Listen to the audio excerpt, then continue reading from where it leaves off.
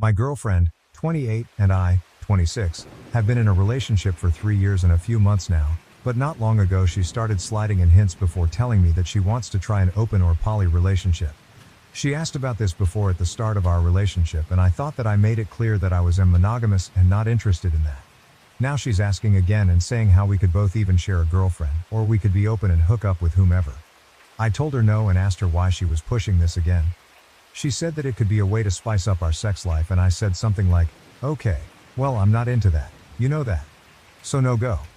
She got agitated and said to just try it, which pissed me off, and again said no. This conversation happened over 2 weeks ago, and she still seems to be pissed off about it, not really talking to me and sleeping in the guest room. I've tried to get her to talk to me about it, but she just brushes me off and says that it's not important anymore. I've been venting to friends about it, and a few of my friends brought up that maybe she's already cheated or is cheating and is trying to cover it up, or maybe she has someone in mind that she wants to bang. I doubted it at first, but now I wonder because she has been a little more distant and just overall off, even before the whole open relationship talk. We haven't been having sex as often as we used to, but I chalk that up to it being because of my hectic work schedule. I'm not sure what to do. I'm afraid that if I start digging that I won't like what I find. Edit. I'm going to either snoop on her phone or confront her about it. I love her, but I also don't want to be played with. If she's hiding something, I will find out. From the comments. Comment 1. If you're afraid to dig because you don't like what you'll find, well, that's understandable. I would be too, but it's no good way to live. OP replies, true. I've been debating if I could sneak her phone really quick. Comment 2. She's either already having sex with someone else or has someone she wants to. Did you know she was bi before you started dating? OP replies, I'm bi and she's lesbian, or as much as I know. She said that she dated a boy in middle and high school but started dating girls in late high school, if my memory serves me right. Update, it's super late but I'm numb, sobering up and just can't fucking sleep. This fucking sucks, but I need to get this off my chest and out my head. So a few days ago I posted about how my GF of 3 years asked me for an open relationship or to try a poly relationship. I actually got to sit her down to talk the next day after posting about it and asked her why she brought it up again. She asked in the past, in the beginning of our relationship, after dating for so long. She repeated that she just wanted to spice up our love life, and I asked her, how would that spice things up though? The only one who's gonna find it sexy is you, because you know that I'm not into that. She said something about how I should be open-minded about it because so many people wish they had a partner like her that would be okay with them screwing other people. I said, yeah, if they were into that then I'd get that. After a little more back and forth and talking in circles, I just said, listen, if you want to screw someone else then just say that. However, we'll be over. I love you, but if you want this then you should go be with someone that would give you what you want, cause I can't. I thought that she'd be a little remorseful or apologize or anything but what she told me. I assume she thought that I just broke up with her because she just got pissed and screamed out, oh so we're over? Fine. I've been screwing her guy friend. Anyways, and I'm pregnant. Yeah, my lesbian GF is fucking pregnant by a fucking friend of ours. My hands are shaking just thinking about this again. I tried to hold it together but I just couldn't, and I tried to kick her out but she wouldn't leave, so I left for a friend's place and have been here over the weekend. My now ex kept calling me but I only answered and told her to get her shit together and move out and go live with the douchebag, who I deleted and blocked because I would lose my shit on him at that time, then turned off my phone. I turned my phone back on this morning and my ex left messages. I called her, to get closure if anything, and asked her how long. She said since December when I went out of town. I asked if they fucked in my bed and she said yes. I asked if this was the reason for the open relationship BS and she again said yes. Lastly, I asked if she was planning to keep the baby and still stay with me, and she said yes. I just hung up. I've deleted and blocked her on everything for now because I just need to distance myself right now. I'm gonna see if I can break my lease on the APT we shared, because now that I know that they've been fooling around in there, I don't want it anymore. For now though, I'm just chilling at my friend's and will probably be here until I can get out of my lease. I have no more tears left. I can't tell if I'm in shock or emotionally broken. I took some time off work, but I don't know how I'll ever get back to normal after this. Thanks for the advice from my previous post. I'ma try to get some sleep now. From the comments, OOP is advised to get tested and change her passwords, etc. In addition, the question of how the baby was supposed to fit into a lesbian relationship is brought up several times. Comment 1, geez. She's a terrible person and you did the right thing pushing the issue. And I'm amazed and shocked that she thought you were going to be okay raising someone's baby. I'm so sorry you're going through this. OOP replies, "Thing is that I love kids and she knows that. If, and a huge if, this was an accidental pregnancy due to us being open, I probably would have stayed. It's definitely different in this case, obviously. I still can't get over how freaking ridiculous this is. I honestly wish it was a joke." Comment 2A. I mean, what was the plan here? Surprise. I'm pregnant. Like, how did she think she was going to explain that one without outing herself as a cheater? Comment 2B. I guess the plan was let's be poly. Whoops, got pregnant but you agreed to being poly so you cannot be mad at me. OOP replies, honestly that's the only thing that makes sense to me. It was a dumb idea but I guess it would have worked in her head. Comment 3. You might want to get a lawyer and research how child support works in your circumstance. The last thing you want to do is pay for this child. OOP replies, yeah, I'm safe unless I magically started making sperm and grew a member.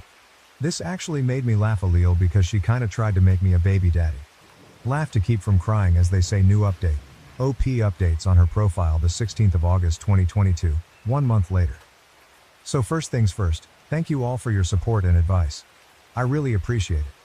The good news that night I posted my last update, I definitely wasn't in a good headspace, but I allowed myself to grieve for a few days then got right to work.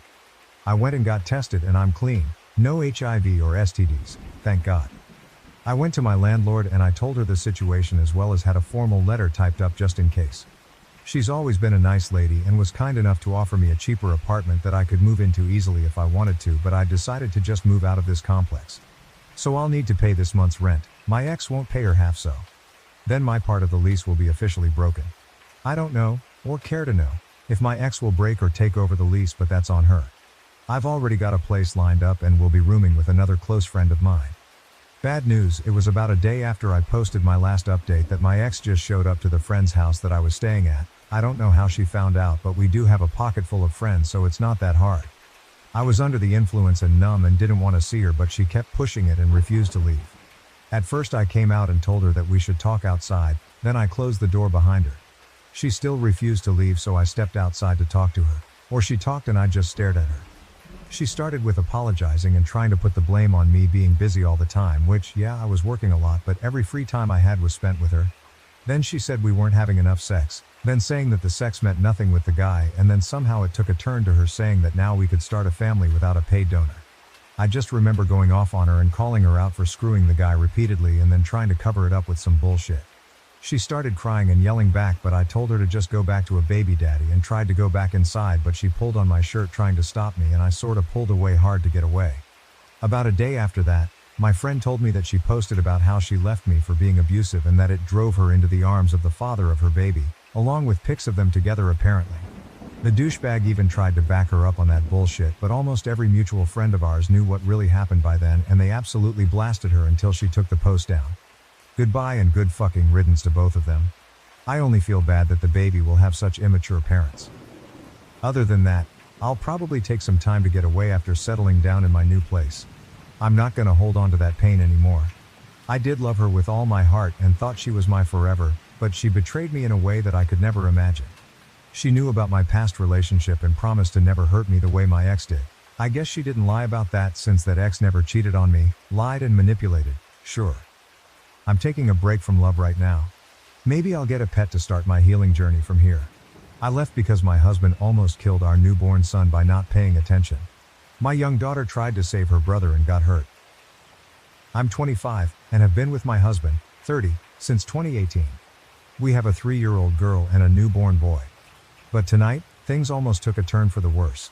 My husband has always had trouble paying attention, but I never thought it would come to this. Our neighborhood is weirdly laid out, with cars zooming by at crazy speeds at all hours of the day. I was folding clothes when I heard our toddler screaming, "Dad, help!" That tone made me drop everything and sprint outside. What I saw made my blood run cold, our newborn in his stroller, careening towards the busy street. I screamed and ran to him, barely stopping the stroller in time. My baby girl's hands and knees were scratched up because she tripped trying to run after the stroller. I snatched up my baby, heart pounding, and scanned for my husband. He wasn't watching. He was chatting with neighbors, completely oblivious. The anger I felt was unlike anything I've ever experienced.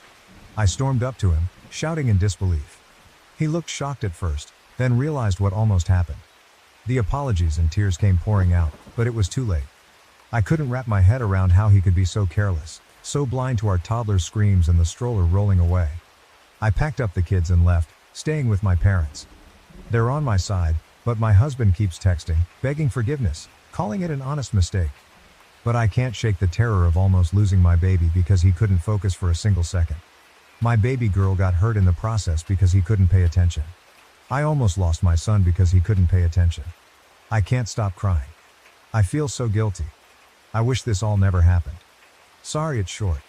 I just want to hold my babies, and I can't stop shaking every time I think about it. What if I was just 1 second late? Would I have been planning a funeral? And the reason I left the house instead of him was because I hate that house. I don't feel like it is safe for the kids with all the traffic, and I was right. It's my husband's workhouse. I can't be running either. I had a C-section less 6 weeks ago. A lot of people are saying, why wasn't I watching the kids? I was doing their laundry like a parent. Does he takes them for walks to have bonding time with them? He literally created this by himself. This has never happened before. How was I supposed to know? And people saying, why didn't I get him checked out? I'm not his mother. He is 30 years old. I'm sick of people acting like I have to parent my own husband while I literally have a newborn, a toddler, and I'm still healing from a C-section that I teared my stitches from when I ran to get my baby. I don't care if it was his ADHD. The court wouldn't care either. If he killed my child, he would have gone to prison. Either way. Relevant comments. Comment 1. Okay, he was 100% wrong and I'd be livid just like you. However, I'm a little confused about the situation. Like, why was your baby just in a stroller unattended? Why did the stroller randomly go into the road? Since it sounds like you were at home, is this maybe something y'all normally do just to have a place for a baby to sit out front of your house when your toddler is playing outside? And maybe it was a freak accident. I'm going to be honest, as a mom, most of us have stories of near-death experiences with our kids. We can be naive and stupid and expect a little child to have more awareness, survival skills than they do. When my son was 2, we had a horrible experience with an escalator, and I still have times where I can't sleep because of it. We are all idiots when it comes to parenting, because how can you know until you live it? And seriously, like, every parent has one of these moments, unless you're one of those insanely lucky ones. I still really don't understand the whole scenario of what happened, but to me it seems he really has remorse and feels terrible. And once you go through something like that, you never forget it. So if he cares and loves your kids, he's devastated and has learned a hard lesson. I don't know that your response was the best, but get why you did it in the moment. But I think you guys have a serious talk and maybe look into moving if possible. I wouldn't go straight to divorce like Reddit loves to preach. I think there is a solution here. And so sorry you're dealing with this. It's literally the worst feeling in the world. OP.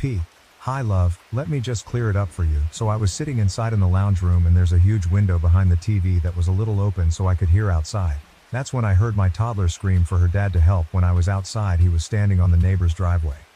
I assume that he must have had left the baby literally on the road because there was no possible way that it would have rolled off like that. And my toddler was playing with the neighbor's cat before she noticed her brother was rolling away when I confronted him about it. He tried to explain, but he just kept stuttering. I still don't know what exactly happened. I don't know if he didn't put the brakes on the stroller. If the wind blew him away, I just don't know. My neighbor contacted me and asked if I wanted the security footage because his wife is 100% on my side, so I'll probably find out once it gets sent to me. Comment 2. I want to acknowledge that this is a horrific situation, but saying I don't care if it was his ADHD isn't going to fix anything and will probably only make things worse. Talking and thinking about it like he intentionally tried to kill your child isn't either. With ADHD, you actually do not register things like this at all sometimes. Life expectancy for those of us with ADHD is actually significantly lower because many of us end up, often accidentally, killing ourselves. It is not the same thing as carelessness, but learning about ADHD a little deeper can help you guys be safer. Understanding how my ADHD works and using different than standard precautions, like my brain needs, has actually most likely saved my life. Lie out what you want from him. That's probably because he gets his ADHD better under control, whether that be through prescription medication or more homeopathic method. That you get a different place if possible, that he does not take your kids out in your front yard without you, etc. Also, neither he or the neighbor noticed, but you heard your kid from inside? Something seems off here. Were your neighbors just watching the stroller roll towards the street? Was your husband on the other side of your house where he couldn't see the stroller? Were you already walking outside as this unfolded? I'm trying to understand better what was going on here and why your husband or the neighbor did not notice, but you did from inside. People with ADHD tend to be incredibly good and quick to act in emergency situations, so this is especially weird. I'm absolutely not accusing you of leaving anything out or anything, but asking you to think about what your husband and the neighbor were doing that neither noticed. That smells fishy. This is a horrible situation. I lost a pet due to the inattentiveness of ADHD, but I can't imagine losing or even nearly losing a child. OP, that's why I'm waiting for the footage. It doesn't make sense how this all happened. I don't know how to explain my house. There's a huge window in the lounge room, it was open a little too, I can listen out, the neighbor's house is 2 houses away. We are at the end of the street near the main road that when you first walk into my house on your left there is the lounge on the right. The kitchen, when I got up I couldn't run that fast because I'm still healing. Sorry if this doesn't make sense. When I ran outside the neighbor's wife was running for the stroller but was still far away and the neighbor was helping my little girl off the road, that's all I seen. I'm just waiting for a response from them. My husband was just standing there, hands on his head, doing nothing. Comment 3, I fucking screamed when I read what happened. Are you okay? Like, did you get any more damage to yourself? You literally just had a baby. What the fuck was your husband doing? Like, being outside with small children, especially on a busy street, should be treated like watching babies swim because anything can happen in an instant. I hope you're okay. And also, DDK, but do you all have cameras in your house? I wonder how long your husband was talking to the neighbor. OP, I tore my stitches from the C-section and had to go to the ER while I was there. I made sure my baby girl got her knees and hands bandaged up. The crazy thing is, I didn't even realize I was bleeding until I was in my parents' car. My mom pointed it out. She panicked and took the baby boy back to their house, and my dad took me and my daughter to the hospital. Update 1. The neighbor's wife sent me the footage, and I really can't just wrap my head around it. So my husband was walking with the stroller and my toddler was in front of them when they passed the neighbor's house. My neighbor was outside, washing his car, and my toddler saw his pet cat and stopped to pet it. So my husband stopped, left my baby on the road. He didn't even bother locking the wheels and walked all the way up the driveway, not even bothering looking back at the baby. He had his back faced to him for about 5 minutes before the stroller just suddenly started moving. I think it's because the road is on a hill kinda, or it could have been the wind. My toddler never went near the stroller. It couldn't be her. The stroller went down the road and my toddler. That's when she started screaming and running for it when she saw it. The neighbor started running after my daughter when she tripped. He tried to pick her up. That's when the neighbor's wife's car comes into frame and she stops and starts running back to the way the stroller is coming after that. You can't really see anything because it's all out of frame, but you can hear all the commotion. My husband just stood there the whole time, hand on his head with a blank stare on his face. He didn't even do anything when our toddler was crying from hurting herself. He only started crying when I confronted him. What should I do? I genuinely do not know what to do. I'm panicking. This was never the life I wanted for my kids. I don't understand why he was standing there. I have not even gotten a text or a call from him since I got sent the video. It's just been silent. I just can't get the sound of my daughter's screams. That's the sound that no mother wants to hear. I can't explain at the moment, but it felt like my blood went cold. And I just felt pure fear. I never want to watch the footage again. Update 2. Hey everyone, I posted here a while back about my husband nearly killing our newborn son. I wanted to give a quick update on the situation. After reading through the comments, I decided to go back to my husband. Many of you pointed out that if I left him, we'd end up with 50-50 custody of our kids, which I couldn't bear. So I made the difficult choice to stay, even though my love for him has faded. My plan now is to tough it out until our kids turn 18, and then leave. I'm terrified of getting pregnant again, especially since I'm not allowed to use birth control or get my tubes tied. My parents, who could offer support, are moving away, leaving me feeling trapped. Despite everything, my husband tries hard to make things right. He still treats me with affection and goes out of his way to create special moments for our family. Seeing him bond with our newborn and our daughter fills me with conflicting emotions. I know I can't stand being with him, but I can't bear to separate him from our kids either.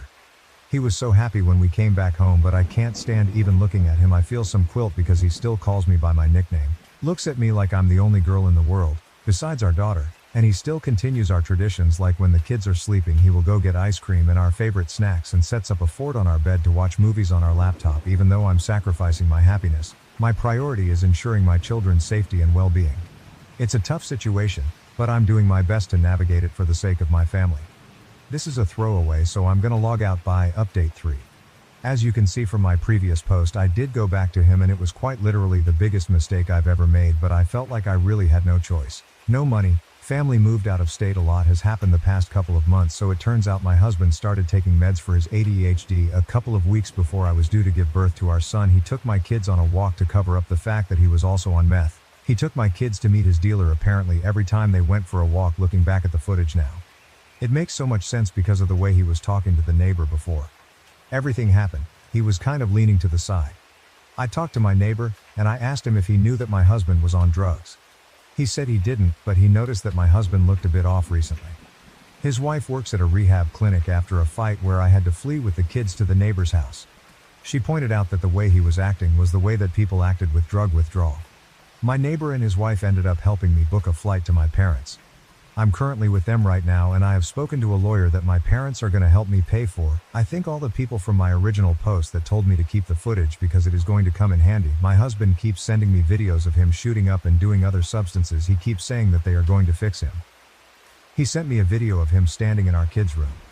And he was just screaming at me, saying that it helped him cope with his addiction. He took a knife and stabbed both of our kids' mattresses. I am not going back. He even cut up the side of my bed. There's a comment from my previous post that has been sitting in the back of my mind and has been bugging me. I think you know which one it was. It was by Relevant Comment, saying I don't care if it was his ADHD isn't going to fix anything, and will probably only make things worse. Talking and thinking about it like he intentionally tried to kill your child isn't either. With ADHD you actually do not register things like this at all sometimes. Life expectancy for those of us with ADHD is actually significantly lower because many of us end up, often accidentally, killing ourselves. It is not the same thing as carelessness, but learning about ADHD a little deeper can help you guys be safer. Understanding how my ADHD works and using different than standard precautions, like my brain needs, has actually most likely saved my life. Lie out what you want from him? That's probably because he gets his ADHD better under control, whether that be through prescription medication or more homeopathic methods, that you get a different place if possible, that he does not take your kids out in your front yard without you, etc. Also, neither he or the neighbor noticed, but you heard your kid from inside. Something seems off here. Were your neighbors just watching the stroller roll towards the street? Was your husband on the other side of your house where he couldn't see the stroller? Were you already walking outside as this unfolded? I'm trying to understand better what was going on here and why your husband or the neighbor did not notice, but you did from inside. People with ADHD tend to be incredibly good and quick to act in emergency situations, so this is especially weird.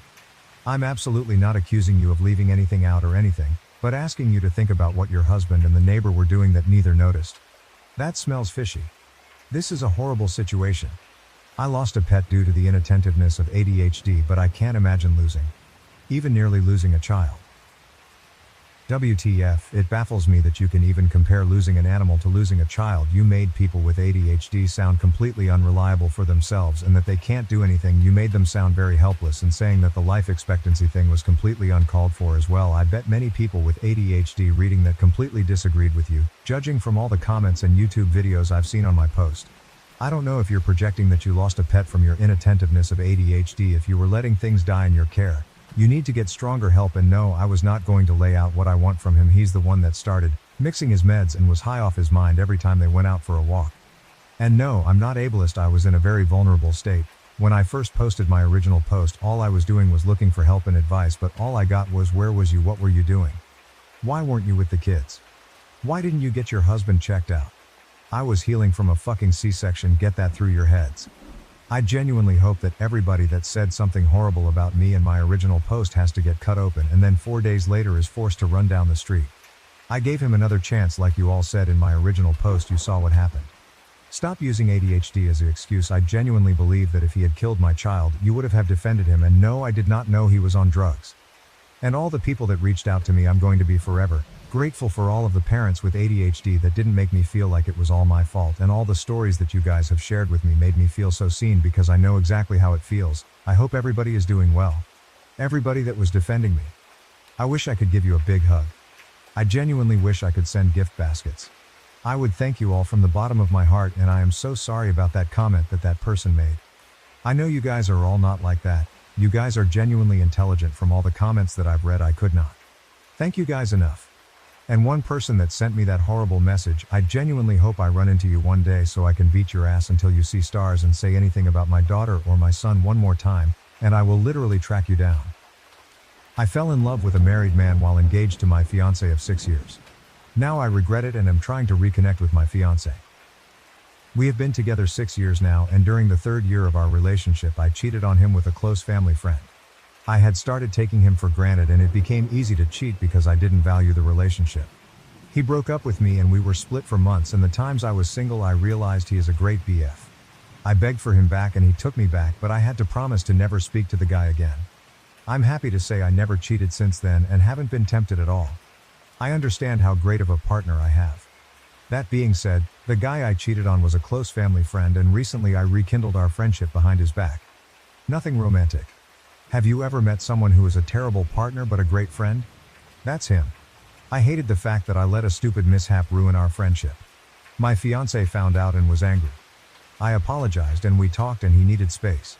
He sent me a text of his demands to continue the relationship and I copied and pasted it. His text. After doing some thinking, I can't trust you. Whether it was platonic or not, this is the 2nd time that I know of where I have violated my trust. The hardest part isn't this, but now I have to wonder, how many times have you violated my trust or done something behind my back that I just don't know about? You claim this is it, but how can I believe you? I love you and want to work on this relationship, but it's going to require a lot from you. We are postponing our wedding indefinitely. When we first got back together, it took 10 months before I felt secure in the relationship again. I have no idea how long it will take to feel secure again. Eli, I changed the name, will be blocked on everything, and you're to never speak to him again. This now includes family events. If you know he will be there, do not attend. If you didn't know and he attends, you are to ignore him. I have unrestricted access to phones, social media, emails, etc. Every password I want to know for any device you have. No hanging out with male friends alone. You are to be home by 1 if you do go out with your homegirls. There will be more, but these are my demands and they aren't up for discussion. If you aren't willing to do it, then the relationship is over. Take your time to think about it. End of text. I called him, but he said he's not arguing with me about it and won't call him back until I decide what I want to do. I feel that this is extremely harsh considering the fact I didn't cheat this time. Ever since we got back together, I never cheated on him. OP believes that the punishment is too far. I think I was wrong. But I feel that the punishment doesn't fit the crime. I made a horrible mistake years ago. Being friends with someone doesn't equal sign cheating. Even though I was wrong for going behind his back. OP is convinced to follow her BF's rules. Okay, I'll do it. I just needed to make sure he wasn't going too far, but if this is what it takes to rebuild his trust. When commenters say that OP is on her way to cheat on her BF again, she claims, "You don't think I'll follow his rules?" Good thing I don't let people tell me what I can't do. I'm going to be laughing when we work through this, get married and have kids. Update 1.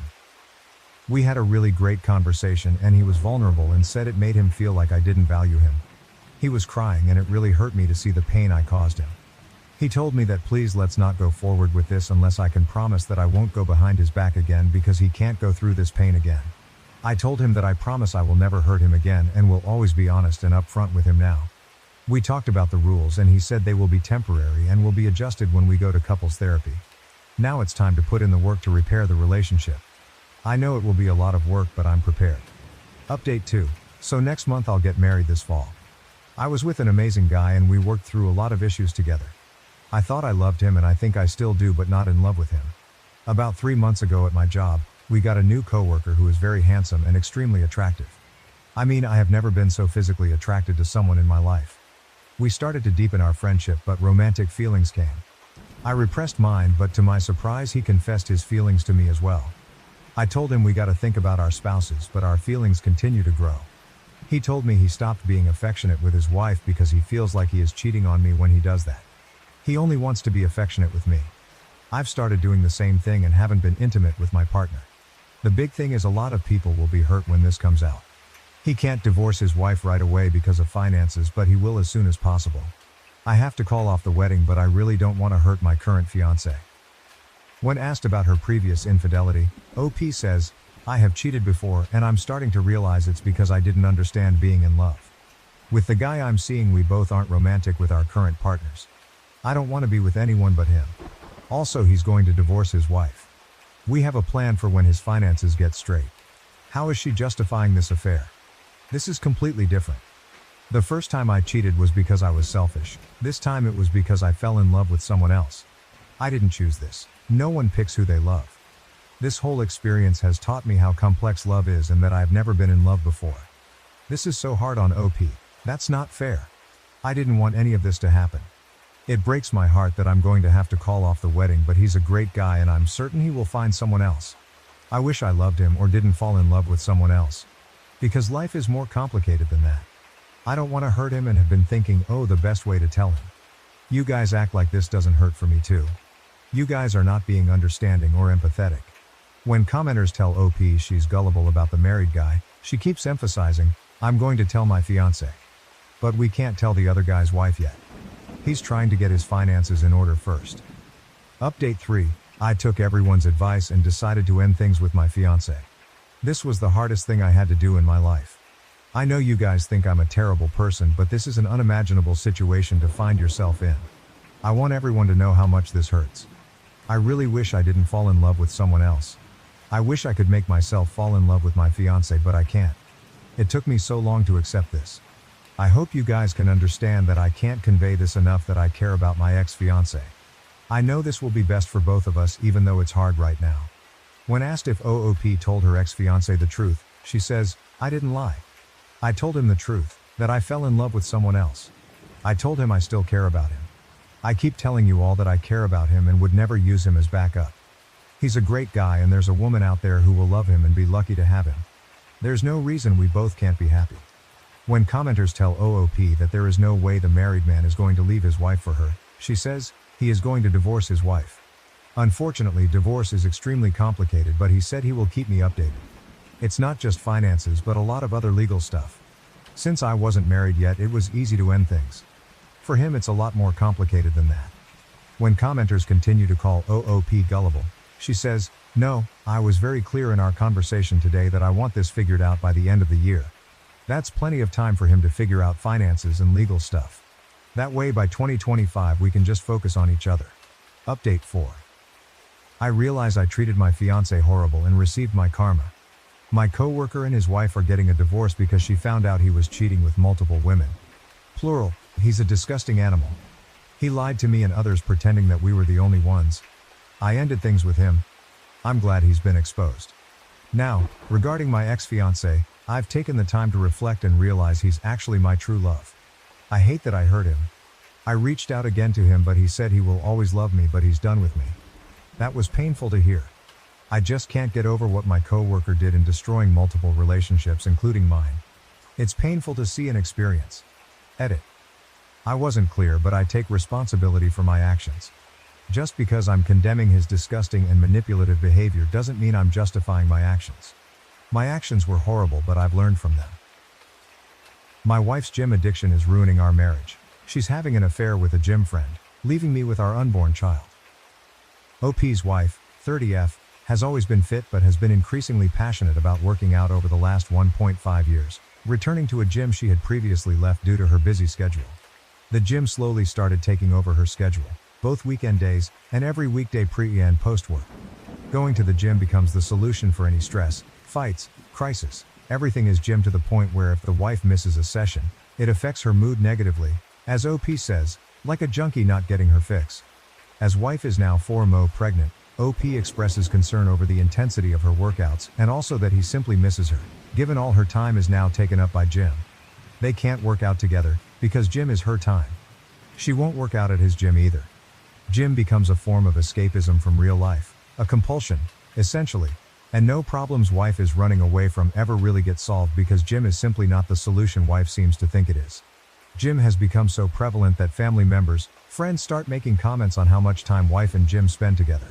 Update 1, OP shares that he had originally laughed over comments on his post that speculated about infidelity, but quickly came to discover they were correct. Wife has been sleeping with guy from gym, who she had mentioned to OP countless times as a gym friend. There is confrontation. OP breaks wife's phone, wife hits OP. OP leaves for a short period of time and returns to wife, who, though remorseful, will not admit to exactly what infidelities she's committed. Update 1 ends with OP feeling guilt for his rage, left with zero answers as to exactly what's going on with wife. Update 2, my wife admitted to an affair February 12, 2024. Wife admits to an affair. She felt bad about it, but not bad enough to not sleep with guy from gym pretty quickly. She might even be in love with him, she doesn't know, or won't say. And oh, there's a chance the child she's currently pregnant with might not be OP's. She'll get a paternity test though. Stellar work, wife. My wife is moving in with her AP, they're in love February 22nd, 2024, guy from gym and wife, who will still be referred to as wife. For now. Are moving in together. She's not getting the paternity test. OP expresses sadness for her, that she just can't be alone, or seem to work through her mess on her own. Wife had been with OP since she was 20, and OP theorizes she is codependent. Guy from gym allegedly doesn't care if the baby isn't his, he's happy to play house with OP's wife.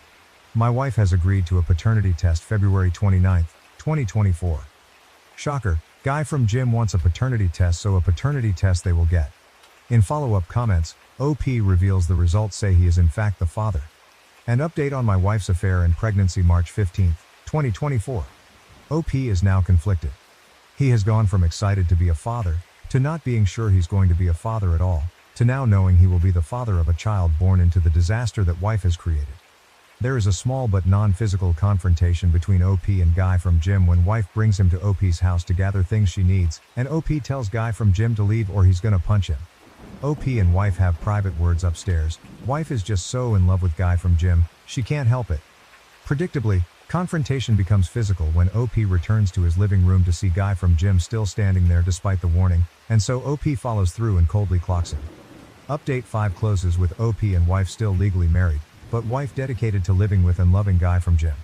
Another installment of the implosion, which is my marriage April 10, 2024. OP's wife is still purganante, 26 weeks. OP and wife have agreed that he will be the one in the delivery room when the baby is born. And guy from gym will not be present. Guy from gym has a big problem with this, of course, because having an affair with and housing another man's pregnant wife simply would not be enough. OP prepares to sell the marital house and split the profit. He gets to keep their dog, thank God. Wife's sister shares with OP that wife is already complaining about guy from gym, that he's selfish, hangs out away from home too much, etc. Birds of a feather and whatnot.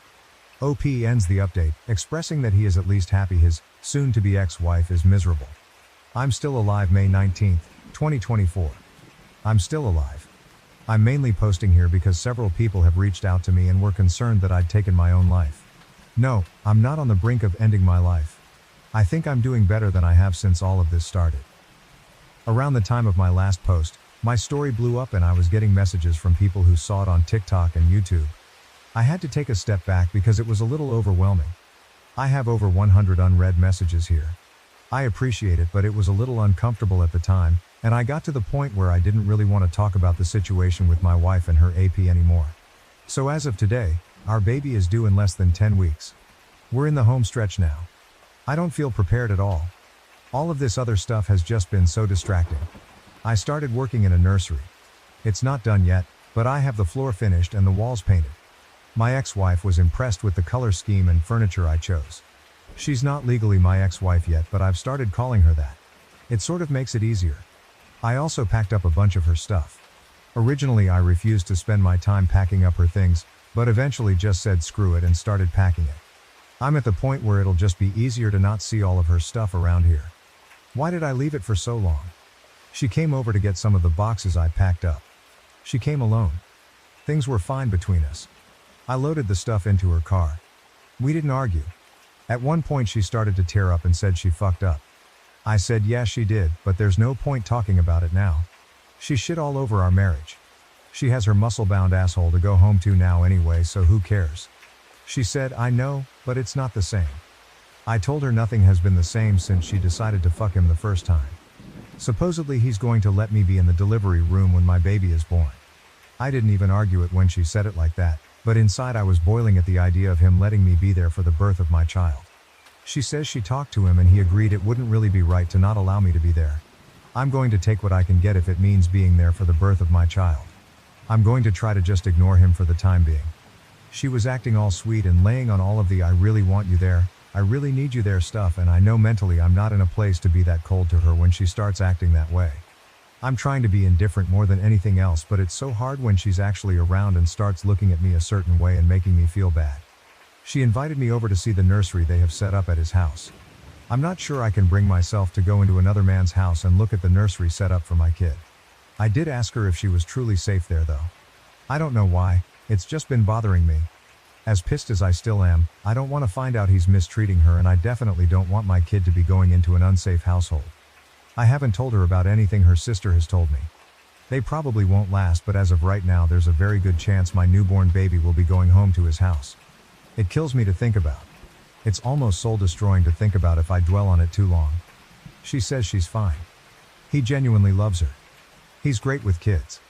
He accepts that she's having a baby and that this is part of the package. She insists it's not weird because she wasn't pregnant when anything started between them. I asked her why she did it. Why did she ever let anything start between them in the first place? She said, I don't know. Then went into I don't want to talk about this mode and left pretty soon after. Typical behavior from her. Just run away. Overall, I'm doing okay. I'm not sitting here depressed and drinking a bottle of scotch every night anymore. I mean on occasion, but for the most part no. I feel more used to my new normal now, and that'll all change yet again pretty soon. Additional info: there is a draft of a custody plan now, but the court won't approve anything until after the baby is born. Right now she's in agreement, but there's plenty of time for her to change her mind, or for him to convince her to change her mind. She plans to breastfeed, but with agreement that she'll pump and the baby can drink from a bottle when not with mom. Everything I've read says a baby ideally needs to spend time with each parent frequently, without gaps that are too long in between, and it's best if each parent is feeding, changing, bathing, etc., during their time. At this time she's in agreement with all of this. I can say that she's not said or done anything to indicate she wants to restrict my time with the baby, other than the whole delivery room thing. She seems to want me to be involved in that respect. I hope she sticks to her word. If not, I will be fighting it through legal means. I'm a dad. July 2nd, 2024. I have a baby. A little girl. I'm a dad. She was born yesterday at 11:57 p.m., 2 weeks early. As he's done before, she was having some pains off and on and he left for work yesterday morning. She works from home on Mondays. She told me around 8:30 a.m. she was having contractions 17 minutes apart. The same thing happened not long ago, but then by evening all the pains stopped. I was at work, so I told her to keep me posted. A little later she said they were 15 minutes apart and she had some other signs it might be actual labor starting. I asked her if she needed somebody there with her. She said wanted me to come be with her. I didn't even mean to volunteer myself. She was scared. I didn't even ask why she didn't call him. I left work and went over to his house. Uncomfortable doesn't begin to describe it, but there were obviously more important things going on. He wasn't there. She didn't even contact him. She said she just wanted it to be me and her there. In her words, he hadn't seen her pee or shit herself yet, but I've witnessed all of that stuff already, so she was more comfortable with me there. I really tried to be as nice and supportive as possible. Set the whole thing about her affair, our marriage, everything to the side for a brief time. I don't really know what my purpose was being there, but I think she just needed somebody there so she didn't feel alone. She spent most of the time stretching and doing some sort of yoga labor routine and bouncing on this huge exercise ball. I twiddled my thumbs for the most part and looked through a bunch of his belongings. I was timing the contractions and they were consistent and slowly did get closer together, so I thought it was probably actually going to happen. It wasn't nearly far enough along to go to the hospital yet, and it was getting close to when he'd get home. I was planning how I'd handle that when she called me into the bathroom to ask her if I thought her water broke. It wasn't like in the movies with this huge gush of water. So he got home and I was there. He came into the house and the first thing he asked is, "What are you doing here?" I think he thought something else was going on. "No, you just left and went to work and left her alone when she was scared." He said he was home and he'd be with her until it was time to go to the hospital. He put his hand on my shoulder and said something like, "Thanks, bud, I got it from here and we'll call you when we're on the way to the hospital." He called me bud. I told him I wasn't his fucking buddy and to fuck off. I could tell she wanted me to leave. I'm not sure she really wanted me to leave so much as she was in labor and the tension between the two of us wasn't what she needed, and I knew that. It was his house, so what was I supposed to do? I left and prayed they'd actually call me instead of letting me know the next day that my kid had been born. She texted me a few hours later to say the doctor told her to go to the hospital. At that point I still didn't know if I was going to be waiting outside or what he'd decide was best for his apparent wife and child. I was allowed to be in the room. I didn't force my way in there. She said she wanted me to be there. He was there too. By far the single most awkward experience of my life, and the only reason I was able to excuse it was because she told me she wanted me there and I didn't want to miss the chance to be there when my kid was born and to hold my kid before he did. I can't imagine what the doctors and nurses were thinking. Fucking humiliating. Then the guy tried to police what I could see. I put the baby in there. He's fucking watching and it's like this is still my wife and that's my baby. I chose to stay dignified and I ignored him the entire time. I was there to do whatever she told me to do and my focus wasn't on him, but in any other setting I don't think I would have been able to hold back. The baby came flying out. I mean, as far as labor goes. These are the nurses' words and I trust labor and delivery nurses to know what they're talking about. She tore very bad because the baby came out so fast. The baby is so tiny, barely 6 pounds and only 18 inches, but perfectly healthy. I went home for a short rest although I really couldn't rest at all. I went back today and of course he was there. Surprisingly, he said he was going to give us some time alone with the baby. Not sure if she had previously asked him to do that when I showed up or not, didn't ask. He even brought us all food back when he returned a few hours later. I wondered if mine might be poisoned but I tried to be nice. He's still not gone so I'm wondering how long he'll be around. I just can't let myself do anything that will make her try to keep me away from my daughter now. I don't want them making it difficult for me. I'd prefer not to share her name publicly but I can confirm it's the name we chose for a daughter years ago. He had no say and he hasn't said anything about the name at all. It kills me to see him holding her though. I eventually left because it was just too much sitting there pretending to be like some bizarre company. I'll know I will get my time with her when he's not around. He's already posting them on his social media. I don't know how I'm going to do this but I'm going to figure it out. I just have to find a way to be the bigger person because I won't let him or their relationship discourage me from being my daughter's dad. I totally get doing anything for your kids now and if it means having to pretend to get along with him, I will. Additional comments from OOP. It's not about picking me. I just have a hard time not caring about her anymore. The fact that she was carrying my child made it a lot more difficult. Otherwise, I could have and would have cut all ties with her. I don't know, I still feel the need to protect her or help her. Hopefully it'll get easier now that she and the baby are two separate people. Honestly, I'm considering doing something pretty stupid. She's getting discharged from the hospital early tomorrow morning. I don't want them to go home with him, so I'm thinking about asking her to come home to our house instead. It's ridiculous and sets us up for disaster. It wouldn't be to be with her. I don't want my newborn baby going home to another man's house. I don't think it's for the baby's sake that I want to stop it. It's for my sake. But it's not like we'd be divorced and living together forever. So we'd live together for some period of time but eventually we'd go our separate ways, date other people and so on. I can't trust her again. That would probably be worse for our kid in the long run. At least by being in two separate homes in the first place this will just be the norm for her and she won't have to go through that heartache of being one family splitting into two. I just don't know how I'm going to be able to handle seeing my child going home from the hospital to his house. I'm honestly scared to be present when they're discharged because I'm not sure I can control myself. I caved and I asked her to come home with me when they was discharged from the hospital. I framed it more like, if you don't want to go home with him, you don't have to.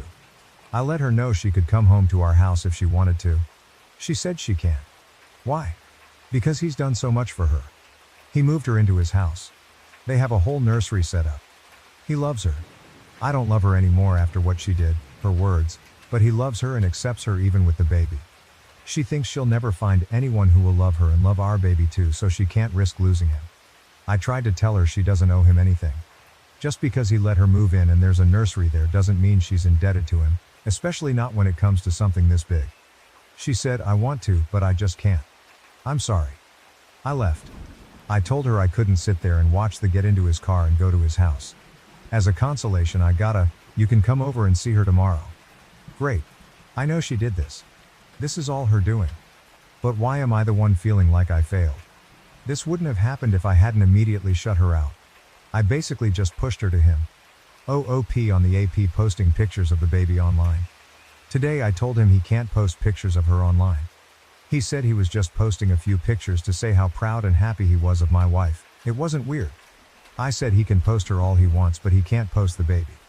He didn't seem to be taking it seriously. So I told him I know he wishes he'd won this one, but he didn't. She's my kid, not his. If he's genuine about being all buddy-buddy and respecting me as the actual father, he'll respect my request. He said okay, he understood. We'll see. New updates. Life update July 24th, 2024.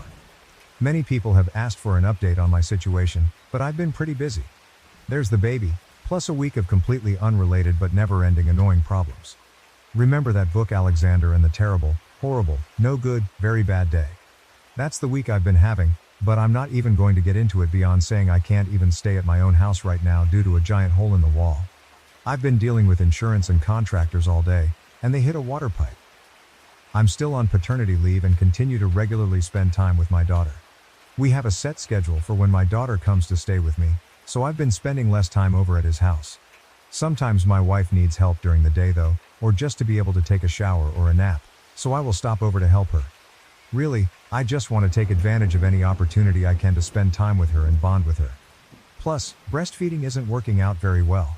She's still not producing enough milk and I know she's upset about it, but it sort of makes things easier for me. At least she has help when the baby is with her, supposedly he helps, gets up at night, etc.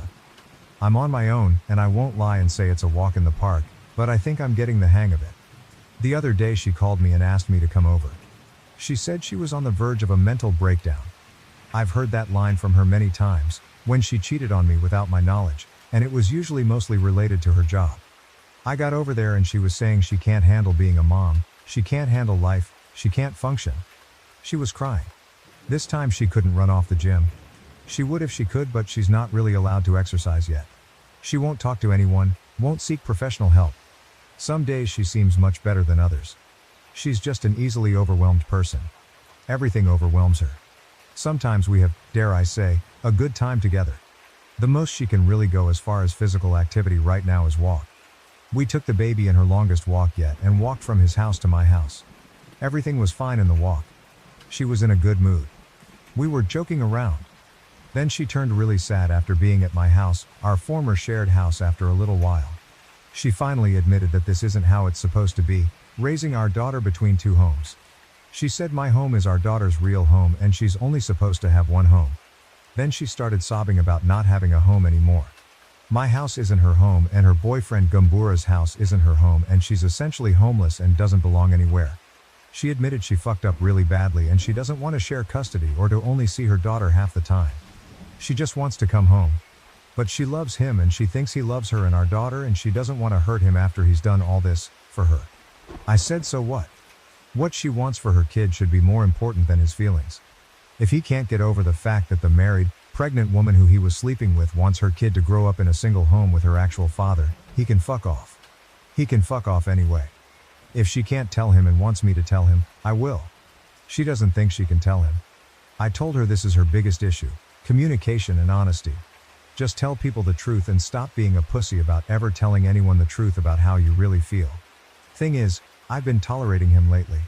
Don't like him, but tolerate him. I'm not hanging out with him. Ever. I know it sounds crazy coming from me, but I think he's genuinely in this. Still shouldn't have been fucking my wife. Doesn't absolve him of any of his involvement. He's back to being cloying nice to me. Suggesting we hang out, try to be friends. He's so fucking happy all the time. It's a little unsettling, but I think he's just one of those people and maybe that's what she likes about him.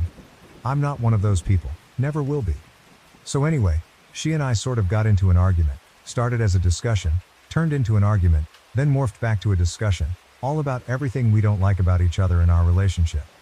In the end, we were both able to say what we need from the other person. She's just too overwhelmed right now and can't make any changes. She can't handle trying to change right now. It gives her too much anxiety. So I don't know, we're sort of at an impasse right now. Then this stuff with the house, I've just been extra stressed and not really all that pleasant to deal with. My wife has moved home, for now July 28, 2024. This month continues to be the strangest I've ever experienced. The repairs to my house were made and I'm back home thankfully. I can only take a few nights under my parents' roof. I slept with somebody else. We went out on a date. I think we both just wanted to have sex to say we'd finally gotten over our former spouses. She's the ex-wife of a friend of mine. She and I are actually closer/better friends now than her ex-husband and I. Several people have suggested that we start dating each other. We get along great and we are on the surface a really good match, but it was too fucking weird for both of us. She's very attractive, very social and fun to be around, and has been incredibly kind to me during this whole ordeal, but I can't see her as more than a friend. I had been intentionally avoiding sleeping with anyone else. I hadn't been with anyone since the last time I slept with my wife. That feels like an eternity ago. For the longest time I wasn't interested in being with other women. Then it sort of morphed into my way of feeling morally superior to her. I was going to hold out and not pursue anything until after we were divorced. It's pretty pointless and childish. Just a dumb way to make myself feel better and to be able to say I never cheated. I still don't feel like I cheated. There is no marriage anymore. Within hours of this happening, I started getting texts from my wife saying she decided she wants to come home. It's like she had some sort of sense. She was saying she was ready. Would I come help her? I called her and told her I don't want her to come home and to be in a relationship again. She doesn't get to just decide that's what's going to happen. She then started to say, "Oh, I know, I just meant move back in." I told her I didn't really believe her and felt like she was just jerking me around again. She said she thought our conversation the other day had gone so well and that she thought we seemed to be at a place where we could really work on fixing everything, but until then she could live in another room. She said she was completely serious about it and she wants our daughter to be in one home. I feel so mixed about everything, but ultimately I want my daughter living in my house 24/7 and I don't want another man helping to raise her. So I took the bait. Today I showed up at his house to help her move some things, but I anticipated I'd get there and she'd either have changed her mind or she wouldn't have been planning to leave at all and was only waiting to see me do some more tricks for her. They were arguing when I got there. The baby was crying. She was crying and running around packing things in bags, and he was following behind her begging her to stay, offering to do anything to make her stay. He accused me of this being my idea. Maybe it was, IDK. I don't really care what he thinks. It was obvious she had just sprung this news on him shortly before I got there. She was telling her over and over that she just wants her child raised in one home and that his home wasn't really their home, and she was sorry she was doing this to him after everything he'd done, but she just has to give our daughter one home with her real father. We got back over to my house and she's obviously an emotional mess. I have no room prepared for her. Not 15 minutes later he shows up at the front door. She didn't want to talk to him. He wouldn't give up and eventually he was there on the front porch loudly saying things like, "That's not what you were saying when you were blowing me last night." So at that point, after I'm sure our neighbors had been enjoying this embarrassing scene long enough, I told him if he didn't leave I'd call the cops. I went out there and tried to calm him down. I had to sympathize with him. She runs away. That's what she does. I may have said a few other things in my own favor and to make him realize he doesn't want to be involved in this mess that is my wife. I don't think he'll give up so easily. It sounds terrible, but once she was at my house I sort of found myself wishing she'd leave with him. I know I'd wanted her to come home, and I tell myself it was mostly due to the baby, but now I'm wondering what the hell I've gotten myself into. She said, "I didn't really blow him last night. I haven't done anything with him since she was born. I've only been thinking about you." I told her, "Yeah, right. You expect me to believe it? Even if it's true, what on earth makes you think I'd ever believe anything that you say?" Then out of spite I told her I slept with somebody else. I know I only told her to hurt her, and I feel bad about it now. She immediately demanded to know who. I told her it wasn't her business. She claims it is her business because we're still married. Nope, I'm not sharing. So, now we're awkwardly existing. I don't have much faith that she's going to stay here. I think she'll be back at his place within the week. I've told her that he's not allowed over here. He has no business being here. And if we're raising our daughter in the same house, together, then she can't just run off to his house to be with him whenever she feels like it. It won't work that way. She says she knows, and she wants me to want to be with her again, and she'll prove to me she can be a good partner. She tried to kiss me and I rejected her. She's upset. She's taking a nap now. I feel like I've dug myself into a very deep hole now. Relevant comments. Smoke Thin Mints. Brother, you better get her out of that house and fast, Omeluk.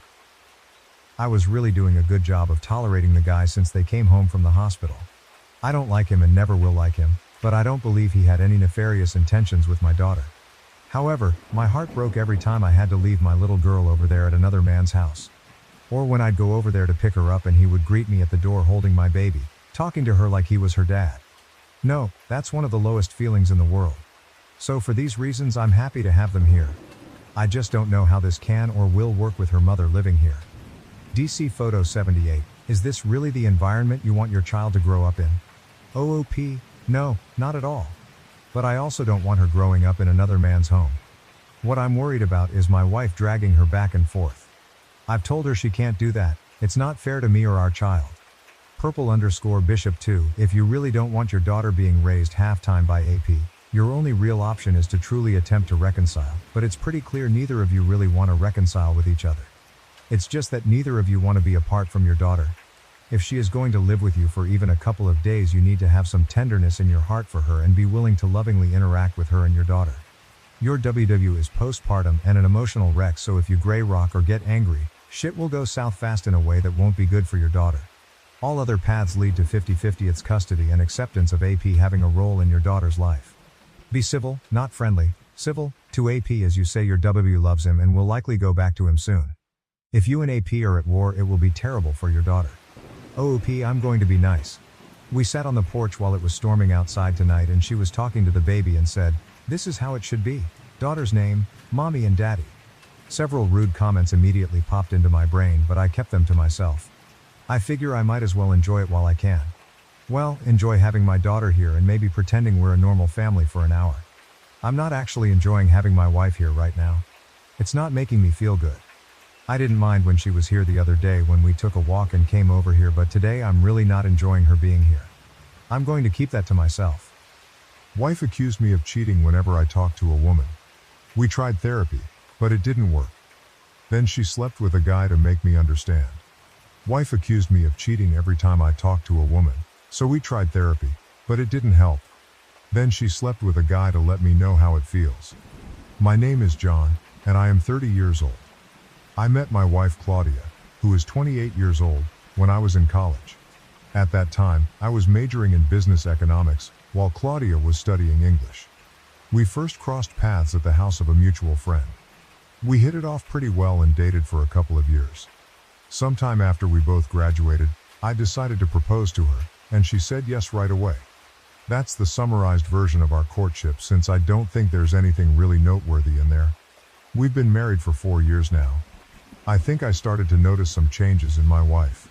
By the way, let me just say that her name is Claudia as a pseudonym. After we got married, I think about a year after it started, after she walked in on me and a female colleague together at a bar. I know it sounds bad, but it was an entirely innocuous situation. A bunch of us, co-workers, went out after work for some drinks, which isn't an unusual occurrence, and as people started to leave one by one, it was eventually only me and this colleague left at the bar. Claudia walked in with her friends, and they came to say hi to us. I returned the greeting normally because it's not like I felt like I was doing something wrong, but it was when Claudia got back home after me that everything hit the fan. When she walked in, she threw her purse down and came stomping towards me.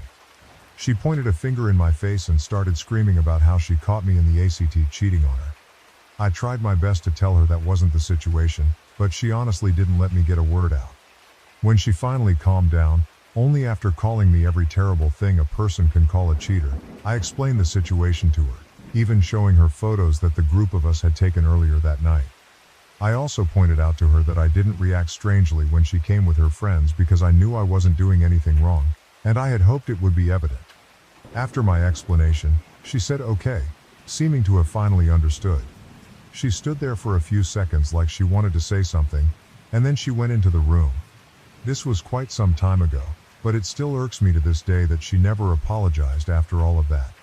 However, the reason why I'm retelling this whole episode is because that was the point where she seemed to become clingy and overly jealous.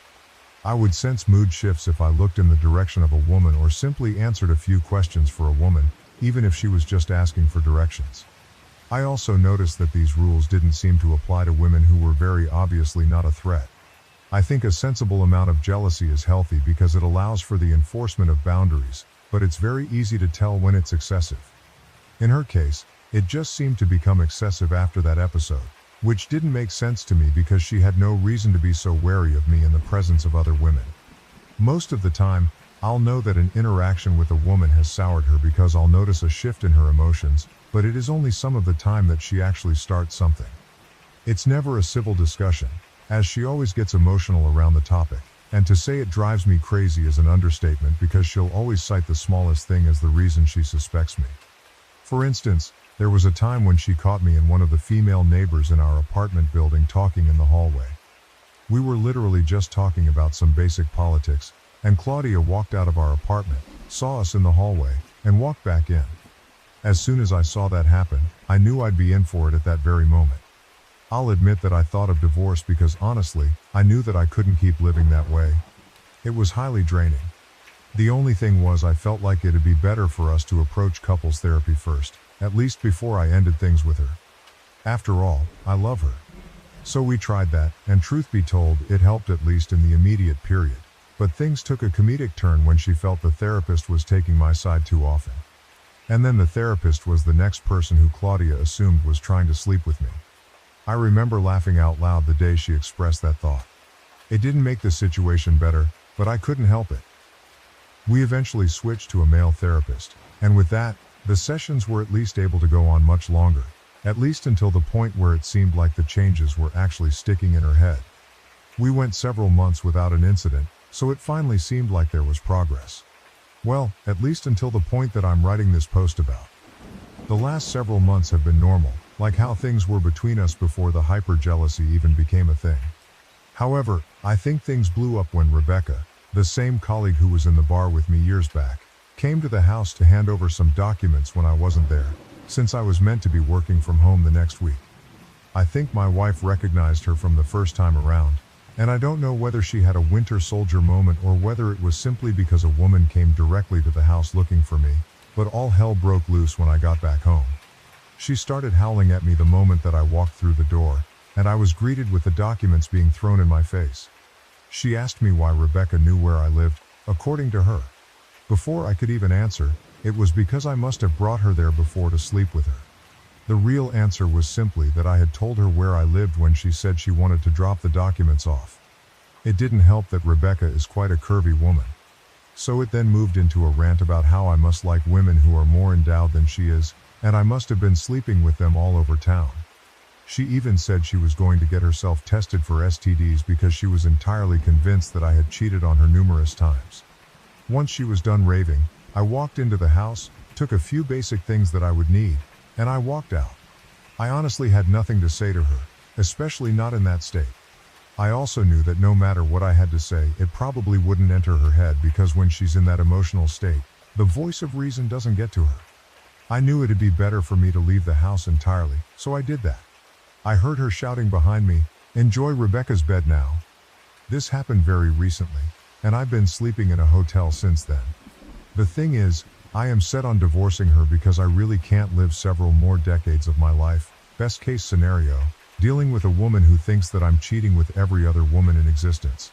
The problem is, I know that the therapy sessions help to some degree, and I'm fighting within myself, trying to figure out whether I should try and attend sessions with her again or whether I should just give up.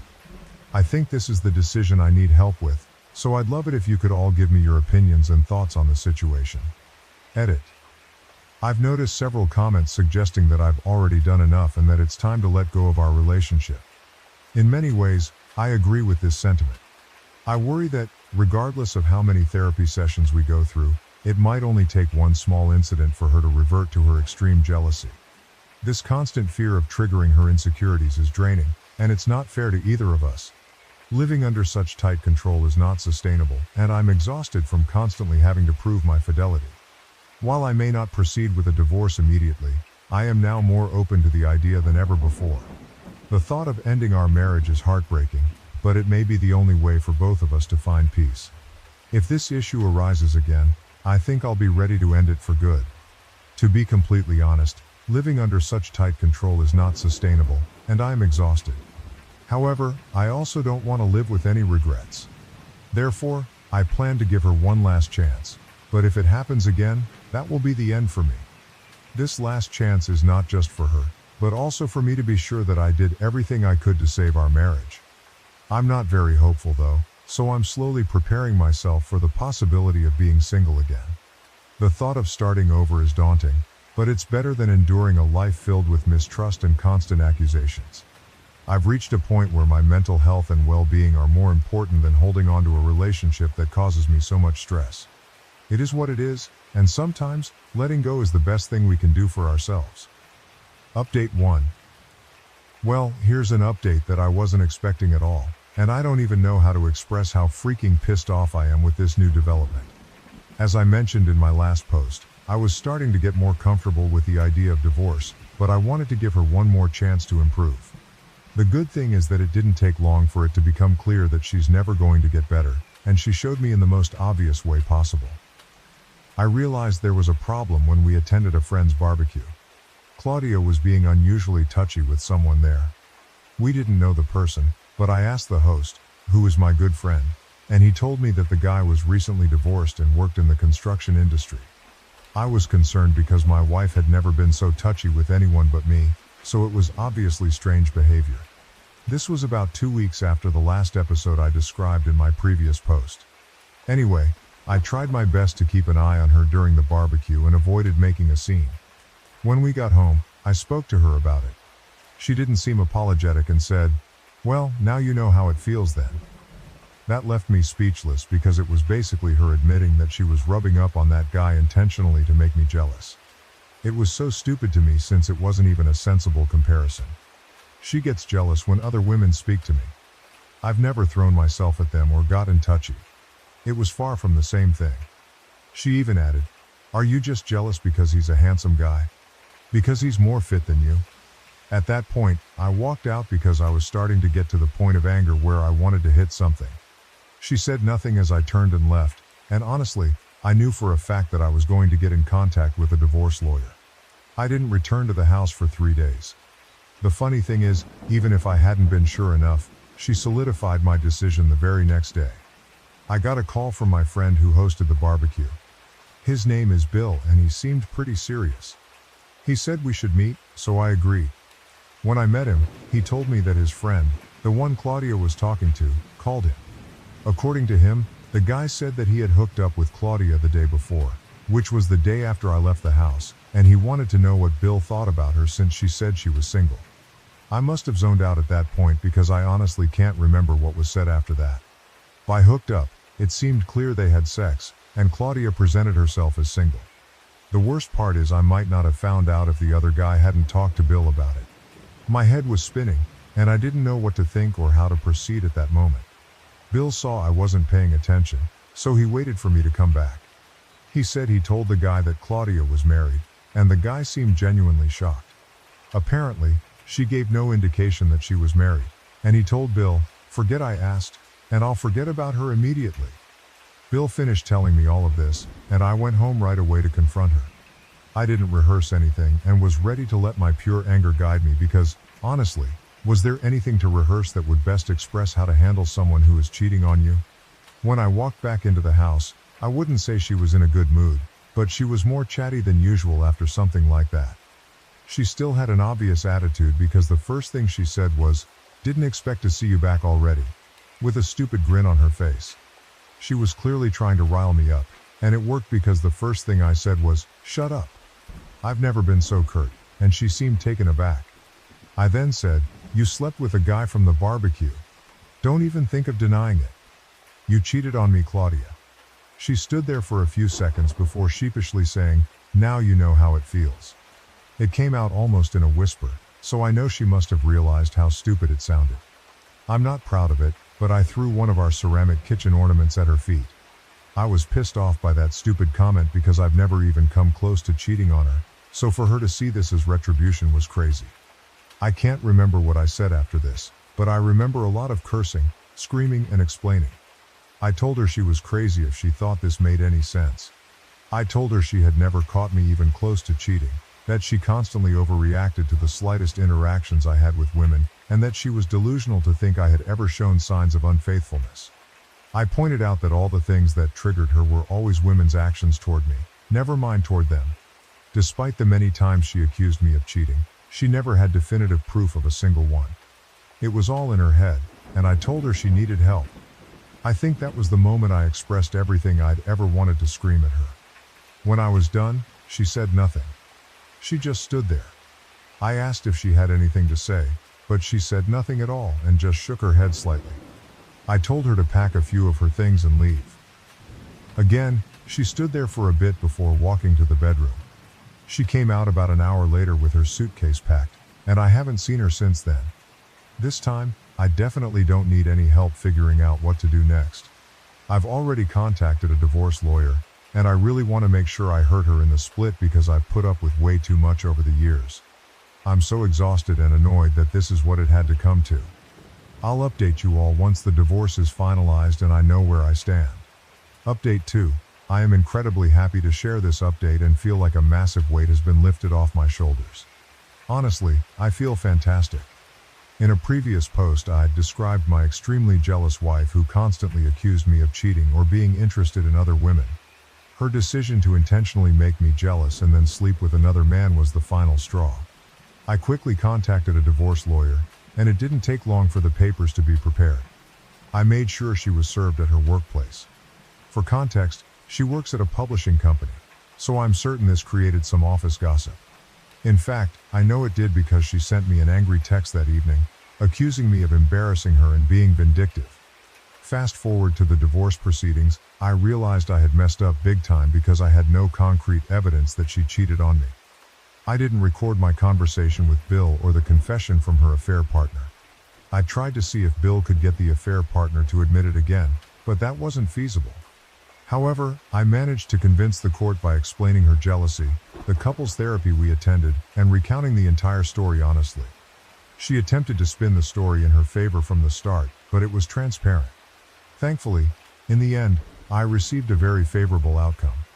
I got to keep the house, which was fair since I lived there before she moved in. It was determined that there was no need for me to pay alimony, even though I earned more than her, because the difference wasn't significant enough and the judge didn't want to reward her behavior. Fortunately, we didn't have any children, which was a relief. I was glad to be free of any ties to her. I also think I got off easy because I agreed to let her take several pieces of furniture and appliances from the house. I did this mainly because I didn't want daily reminders of her around. So that's it, I'm finally free of her. While it's painful to realize that I spent so many years being falsely accused of cheating and then actually being cheated on, I'm relieved to be in a position where I know it won't happen again. Now, it's time to move on to the next chapter of my life. Am I the A for forcing my family to babysit for me? Why does my family expect me to babysit for my sister for free but get upset when asked to help? June 13, 2024. I'm 19 and living at home, working a part-time job, doing some freelance work, and taking online courses to prepare for college next year.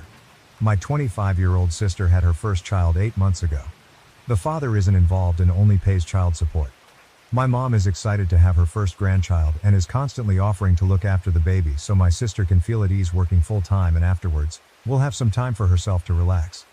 The thing is, about 70% of the time I'll be the one looking after the baby, and while I admit that I enjoy it and like spending time with him, I can't help but feel mad because they don't have any consideration for my time. Mom would drop the baby while I'm in the middle of my lessons because you can always watch the recordings later, or just ask someone to tell you what it was about. Or when I'm working in my freelance stuff because looking after the baby doesn't really require much, when I complain about getting delayed in my projects. My breaking point happened last week when my mother and sister left the baby with me for a whole day because I mistakenly told them I didn't have to work and would be staying at home to catch up with some pending stuff and study. I told them both I was irresponsible and they called me a spoiled brat. That night, my grandma and other members of the extended family were calling and sending me messages about the importance of helping family, and to understand that my sister doesn't have it easy being a single mom. I got mad and sent a message to the family group chat saying that they were right, helping family is important and we all should be supportive of my sister. I then proceeded to write a schedule in which all of us could take care of the baby. Because one aunt goes to visit grandma on Mondays and Wednesdays mornings, they could babysit those days. Friday afternoon, the eldest cousin and her siblings are at their residence. They could watch the kids at that time, and so on. I left early on Saturday mornings and late on Tuesday nights to watch the kids. The arrangement made my mom and sister very happy. But not so much about the other family. And when someone pointed out that my sister didn't get the baby for a whole day, discussions about my sister being an irresponsible mother started with my mother trying to defend her. Am I the A for causing this? How come they were expecting me to be my sister's unpaid nanny, but then they get offended when the same thing is being forced on them? I may be the asshole because I caused this and don't regret it one bit. Relevant comments. Commenter, not the A. You aren't a spoiled brat. Your sister is a spoiled brat. She chose to bring a child into this world thinking other people would parent him for her. The only person responsible for this baby is your sister.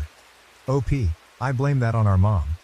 When my sister told us she was pregnant and that the father would be involved, our mother assured her if she kept the baby, then she would help her whenever she needed as she's already retired and like I said, was excited to have her first grandchild.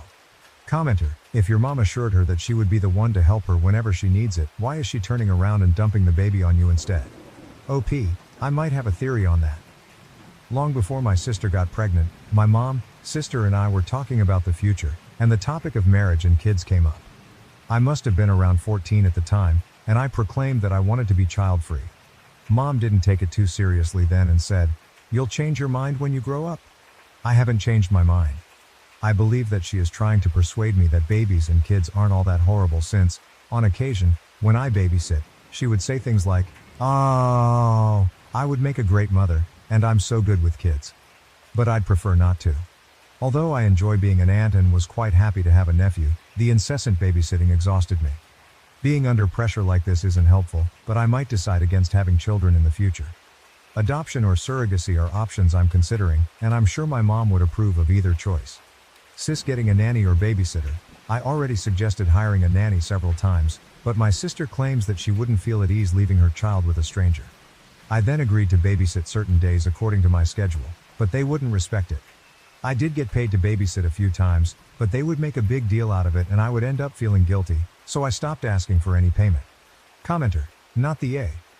It's nice to help out every now and then when you can, but you have a life too. Your family shouldn't expect you to babysit and just be fine with it when you clearly have a busy schedule, and now that they have a taste of their own medicine all of a sudden it's a problem. OP. I think most of the problem is that they don't consider what I do aside from my part-time job, a tutor at a children's academy, worthy of being busy. I work as a freelance editor of audio and video, but they just see me as being on my laptop just because, and I take Spanish courses 4 times a week, along with audio engineering stuff 3 times a week. Both require me to do homework and in the latter case, work on projects. But they still don't consider that a big deal, and I'm honestly too tired of explaining to them why both are important. Commenter, I absolutely love this. Well done. How much time off from the child does your sister get at present? OP, I think it is easier to tell you how much time my sister gets with the baby. She's a paralegal at a law office, works from 8 to 5 Monday, Wednesday and Friday. Between commuting and she and mom saying she needs time to eat and rewind, she gets the baby around 7 p.m. Thursdays are home office days, but because home office is still work, she won't watch the baby until the evening. On weekends, she'll take care of the baby on Saturday evenings and Saturday mornings unless she goes out for brunch or coffee with her friends, which isn't every Saturday, to her credit. Sundays are split half and half. We usually spend the first half of the day with extended family, and in the evening, the paternal grandparents visit to bond with my nephew. So, objectively, she does not really spend a lot of time alone with baby. Commenter, that was a beautiful way to address that. Everyone always says family until it comes back to them. OP, ha, thank you. I admit I got the inspiration after reading several Reddit posts and comments dealing with similar issues. What if I did, was how I felt. And while I don't particularly regret choosing that path, I worry a little bit that I may have gone too far. The family is having a lengthy conversation about this, as I mentioned. To another commenter. Honestly, I wasn't being all that serious. I mostly was angry and just wanted to prove my point. But given how it all blew up was way more than what I hoped for. Update. Same post. June 20th, 2024, 1 week later. Okay, a lot has happened. Honestly, I'm still not in the mood to provide a full update. The main points are, my sister did try to impose the babysitting schedule I made, and the family wasn't happy. Mom, my sister and I had a big discussion, and hurtful things were said on both sides. I'm currently staying with my best friend and his girlfriend, who are total sweethearts, but it's not a feasible long-term arrangement, even though they have said I could stay with them as long as I need. The family is complaining non-stop, and I'm feeling guilty because, technically, I'm the one who caused this by creating the schedule in the first place. Maybe I should have just sucked it up. I really feel sorry for my nephew. Sundays are when the whole family comes together, and this Sunday my mom's eldest sister, my grandma's eldest daughter, is traveling from out of state. This is significant since she is in a positive sense, the matriarch of the family and grandma's golden child. I'm anxious as well as hopeful. If anyone can solve this mess, it's her, but at the same time, I'm worried she'll blame me like everyone else. I'll provide a full update then. Also, sorry for not having the time to answer all the comments and private messages. Like I said, a lot of things happen. But here's some of the questions some people asked. 1. My relationship with my mom and sister was pretty good before my sister got pregnant. My sister and I always knew that she was more favored by our mom because they had more common interests, while I had a similar bond with my dad. This wasn't necessarily a bad thing. Think it more of a if one of us wanted to visit a friend or a specific favor, we knew which parent to ask. We would actually team up sometimes to convince them of something, me appealing to Dad and Sis to Mom. Sadly, Dad passed away 5 years ago. He was an amazing father and we were absolutely heartbroken, but the one good thing that came out of it was that it helped us bond. Dad loved classical music and was really into IT and programming. I would go to concerts with him and he got me into gaming. After his passing, Mom began to buy tickets to classical concerts and the three of us would go together as a way to remember him. We also went to watch Super Mario movie because my dad would have loved to be there, even if Sis and Mom knew little of the franchise. So, things going this bad makes me pretty sad. 2. My job. I work part-time at a kids' after-school academy, where we tutor them in subjects they find difficult and help them with their homework and test preparation. My freelance job involves video and audio editing for my best friend and his girlfriend. Both are streamers and content creators. They know about my Reddit post but asked me to leave out their personal details, so please don't ask for their accounts. I create one weekly video for her and 1 or 2 for him. 3. Do I pay rent? No, I don't. Dad had a hard time with his family, and while my sis and I didn't know the details and were no contact with them, we kind of imagined what went down. Mom promised to keep the house safe for my sister and me when Dad left it to her. They decided to accept us for paying rent as long as we cover our expenses ourselves. Sister and I cover our groceries, cell phones, and some services, and I pay part of their gas whenever they give me a ride because I don't have a car. 4. Extended family. As I mentioned, we have no contact with Dad's family. Mom, who is 50 years old, is the third of 4 siblings, the eldest aunt, the eldest uncle, deceased, who was the father of the cousins I mentioned in my first post, and the youngest uncle, who is 39 years old and single. Grandma is currently 77 years old. 5. My nephew's dad. He and my sister were together for about 2 years. When she found out she was pregnant and decided to keep the baby, the relationship ended because he is child-free. A paternity test was conducted after my nephew was born, confirming he was the father. He pays child support but has no contact with the baby. His parents, my nephew's paternal grandmother and grandfather, do keep in touch. From what I was told, they and the rest of their family didn't approve of his actions regarding my sister and nephew. So far, they don't know what's going on, and I didn't involve them in the initial babysitting schedule because I'm sure that would have caused another whole mess. Update post, June 26, 2024, 6 days later, 13 from original post. I'm not sure how to post an update. If you want to know the full story, it is my profile. There's an edit there with some more relevant information and questions you asked. A lot of things happened and I'm finally in the mood to write the update, so here it goes. My sister followed the babysitting schedule I set up, which involved our extended family, and they were not happy. 2 days after my post, she left my nephew with one of our aunts. The aunt had plans to meet some friends for brunch and had to take the baby with her. The baby was fussy and crying, so she had to come home early. Understandably, the aunt was upset. I had agreed to babysit the next day and that's when things started to go downhill. My nephew is usually comfortable with me, but this time he was very fussy and coughing, which seemed odd. Mom wasn't home, and I tried calling her, but she didn't answer until about 2 hours later. When she finally came home and checked on my nephew, he had a slight fever. Of course, we called my sister, and she blamed our aunt for taking the baby out, questioning how she could have a life while being forced to babysit. She accused our aunt in the family chat, sparking a huge argument. Suddenly, my mom and sister remembered that I was the one who involved the whole family with the babysitting schedule and blamed me. That was my breaking point. I ended up yelling at my sister, calling her negligent and a part-time mother to my nephew. Not my proudest moment, and I immediately regretted it, not going to lie. My mother countered by saying that if my dad, who passed away 5 years ago, could hear me, he would have been very disappointed in me. That really hurt because I was very close to him. And he always put family above everything. Still, I was mad and said that I expected my sister to reimburse me the amount I took from my college fund in full. Again, not my proudest moment, and I immediately regretted it, not going to lie. Some background. When my sister and I were born, Dad and Mom set up a college fund for each of us. Dad always encouraged us to study and improve ourselves. When my nephew was born, I took $5,000 from my fund to start one for him in honor of my dad, as I'm sure he would have done the same. After that, I packed a bag and took an Uber to my best friend's apartment. I told him what happened, and he and his girlfriend invited me to stay with them as long as I needed. I blocked my mother, sister, and the rest of the family, spending the following days both avoiding them and worrying about my nephew. Last Friday, I received a call from an unknown number. It was one of my eldest aunt's daughters. She and her family live in another state, so they mostly followed the drama from afar. My cousin told me they were coming to visit and my aunt was going to have a serious talk with all of us. Not going to lie, I was really nervous.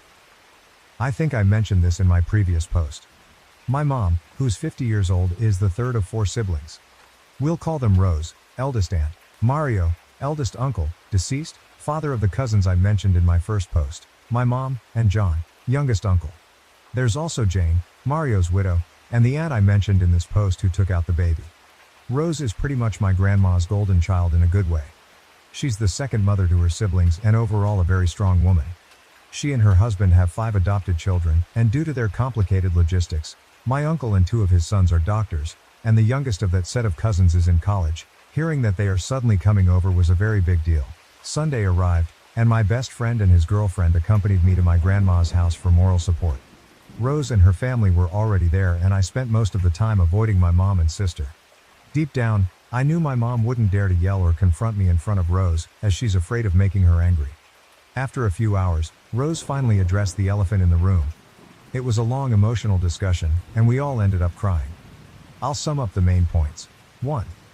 Baby nephew is a human being, not a stray puppy to be passed around. He needs some stability.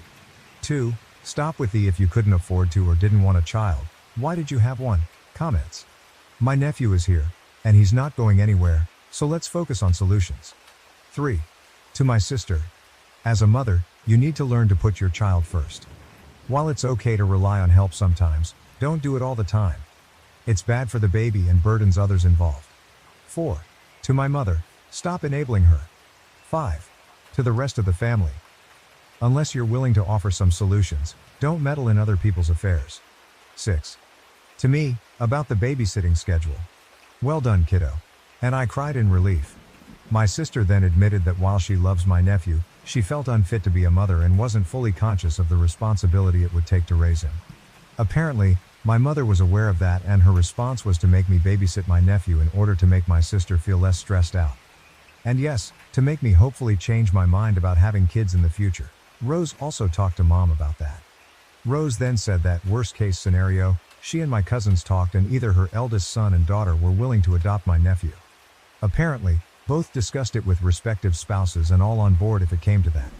To be honest, while it is good that my nephew would be in a loving and safe home, Rose and my cousins are amazing people, it would hurt not seeing him as often anymore. Rose emphasized to my sister to think it carefully and that if it came to that, it would be a permanent adoption, not a daycare service where she could dump him for days, weeks and then pick him up later. That's mainly it. My sister will be seeing a therapist next week. Mom and I have apologized, and I clarified I didn't actually want to be reimbursed for the money in my nephew's college fund. And some members of the extended family also apologized for pressuring me to babysit in the first place. I'm back at my house and have compromised to babysit 3 times a week, all according to my personal schedule and for a reasonable period of time. During one of those 3 times, my sister will be joining me as she admitted she felt she didn't really know my nephew and haven't really bonded with him. So, since the baby is somewhat attached to me, the 3 of us will be spending some time together. Overall, I think it was a good resolution, but time will tell. I really hope my sis will improve and be the mom my nephew deserves. Thank you all for the support and the comments. Whenever I felt that what I did was wrong, your comments really helped to lessen the guilt, and some of you even make me laugh. Hopefully, this will be my last update. So, thank you all. I had to protect my husband's niece from a pit bull attack while he ran off. I've been ignoring him since then. Should I forgive him for this? I'm going to start with this. I'm still a bit traumatized. I will be finding someone to talk to, and a friend made this account for me because I am not a frequent user. I don't know if the pit bull made it.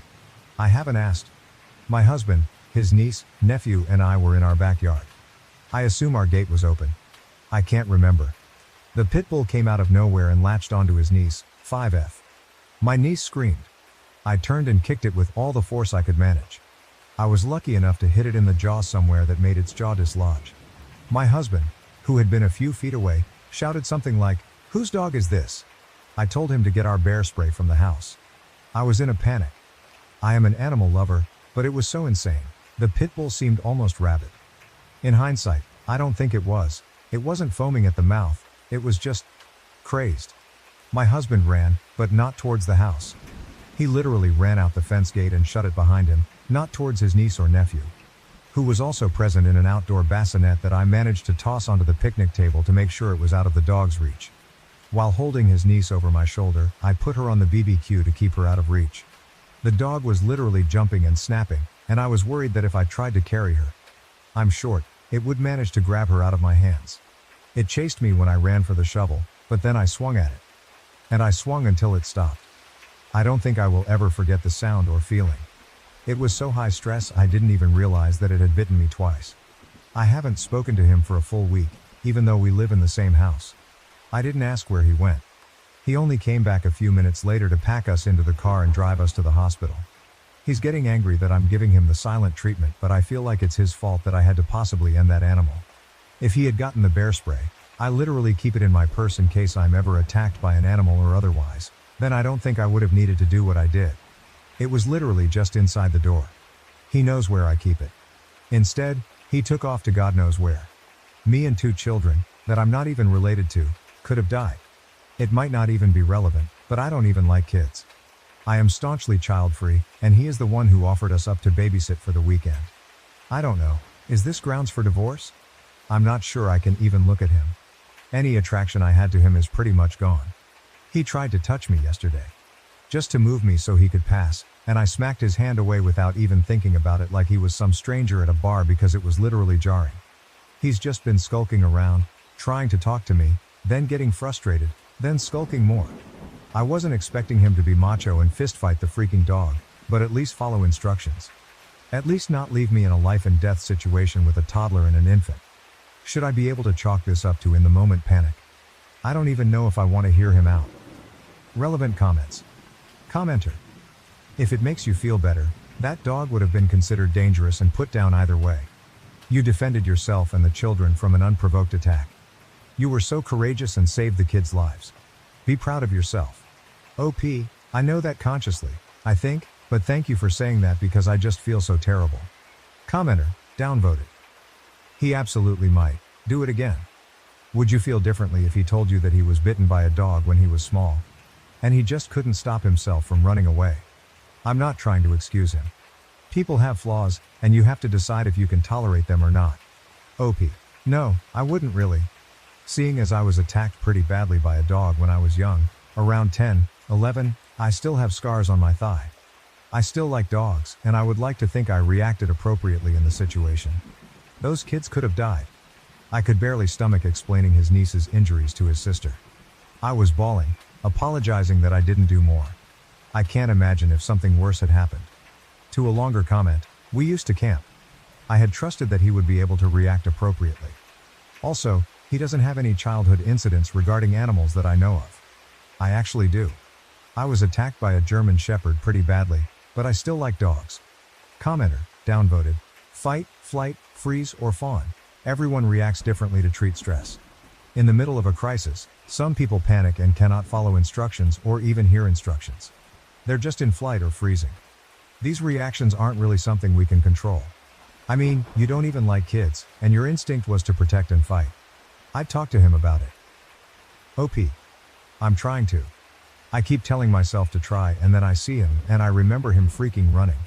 I don't know if I want to be with someone whose reaction is flight at all, even if it comes naturally. One more thought from OP. If his niece and nephew had died, I just don't think anyone would give a damn about his instincts. That's the thing, because they could have. Why should he have to protect you? Would you protect him? I expect us to protect each other, I guess is what I mean.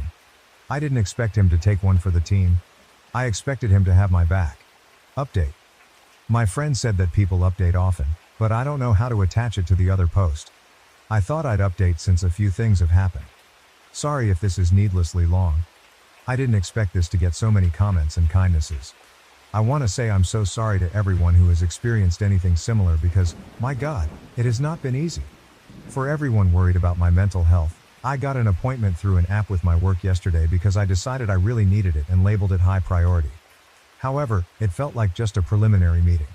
She said she wanted to get me feeling a bit more comfortable because I was visibly tensing up whenever I started talking about it, and she even noticed it through the video chat. Last night, I also told my husband I needed space. I apologize that I don't have more of an update on our relationship than that. I wasn't as nice as I wanted to be, he argued and didn't want to leave, It's my house. But I told him I just didn't want to look at him, that I couldn't look at him. He cried, and I hate that I felt apathetic towards it. I haven't slept well, so I'm not sure if I'm just overtired and still so shaken. I was also emotionally exhausted after the appointment, so that might have added to it. I got a few questions about his sister and her husband, so I thought I'd answer. They aren't speaking with him. I don't know when it happened. I was definitely out of it at the hospital while I was getting the stitches and everything, but I do think after I was done blubbering and trying to explain how something so terrible happened to their little girl under our watch, they apparently asked him where he was. I still haven't talked to him about where he went, so I don't know. However, it clearly didn't satisfy them. His niece just got out of the hospital yesterday, so that really triggered everything and a lot happened. I had sent flowers, a bear, and this one toy she'd been asking about. I didn't go to the hospital though. I was scared seeing me would make her nervous. But his sister and her husband sent me flowers too, and it made me bawl again. I'm just a freaking mess, honestly. The father sent me a long message that I haven't been able to get through, but it's the sweetest thing anyone's ever sent me. He also sent me a $1,000 Visa card. I literally thought I was reading the amount wrong. They are good people, and I still feel terrible that I couldn't have done more for her. Everything's just replaying in my head. Anyway, I obviously haven't looked into filing yet, but I am not against the idea of it, and it really did help me feel better about wanting a divorce over this. I know fight or flight can't be helped, but now I think I realize that it's okay not to want to be with someone who would leave you behind. I think I can say I'm a fighter, and I want a fighter with me. Maybe he'd be better off with a runner instead too. Then he at least wouldn't be leaving someone behind. I don't know. It feels like I'm done. But I'm also just a mess, so right now I'm just glad I have space. Thank you to everyone for making me feel like I wasn't being ridiculous. I think it always feels like there should be multiple issues that tear a marriage apart, unless it's infidelity or something, and it's like I know he may not have meant to betray me, but he still did. Whatever his reasoning. Not sure when I'll be speaking to him, but I will try to update then. Relevant comments. Commenter, I'm so sorry you went through such a horrible experience. It sounds like the parents are thankful you protected their children at risk to your own safety. I know I'd never be able to repay you if they were my kids you protected. I'm glad you have gotten the therapy ball rolling. I wish you and your niece a speedy recovery. That little girl is always going to know how you saved her, and I'm sure you'll always be her aunt, regardless of whether you stay in your marriage or not. I'm so proud of you. OP. They're good people. His message was really soothing to read because I still feel guilty about how badly hurt she was from that initial bite. But she's home now, and I'm glad. I don't know how it works with children in therapy because she's so young, but I hope they get her some. Commenter, downvoted. I read the original post and I understand you. The man doesn't have a masculine bone in his body. Doubt he will ever be a protector. You are in a tough spot and hopefully things get better. OP, I don't need him to be a protector, just to have my back. Which I thought he did, but now I don't believe he would do that anymore. OP support system. I have a decent support system. Though my family isn't close by, they've been messaging and video chatting with me a lot. Hours-long group chats. I think my mom has been trying not to give too much of her opinion on my relationship though. She was more focused on making sure I knew how to clean my wound and finding counseling, etc. She's a former nurse. My boyfriend quit his job without telling me, and now he refuses to look for another job. I'm tired of paying for everything. My boyfriend, 33M, quit his job last year without telling me. I only found out 2 days before the rent was due. We split everything 50-50ths. When I asked him for his part of the rent. When I asked, he simply told me he quit because he was tired of working at that place. Since then, I've been paying for everything. Including rent, food, gas, bills, and anything he needs. I had to work 2 jobs while going to school for a while. It was hard. But I finally finished school a couple months ago and I found my dream job. I make enough to live comfortably, even take care of my BF and still have money for saving. However, I still want him to get a job to support himself because I think as an adult, he needs a job. But I feel like he relies on me too much and he thinks since my job pays well, he doesn't have any reason to work. He always says things like, "You make good money now, so maybe you could buy me my dream car." Or, "You should open a business for me to run." It bothers me a lot. I don't mind supporting my partner financially if there's a legit reason that prevents him from working, but it's not the case. He spends most of his time playing games, meeting up with friends, or just at home watching movies. I still have to do all the chores and take care of our dogs. His family thinks that he's been working to take care of me so that I can finish school, which is not true. Now they think I was able to finish school and got a good job all because of him. I don't even want to explain to them. I just want him to get a job and have a future. When I tried to talk to him, he told me I'm not supportive, and now that I have a good job, I look down on him. What should I do? Is it even worth it to try to talk some sense into him? I don't want to start dating at this age, but I feel like I can't keep doing this. Edit. Many people have asked why him. Why did I stay for years? What did I see in him? So I just want to answer it here. We started off pretty normal. We split everything 50-50ths, and I had no problem with that. But throughout the years, he started showing his true self. I was in school, and school was the most important thing to me at that point, so I invested all my time and energy into it. I was in a PhD program, so I had stipend, around 30K/YR, which was enough for myself but not for two people. After he quit his job, I was very stressed out, but I had to focus on school and tried to do everything I could to survive. I didn't have time to really think about my personal life, and I also didn't want to go through any changes in life, so I just let it be. In addition, he guilt trips me a lot, so I feel bad for him. But now that I have a stable job, I have time to really think about my future. I don't see myself being with him long term. I don't think it would be as easy as, hey, let's break up, because I know he wouldn't let it go that easy. But I'll start planning to get out, maybe ask some friends for support. His name is not on the lease, so I'll stay where I am and he'll have to move. Relevant comments. Comment 1. You worked 2 jobs while in school to support someone who happily sits on their ass not contributing. Not even cleaning or caring for the pets. Why? Why have you accepted this? And the worst part is he lets his family think that he's supporting you. So he actually has enough sense to know that what he's doing is frowned up. You don't want to start dating at this age. You mean 31? So you'd rather be 31 taking care of a stay-at-home boyfriend who contributes literally nothing. How is that a better outlook at 31? OP's reply, I think it's because I was too busy figuring my life out and trying to do everything I could to survive. All I did was work and go to school. I didn't really have time to think about my personal life. Now that I have a stable job, I have time to think about my life more and more. I need to end this and take care of myself. TBH, I'm not even sure how to date anymore, but I guess I'll try and hopefully able to find someone. I will have a talk with him this afternoon to tell him it's time to end things and he needs to move out. He will probably give me the "my life is miserable" talk, again. But I think reading all these comments makes me realize I should feel bad for myself and not for him. I'm sure once he moves back to live with his family, they will reach out to me to tell me how good he has been treating me, and how he helped me through school. They've done this before when I told them things weren't working for us. I will tell them everything this time. Comment 2. You were in a PhD program. You are intellectually smart, apply that to your emotional and financial intelligence. If you were a classmate when this happened, I can tell you the other grad students would ask why you were still with him after a grace period of a couple of months. Leave and rebuild your life. OP's reply. I haven't told any of my family and friends about the situation because I'm kinda ashamed of it. My friends would probably think I can't be this stupid. But 2 of my very close friends did tell me that I deserve better, just based on the way he treats me in front of them. I will have a talk with him this afternoon, and a couple of my friends will be waiting outside, in case he gets physical or refuses to leave. Wish me luck. Update 1. It's been 2 months since I posted about my situation on this sub, and I just want to give you an update of how things went after I made that post. Before I go into the details, I just want to say I really appreciate everyone here. After I resolved everything, I occasionally would go back to my original post and read the comments to remind myself that I've done the right thing. After posting on here, I went home from work that day and asked my friends to come over but stay in the parking lot while I sort things out with my now ex-BF. Before I could even start the conversation, he told me his friend got a new car recently and how I should get him a car since I can afford it. I got really upset and told him he could have got himself a car if he was working. I told him how stressful it has been for me with him not working and fully relying on me. He started the "my life is already miserable and you're not being supportive" talk. I was sick of it.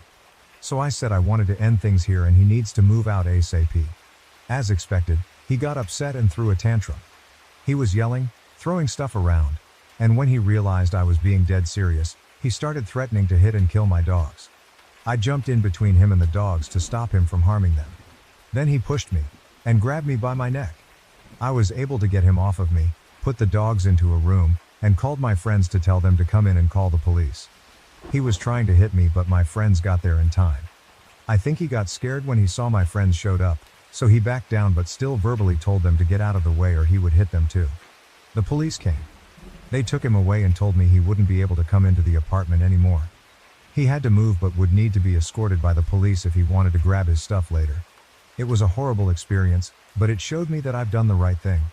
I thought that was the end of everything. But his auntie called me when she found out, and tried to gaslight me saying that he didn't do anything wrong and I was just upset, so I called the police.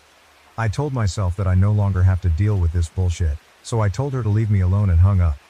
His family would continue to harass me but stopped when I threatened to report to the police. I continue to pay the rent and bills like how I've always been doing. The only thing that's changed is I'm now so much happier. I'm the happiest I've ever been in years. I just got a promotion last week.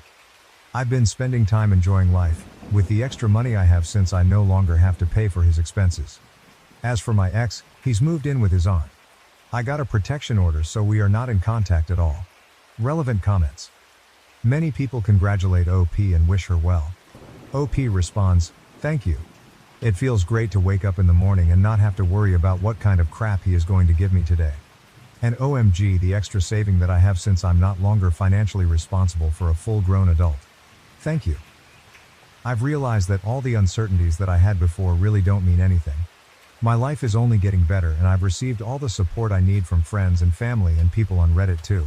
Comment 1, how long were you in that relationship? OP's reply, I was in that relationship for 8 years. Comment 2, I hope you changed the locks. And why didn't you tell his family about his refusal to work? I hate that they think of him as the victim now, and that you used him to finance your studies and then dropped him. OP's reply, I haven't mentioned this, but his family is the type of people who it doesn't matter what he does, he's always right to them. I knew even if I told them that he refused to work, his family would still defend him and make excuses for his behavior. It has happened with other things before. But his family can take care of him all they want now. I didn't put this in the post because I didn't want the post to get too long, but when his auntie first called me, she told me if I kicked him out he wouldn't have anywhere to stay because she couldn't let him stay with her. I knew she was just saying that so that I would feel bad and wouldn't kick him out. So I told her it's none of my business and he needs to figure it out himself. Guess what? He moved right into his aunt's house after he was released. Comment 3, OP, will you be able to move? Given he seems unhinged, what are the chances of him coming back in a later date? He already has escalated to violence and seems like he has gotten his rotten morals from his family who enables him and may do the same. I read way too much RA and Baru hearing how bad things escalates. I hope you're able to do the following: filing a restraining order and documenting all instances of the abuse that has escalated.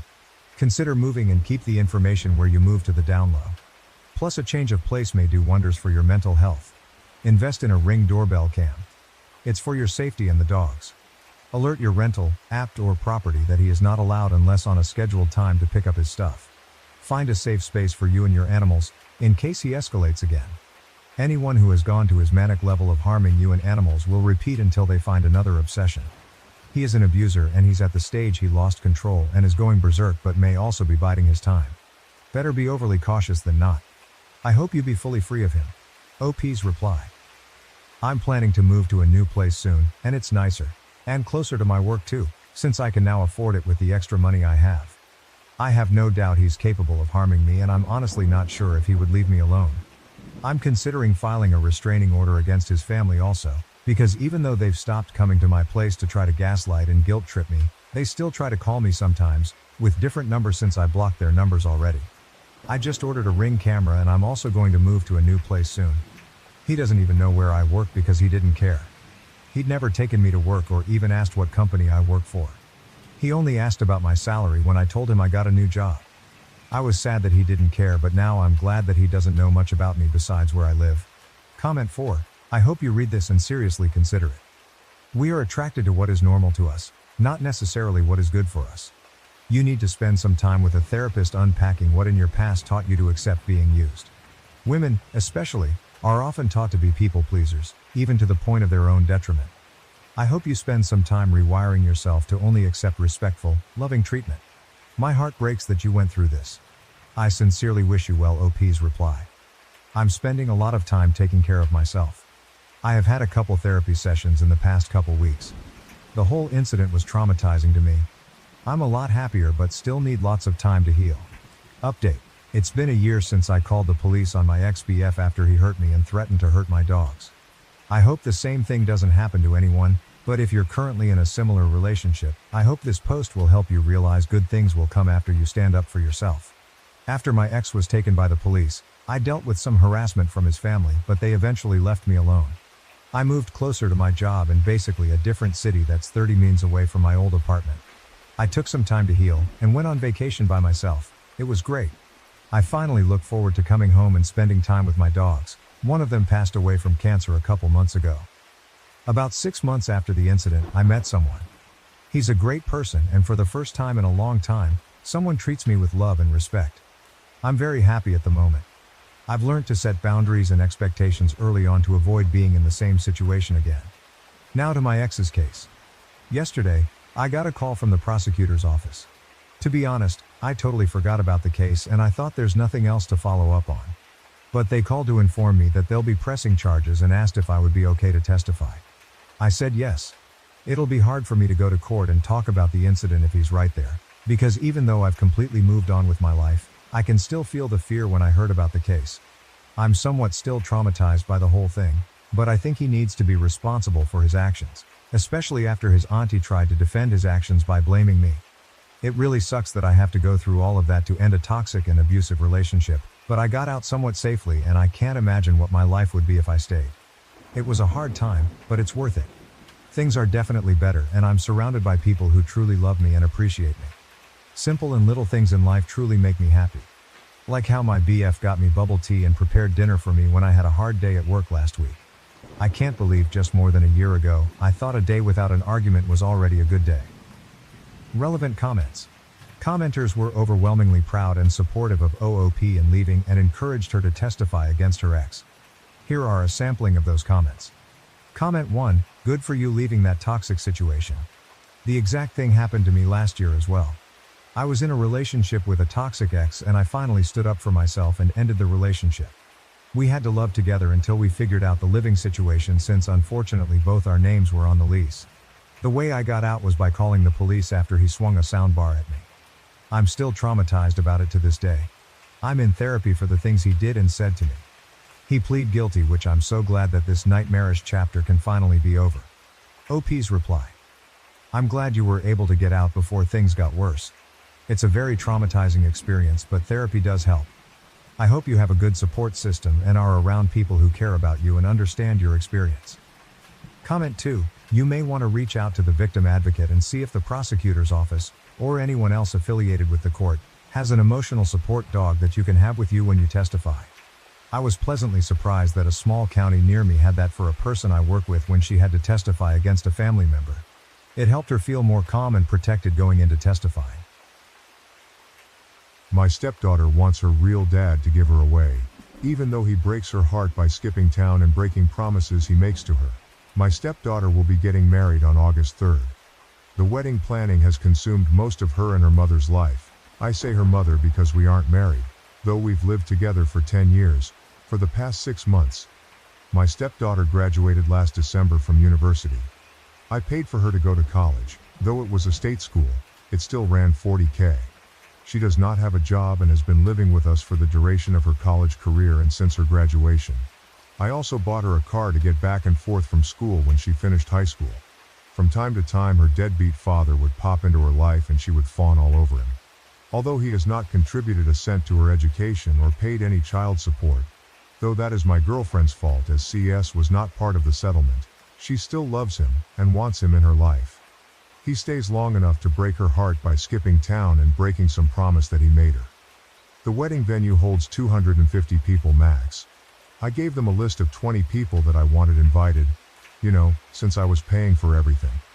They told me that was no problem and they'd take care of it. So I let these people know they'd be getting an invite and they should save the date.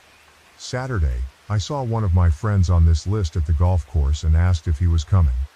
He told me that he wasn't invited. He told me that he got an announcement, but not an invitation. He had it in his back seat, along with probably 6 months of mail, and showed it to me.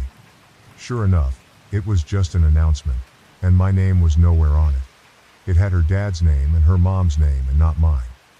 This led to a pretty big fight with my girlfriend, as I found out that none of my list of 20 made the cut for the final guest list because 250 people is very tight. I was pissed, but not a hell of a lot I could do because the important people in my life had already been offended. My girlfriend said, if some people didn't RSVP yes, I might be able to get a couple people in. But that is an ultimate slap in the face in my opinion. So, I was boiling on Saturday. Yesterday we had a Sunday dinner with the future in-laws family and us and a surprise guest, the real dad. At this little dinner my stepdaughter announced that her real dad was going to be able to make it to her wedding and that now he'd be able to give her away. This was greeted with a chorus of, "Oh how great and how wonderfuls." I don't think I have ever felt so angry and so disrespected. I was shaking. I took a few seconds to gather my composure because I honestly wasn't sure if I would cry or start throwing punches or both. Once I was sure I'd be able to speak, I got up from my chair and said I'd like to make a toast. I can't remember exactly what I said, but the gist of it was this. I'd like to make a toast. The sound of spoons against glasses rings in my ears. It has been my great pleasure to be a part of this family for the past 10 years. Ah, how sweet. At this point in my life I feel I owe a debt of gratitude to the bride and groom, because they have opened my eyes to something very important. Confident smiles exchanged. They have shown me that my position in this family is not what I once thought it was. And now a glimmer of confusion and shock begins to spread on the faces in the room. Though I once thought of myself as the patriarch or godfather of the family, commanding great respect and sought out help in times of need, it seems instead that I hold the position of an ATM, good for a stream of money, but not much else. As I have been replaced as host, both on the invitations and in the ceremony, I am resigning my financial duties as host to my successor, real dad. So cheers to the happy couple and the path they have chosen. I finished my drink. You all can let yourselves out. Is this selfish? I'm supposed to shell out 40-50 grand for a wedding that I can't invite anyone to? That I am not a part of? I'm so done with this crap. I'm done with my stepdaughter. I'm done with my girlfriend. I transferred the money out of our joint account last night. She has not had a job since she moved in with me. This morning I called all the vendors I had written checks for deposits to refund my money. At present, it looks like I'll lose around $1,500 for the venue. But the other vendors have been great about refunding. Too long. Didn't read. You want your real dad to be on the invitation, to give you away and to sit at the head table. Fine, your real dad can pay for everything too. Update 1. The immediate aftermath was a tantrum and people sitting there mumbling while not actually saying anything to me, but to each other. After much yelling with the GF about me being selfish, I spent the night in my home office and no one knocked on my door, not once. Today's aftermath is kind of depressing for me. GF brought me bride's wedding planner to show me how much work I was ruining. I thumbed through it, found a page in the music section for father-daughter dances. All of the songs were catered to real dad's taste. So I thought they were just being disrespectful, but now I'm feeling like they never really gave a crap at all, especially since the menu included 2 ingredients I'm allergic to, that actually made me laugh. Either way, I'm glad to be done. Returned to the planner and asked her when she and the bride could move out. Also, I never promised to pay for the wedding. I offered them the use of my home when they were sure it was going to be small, but other than that, all I've heard is how it's the bride's family that should pay. So, let it be the bride's family then, aka, not me. Final update. Girlfriend and bride are now moved out. They are moving in with the groom. It was very hard not to be petty with some of the belongings they took with them, but it's done and I switched out the locks and now it's time for a brew. I can't believe how popular this story got, but I feel good to be given support by so many. If I find out what happens with the wedding, I will let you know, but I can't guarantee that I will put in the effort to find out. From what I've heard, they are trying to scale things back and get his parents to help out. GF burned bridges when I found out she tried to write herself a check on our joint account the day after the unpleasantness. By then I had already moved money, so I guess I'm a bigger ass than her, but I could feel it coming. That's all. Thanks. When my late husband's ex-wife passed away, I had to decide whether to adopt his children. We haven't seen each other in 2 years. Hello, I of course know how awful this sounds. But it is a recent development and I'm unsure if I'm completely in the wrong. Before I married my husband, he had 3 children with his ex-wife who were 5 when we got married. His ex was still bitter. I say this in the most respectful way possible. But it's true, as they had only been divorced officially for a year. After that, custody was a big issue with us, with her and my husband fighting for full custody. Unfortunately, we only ended up getting weekends and the complete months of December and July while they were out of school. So it goes without saying I wasn't much of a mother figure to them rather than their father's wife. My husband passed away 2 years ago in an accident, and I haven't seen them aside from the funeral in all that time. His wife called me up sometime last month to reveal she's suffering from a terminal illness, a brain tumor, and that she was hoping I could take in the children after she passed. Both her and my husband's parents are far too old to even care for themselves completely. I still take his mother grocery shopping as she can't do it alone, and that there was no one else who would be able to care for and support the children in a proper way. She said her sister suffers from addiction, and I'm not sure if that could be something the state would consider if there was truly no one left. I told her I'd consider and needed to think it over and would call her in my mind. I feel that even though it's heartbreaking that she has to consider who will care for her children when she's dead so soon, but I'm not sold, and I don't want to jump in with full custody of 3 children who I haven't seen in 2 years. OP adds more information in the comments. For people who thought it was relevant. We were married for 5 years and together for 6. The kids are now 10, 14. No, we never got around to having kids of our own, and I still don't have any. Their mother never remarried. I do passively for myself, but could reasonably support the 3 of them provided we all make sacrifices and their mother or the state helps supplement the income either with her life insurance or some type of aid. The biggest issue I have with myself being THE is the commitment. These are little people who my husband loved dearly, but at the same time I barely know. I've always thought I was a decent person, but my extreme hesitation make me think otherwise. Update: I want to thank everyone for their condolences for my husband and the life he lost. I wasn't sure if it was my right to update this, as I'm sure I made a decision most people would think me awful for. But at this point it's more of a releasing of feelings off my chest. As you know, my husband's ex is ill, and I still feel for her greatly with much sympathy and will pray for her and her children. But it's been a very long time since I was in any way a parent to them. Even as a stepmother, most of their care went to my husband. I just don't feel I could properly care for them and myself in my life. I told her this, and I feel awful that I made her react the way she did, crying and coughing. There was so much guilt, I felt it was awful. But I think I have always known my decision, that I wasn't going to take in the children. I just didn't want to acknowledge it because it made me feel awful. I wish I could tell you where she decided they're going, but after our meeting where I told her my decision, it's been radio silence. As much as I would like to say they're going to people who are perfect and they'll be fine, I don't know. And their mother doesn't owe me an explanation. But I do wish them and her the best, and in the best case scenario I pray for her health. My husband admitted to cheating with his best friend. I'm not mad, and I don't know why. What should I do? I, 35, have been married to my husband for a bit under 10 years now. We have no children. Yesterday night, after dinner, my husband, Jay, broke down and admitted he's been sleeping with his childhood best friend, Pete, for quite a while now, longer than I want to say. It was the first time I have seen him cry in more than 2 years over something serious. Jay is the kind that cries over dogs dying in shows but is stony silent at tragedy. However, I'm not mad. I'm not even sure I care. I do love my husband more than anything in the world, and I don't want to leave him. I can't move on, I can't stay like this, and I don't want to. But Jay has said he won't stop seeing Pete, no matter what I choose. He's sorry for doing this to me, and he has said he loves me, and I'm his wife and heart, but Pete means the same to him. Basically, he can't choose. He loves us both. It falls to me to choose, and I don't know what to do.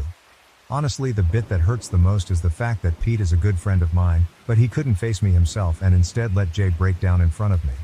Sorry this turned into a rant. Any advice would help. If anyone's gone through something similar. TLDR: husband cheated with a friend, wants me to choose between staying with him and him continuing to see as a fair partner in divorce. I can't choose without advice. I want to stay with him. I honestly don't feel anything about this affair, honestly. Edit. It's come up a bit, so my husband has been openly bisexual since before I even met him. Peter is bi or pan. He's dated guys and girls, and others, in the past. No one in the last 3 years to my knowledge. I'm straight. Edit 2.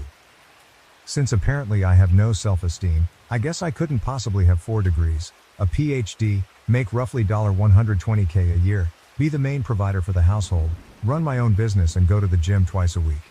I know I look good, I actually have a rather large ego about myself.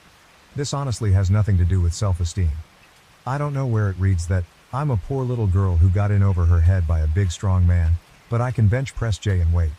I know what I'm worth and I know I want Jay, so. Relevant comments. Comment 1, leave OP, I don't know if I should though. We're happy, we can still be happy. Throwing that away seems, I don't know. Comment 2, so you don't mind sharing your husband. How many nights a week will you get to be with him? Or will his friend be moving in with you? OP, I don't know. He's managed to be with Pete enough in the time we currently have. I don't know how it would change if I stayed. Comment 3. What I don't understand is, why don't you want better for yourself? He told you he doesn't care if you stay or leave. But Pete?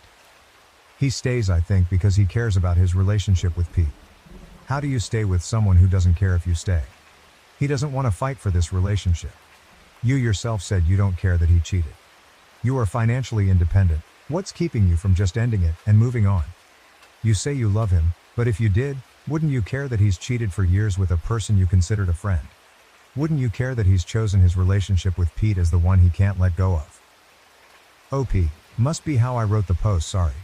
Jay does care, he just can't choose and doesn't want to force me to choose. He's staying at a friend's house, not Pete's. I double-checked, he's staying with a married couple of lesbian friend we have, so he's not cheating with them, right now, so I have the house and quote, as long as I need to do anything. Is it bad that I don't really care that he cheated?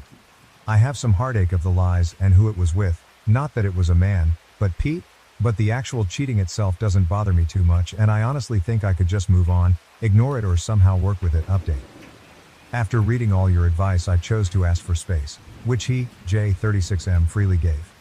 He was staying at a friend's house when I called, I couldn't face him yet, and asked. This helped to confirm what I already knew, he was indeed staying with our mutual friends. A married lesbian, both 36F couple, so no, he didn't run to Pete, 36M as some of you thought. I was leaning towards separation after reading your advice. Well, a few days after I requested space, I decided to ask for separation officially. To cut a long ice cream and tear-filled 3 weeks short, I caved and called it. I did not beg for him back or anything like that. I asked him out for a walk and we had a long talk. It was a fair while ago so I can't word for word type what was said, but it boiled down to this. 1. I still love him no matter what. 2. He still loves me no matter what. 3. He loves Pete no matter what. 4. He does not value either of us above the other. When he spoke about me leaving but him not leaving Pete, he was giving me an out more than anything else. Jay would be destroyed if I chose to leave, but he didn't want me to stay if I truly didn't want to, which is why he didn't beg for me to stay.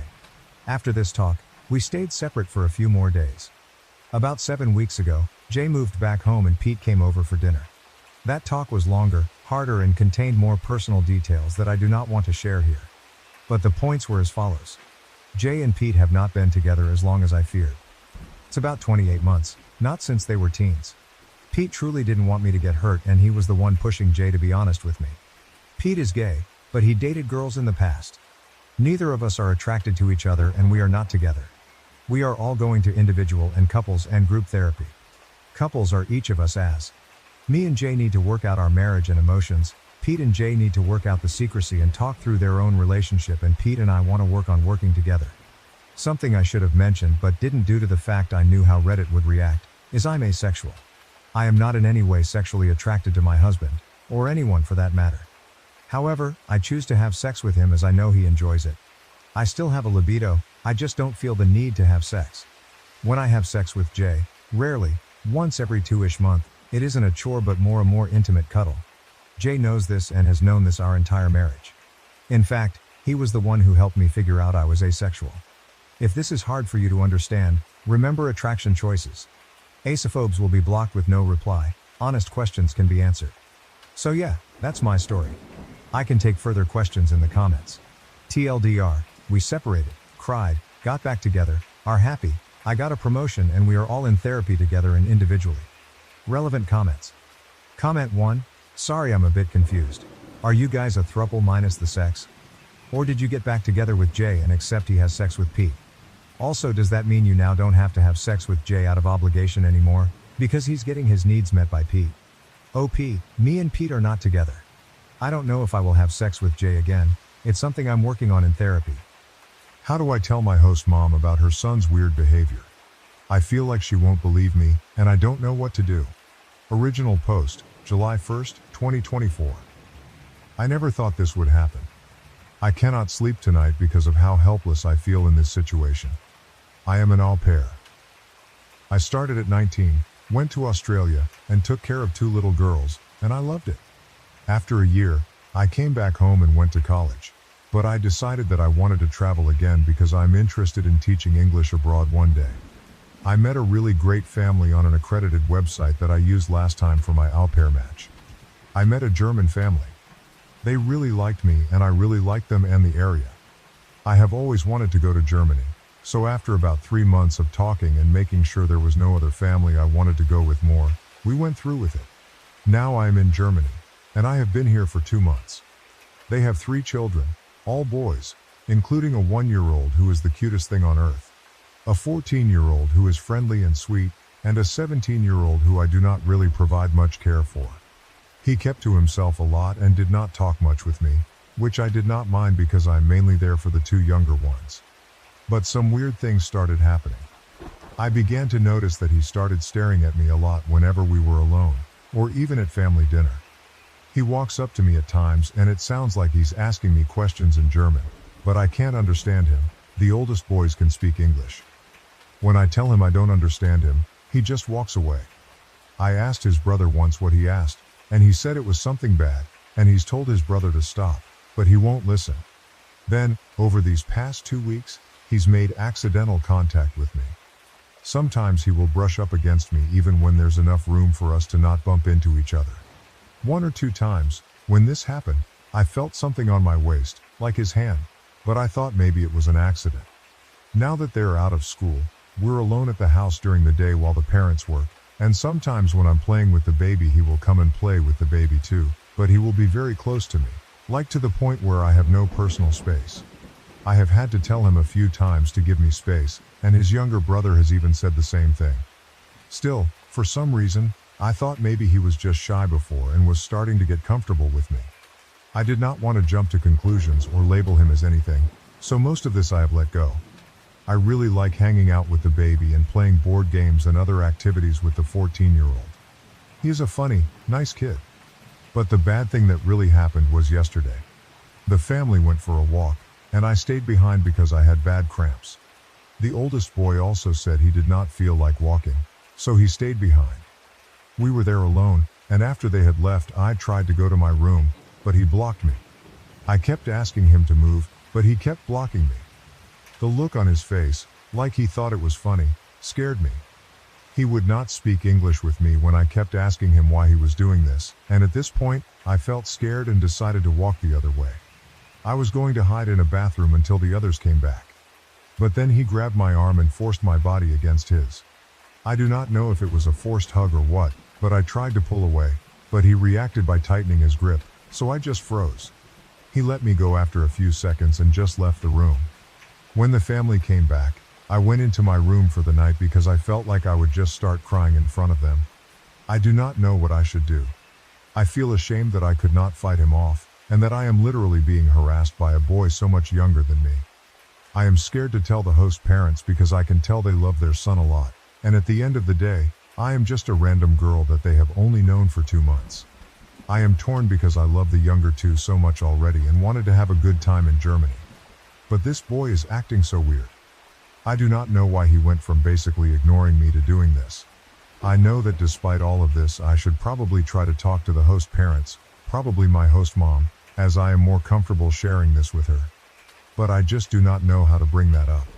How do I basically tell her that her son did something really weird to me? I never thought I would have to do this or be in a situation like this, and I need some help. Please. Too long. Didn't read. I am an au pair. One of the boys who I live with has consistently been doing weird things to me, and yesterday, he forced me into a hug. I know I probably need to tell the host parents, but I don't know what to even say. I feel so helpless and alone right now. Update, July 3rd, 2024. Hello, I posted not so long ago about a really bad situation. I hope that it's okay for me to post an update even though it was removed. I received a lot of people reaching out to me asking if I was okay and if I could provide an update. so I wanted to give some closure. In short, I am an au pair in Germany and was being harassed by my host parent's son, who is 17 years old. He basically assaulted me, and although it is still hard for me to come to full terms with that word, I now know that it was, in fact, what it was. Yesterday was my day off, and after reading through everyone's advice, I contacted my agency that morning. I made sure to first get out of the house so no one would overhear me and to get away from the older boy. The younger boy, who is 14 years old, asked me if he could go with me as I was going to the library, and I did not mind taking him. Although technically he could go by himself, I see older children walking around alone a lot in Germany, but he specifically kept asking to go with me, and like I said before, he is a really good kid to be around, so I did not mind. I was planning to go to a closed-off area and make my phone calls while he went around looking for books, but while we were walking to the library, I could tell he wanted to say something. After a while, I asked if there was anything wrong, and after a bit of a pause, he asked me nervously if I was okay and if anything had happened yesterday. He said he was wondering why he did not see me at all anymore after they came back home. I did not say anything at first because I did not want to tell him inappropriate information. I told him I just had bad cramps, which was true, and wanted to sleep. But he is a smart kid, and I think he knew, because he asked if it was because of his older brother. When I did not say anything, as I was so caught off guard by his questions, he asked if I was leaving. He honestly looked so sad. He said he was sorry and that he hoped I did not have a bad impression of Germany now. I almost cried because of how depressed he sounded. I told him not to worry about it and that it had nothing to do with Germany, him, or the baby, and that I would be okay. So I finally contacted my agency when we arrived at the library. I was so nervous that I was shaking when I made the call, but they were amazing and took everything I was saying seriously. I just told them that the oldest child was making me feel unsafe, and in vague terms what happened, without going into too much detail. They understood, thankfully, what I meant and told me that they would work on replacing me, if that's what I wanted. They also said they would reach out to the family to let them know of what was happening and of my concern with their son. I then called my mom. Being a mother, after I told her everything that had happened, she yelled at me a little, not in an abusive way, but for not telling her sooner, and told me very sternly that I was not going back to that house tonight. Even being an adult, I don't argue with my mom when she uses that type of tone. She sounded so frantic, and sent me money to stay at a hotel for a while until they found me a new placement, even though she really just wanted me to come home. I felt a lot better after talking to her. After a while, the younger boy came back over and told me, very plainly, I am going to tell Mom. He would not listen to me when I told him not to, or not to put himself in that situation. I can handle it. He seemed very angry. He tried to reassure me that his parents would listen, and that they know that older brother causes trouble sometimes. They had another girl, a few years ago, that left because of him, and everyone thought maybe since he'd grown up and changed it would be different. I stayed at the library while he went home, and just waited. I did not know what was going to happen. I already had a hotel booked by then and knew I would probably need to go back to get my stuff. About an hour and a half later, I left the library. Since the parents were at home today, I felt somewhat safe going back to get my stuff. Before I got back, I received a call. It was from my host mom.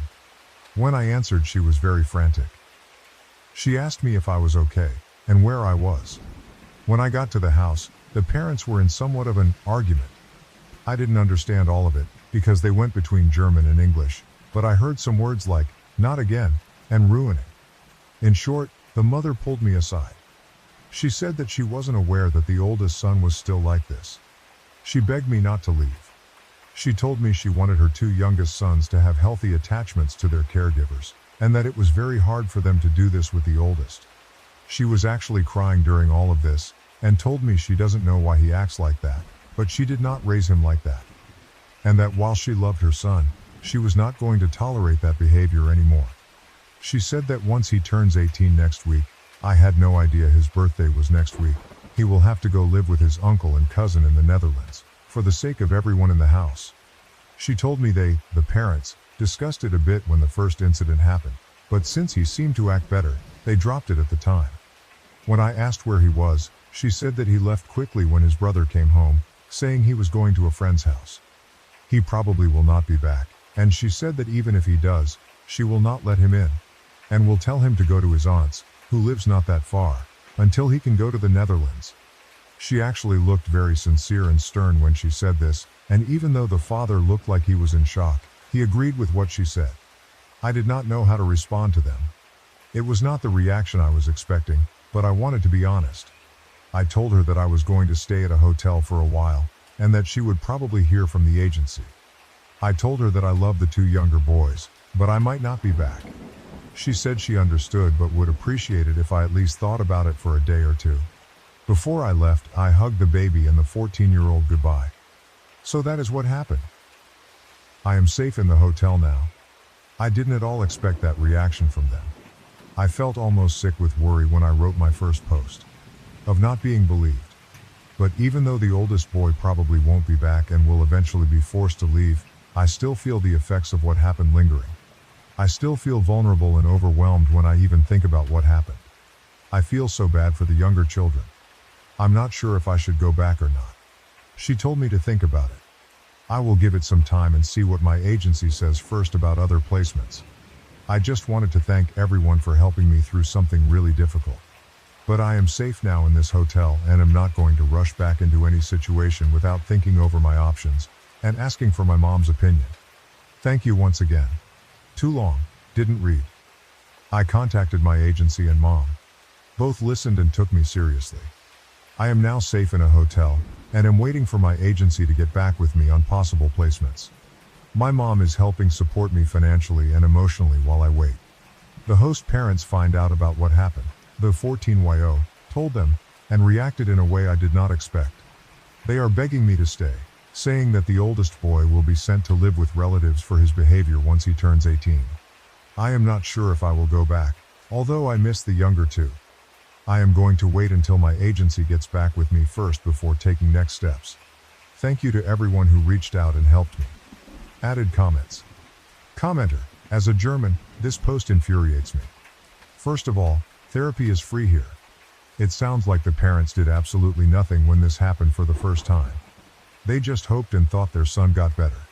Secondly, the fact that they just want to get rid of their son by pushing him onto someone else instead of wanting him to face actual consequences, like going to the police with OP, is also infuriating. German police aren't perfect, but my own experiences with them have been genuinely good, and I want to encourage OP to go to the police. Lastly, the parents are trying to make OP stay in a house where she was assaulted. That alone is so utterly tone-deaf that it's hard to believe. Sorry, Netherlands. OP. Yeah, I've officially made up my mind that I'm not going back there. It hurts because I do love the younger children so much. I hope they will be okay. The kids I watch become a part of me in a way. I still keep in contact with the family from Australia, and the younger ones here really seemed comfortable around me. The mom even said they usually aren't as open at first with new people like they were with me. I might still keep the host mom's contact info just to see if I can check up on them every now and then, purely for that purpose. Now that I'm really reflecting on it, it was a little strange that she still wanted me to stay after what happened. I thought maybe, for my mental health, she would encourage me to leave. But I think she is desperate for an au pair since they work a lot. It's amazing that therapy is free. I will suggest to the host mom that maybe the 14-year-old might need someone to talk to. I made sure to tell him that I was not abandoning him, and he seemed to understand. He is very level-headed for his age. I know he will continue to grow into an even more amazing young adult as he gets older.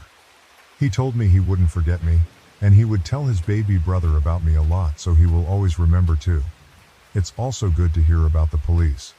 I always worry about being a foreign girl and not being taken seriously in another country. I am going to reach out to the Weiser Ring, like another poster suggested, and see if they can help me in that aspect. I feel bad for the people that might encounter him in the Netherlands, but I heard they don't play around there. So I hope he gets some sense into him soon. But there are vulnerable girls and women everywhere, so it does leave me with a sad feeling. OP makes another update in the comments. To give an update, I spoke with the agency sometime earlier today and asked them if there have been other au pairs with this family. They said this is their first time placing someone with the family, and if another au pair was with the family before, it was probably through another agency, but they had no knowledge of this, And when they interviewed the family was told this was a new experience for them. I am thinking maybe the other girl was through another agency. There are a few of them. I'm not sure that all au pair agencies can see each other's networks, but they said they will look further into it. They told me that for now, they will not be placing any new girls with this family, so that gave me some peace of mind. OP makes another update in the comments. To give an update, I spoke with the agency sometime earlier today and asked them if there have been other au pairs with this family. They said this is their first time placing someone with the family, and if another au pair was with the family before, it was probably through another agency, but they had no knowledge of this, and when they interviewed the family was told this was a new experience for them.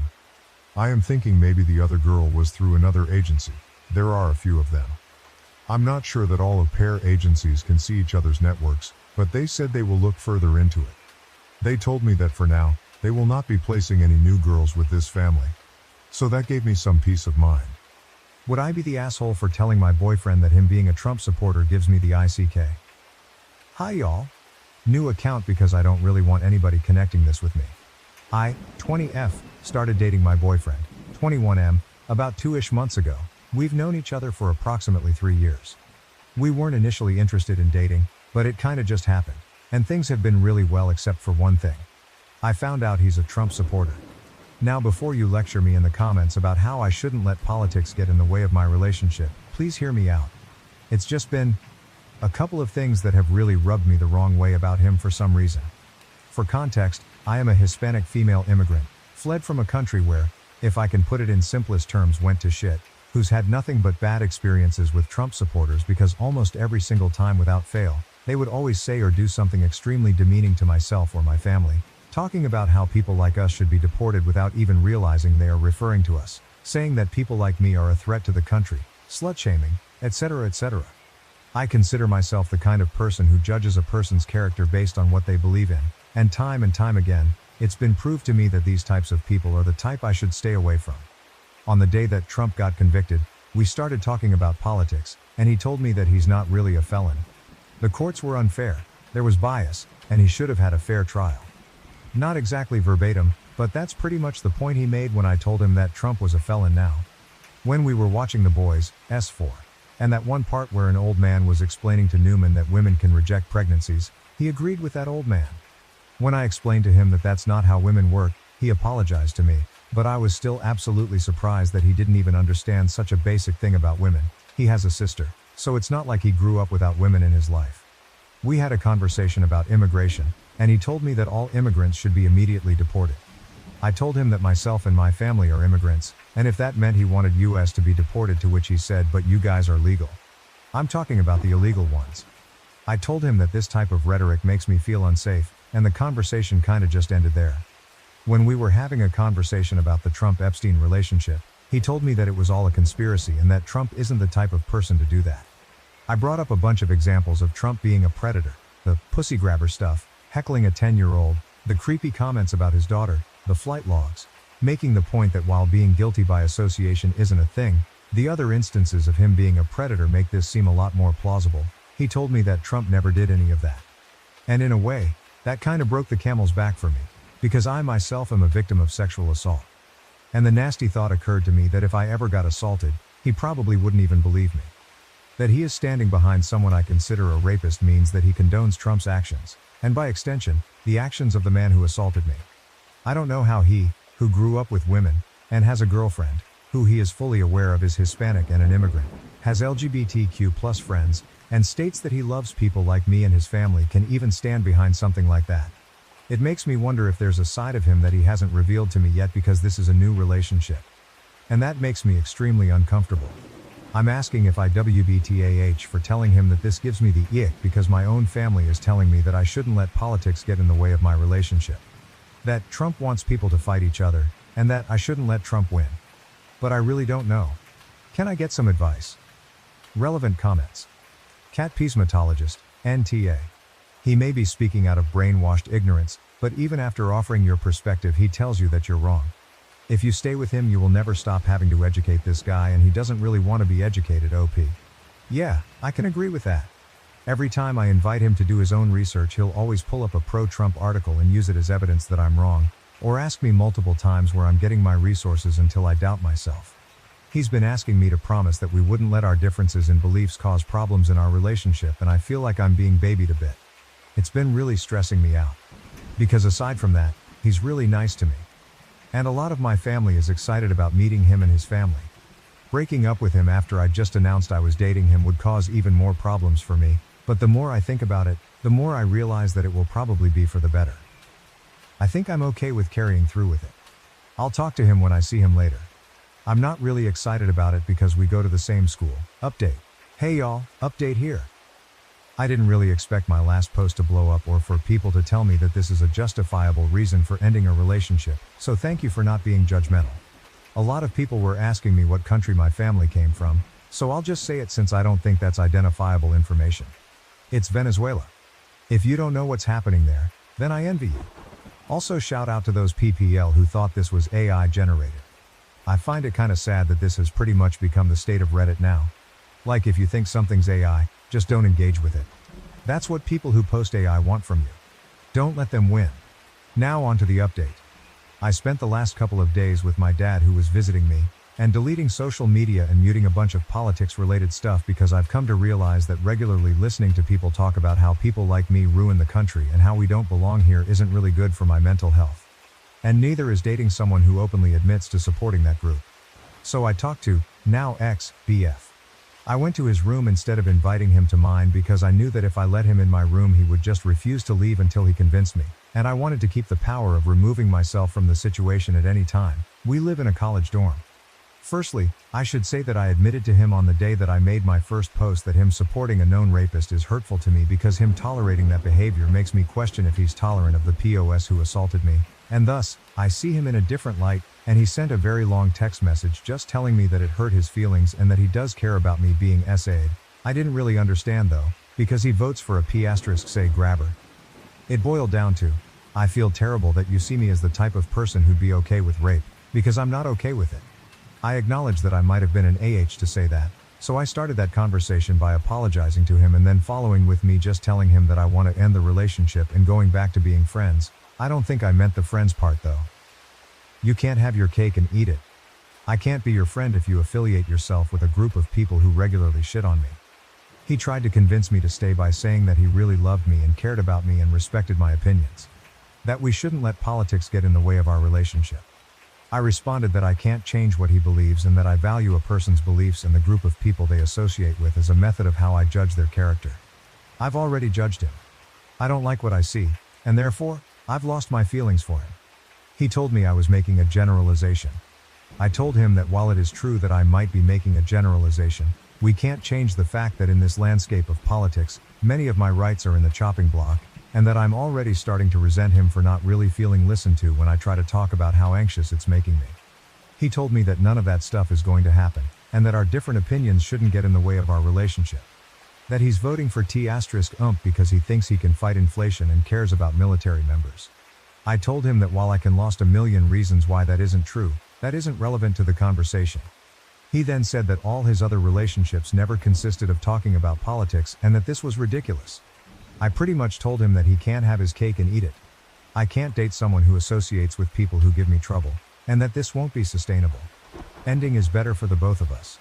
I realized that this conversation was going nowhere and decided to just leave. I told him to just give up on it already before leaving. He kept asking me to stay while he thought about what to say, but I didn't. I'm just done. I don't really feel sad. I feel so relieved. I'm going to leave social media for a while and just focus on myself for a while. I'm going to therapy too. I'll stick around to read your comments. IDK how much longer I'll be able to respond though. If I go radio silent, then just take that as a sign that I'm no longer on this app. Have a nice day. Relevant comments, Mame Dennis 1974, NTA. You don't break up with him because he gives you the ick.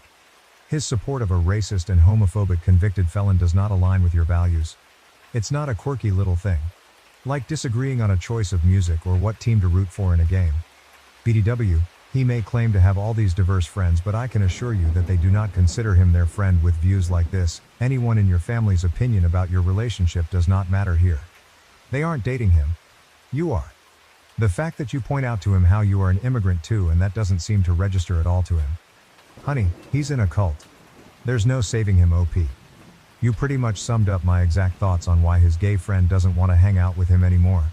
I found out recently that there's a bit of a rift in their relationship, and I didn't even start thinking about why until I learned more about him. Gosh, everyone's burning bridges. Change my view. Muting mics. During Biden-Trump debates may unintentionally disadvantage Biden by masking Trump's interruptions and disrupting Biden's responses. Biden and Trump are scheduled to debate. A lot of people are praising this as a win generally, but especially for Biden because it will stop Trump from interrupting Biden during his responses. I do not think that is right. In fact, I believe muting the microphones will benefit Trump much more than Biden. Muting someone's microphone when it is not their turn to respond does not stop interruptions. It only stops the audience from hearing it. Consider this. Biden is answering a question posed to him. Meanwhile, Trump is talking and rambling over Biden. If Biden gets distracted by this, as any reasonable person would, then this could very easily throw off Biden's response. However, to the wider audience who cannot hear Trump's interruptions, it will simply look like Biden is stammering, stuttering, or otherwise, too old. Especially in an era where sound bites and TikToks drive political perceptions, this could end up looking really bad for Biden. I realize Biden could also employ this kind of tactic, but it is simply not his debate style. Trump's debate style, on the other hand, is very suited for this kind of tactic. There could be ways to mitigate this, though. Part of the debate rules could include a requirement that both candidates are visible at all times, like in a picture-in-picture format, or the two could be physically separated, like being televised in different rooms. However, I think that on its own, the rule to mute microphones for the person not responding will mostly benefit Trump in the debates. I would like to believe that the political debates are as fair as possible, so please change my view. Edit. This was fun. I appreciate all the discussions. Well, maybe not all of them, but most of them. I have given out a few deltas based on the discussions. Firstly, past debates have shown both candidates on screen for the vast majority of the time, even when only one candidate is responding to a debate prompt. While I still think the overall effect of a muted microphone could benefit Trump more, I recognize that this fact does mitigate some of the impact on Biden. Additionally, muted microphones would introduce a new debate format, and the interruptions would be more akin to the disruptions Biden experienced during the State of the Union. Although I still believe the overall impact favors Trump, seeing that Biden can react better under pressure when he is the only one with the microphone, provides evidence that the risk to Biden is not as significant as I originally thought. Furthermore, Trump's ego might not allow him to take advantage of the muted microphones, or it may even irritate him to the point that the audience sees Trump react negatively to being muted. While I am fairly sure Trump can hold himself together better than this scenario suggests, I concede it was not something I had considered originally. Ultimately, we will have to wait and see how the debates unfold to truly understand the impact of these new rules. Thank you everyone for the engaging discussions. Ultimately, we will just have to wait and see for ourselves. Thank you everyone. Moreover, Biden and Trump have agreed to debates on June 27th and September 10th.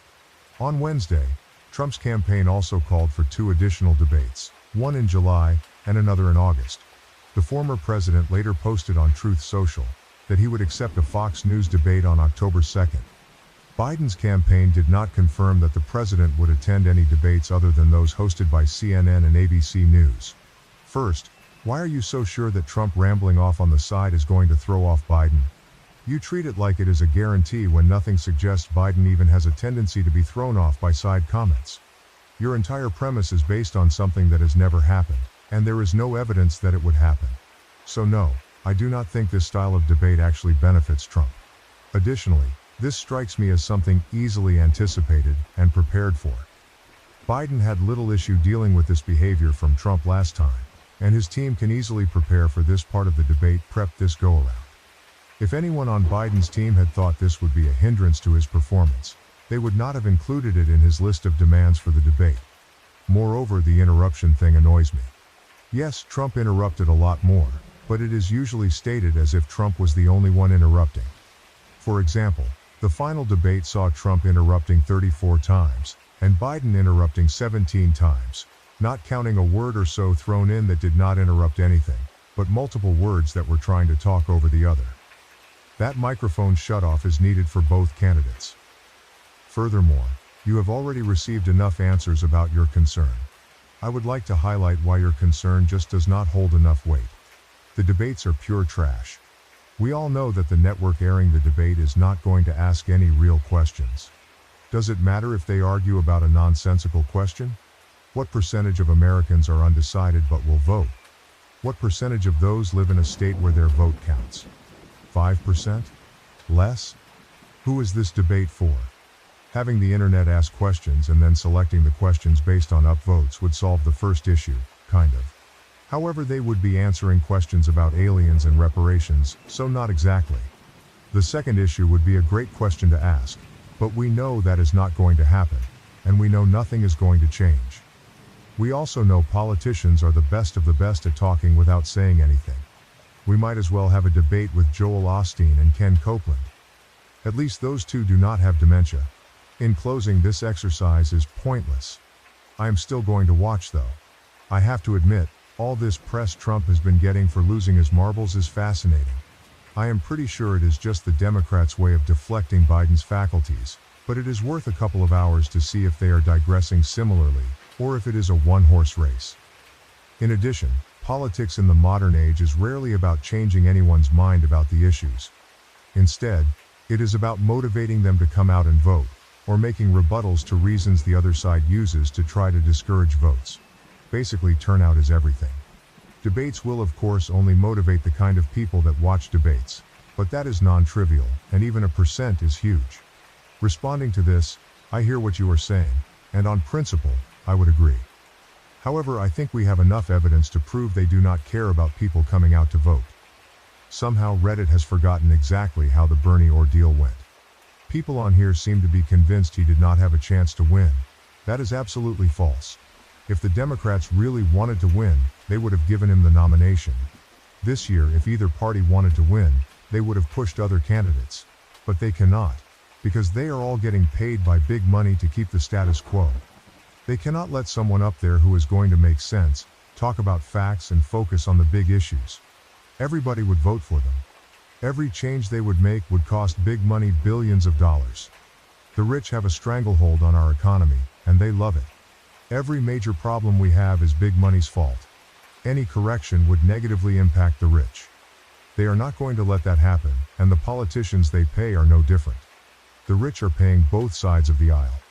They do not care which candidate you vote for. They win either way. Vote, do not vote. Wear an Andrew Yang, Alexandria Ocasio-Cortez, or Bernie t-shirt. Try and talk Mark Cuban into running, or Jon Stewart. It will not matter. They will never allow it to happen. At this point, striking and boycotting are the only tools we have that could work. My guess is they would come down on us like we are Gaza if we tried. Additionally, I was really with you up until you mentioned dementia, so I am just going to choose to ignore that, because we will not agree on that. I do agree though that the debates are not great. However, with the system we have now, and the level of engagement with eligible voters, sometimes having a debate to help drive voters' perception of you is important. It sucks, but it is all we have right now until there is a significant cultural shift in how eligible voters view political participation. A sort of AMA for each candidate is interesting, but it does not carry the same punch that a debate has. I imagine the AMA, for lack of a better descriptor, not that it would necessarily be on Reddit or something, would be similar to a virtual town hall style debate, which we have seen plenty of, and they do not carry the same level of weight that a debate can for the casual undecided voter. Furthermore, it would still be a debate. I am just saying, NBC could read the questions that citizens submit and always ask the questions with the most upvotes, instead of reading the questions their advertisers submit, which is exactly what we get now. I am not following you on the dementia thing. Have you not heard the news about Trump having issues? Are you unfamiliar with Biden's issues? Would Alzheimer's work better for you? Moreover, assuming Biden has not declined too much from age, which he does not seem to have, then he is still a highly trained public speaker and debater. I am nowhere near that level of training and do not find it difficult to tune someone out if I am talking, so I would find it difficult to assume most people as trained as Biden would struggle at all. especially for people who use tactics like the Trump team does. Morality, ethics, and politics aside, the Trump team beautifully exploits human social weaknesses to such a ruthless extent. Flooding your mind with every form of gish gallop is a very common tactic for them, and you would be at a loss to lose a single drop of attention to it. An opponent continuing to quietly ramble during your turn needs to be ignored for similar reasons. If the audience cannot hear it anyway, you do not need to respond to it, and you should not waste time even processing the audio, as it is likely to only result in a loss of quality to your own arguments. Granted, this hinges on Biden just taking what would otherwise be an easy counter. However, Trump is a master troll and comedian, and probably one of the hardest people in human history to ignore. I cannot exactly vote for Trump since the Republicans are actively calling for my death, and I still have to give him major credit for his tactics and being able to play the apparent fool. For example, people laugh at him for so many bankruptcies, but he is probably thrilled with the overall results, and as far as I know has not tried to argue against the perception of his incompetence there. Which, for as often as he broadcasts his insecurities, it should be very telling how he feels about the reality. So often even into his old age, as it has become less of a choice. Because of that, I think I partially agree with you.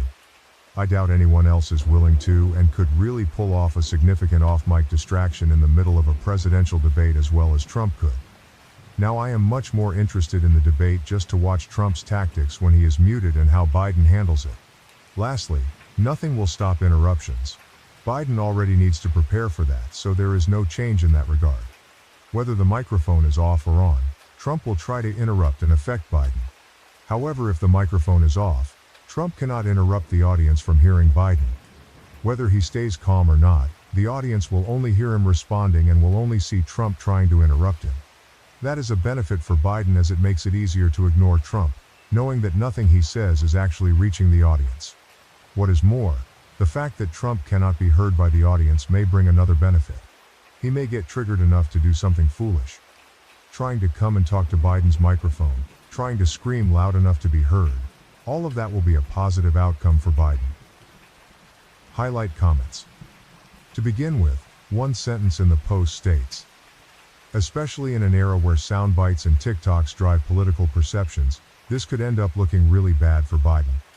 To this, one comment responds, I do not know. The "will you shut up man" is a classic. The original poster agrees, but they argue that addressing interruptions could potentially look weird to the audience. Additionally, addressing the interruption would take time away from Biden's response, and the fact that Biden would still have to address the interruption means he has to prepare for that, which takes away time to prepare for other issues. When asked, why would he need to address it? The original poster responds with a good question. They clarify that addressing the interruption could take any number of forms, such as actually responding to what Trump says, or even just taking a moment to pause to regather thoughts because the interruption threw off his train of thought. They assume that all interruptions get addressed in some way, meaning that when an interruption is created, the person being interrupted is no longer able to simply carry on with their response as if nothing happened. There is always a little bit of a distraction that manifests physically, such as a pause or even a facial reaction. A reply to this comment adds, there were a few things that came out of that one.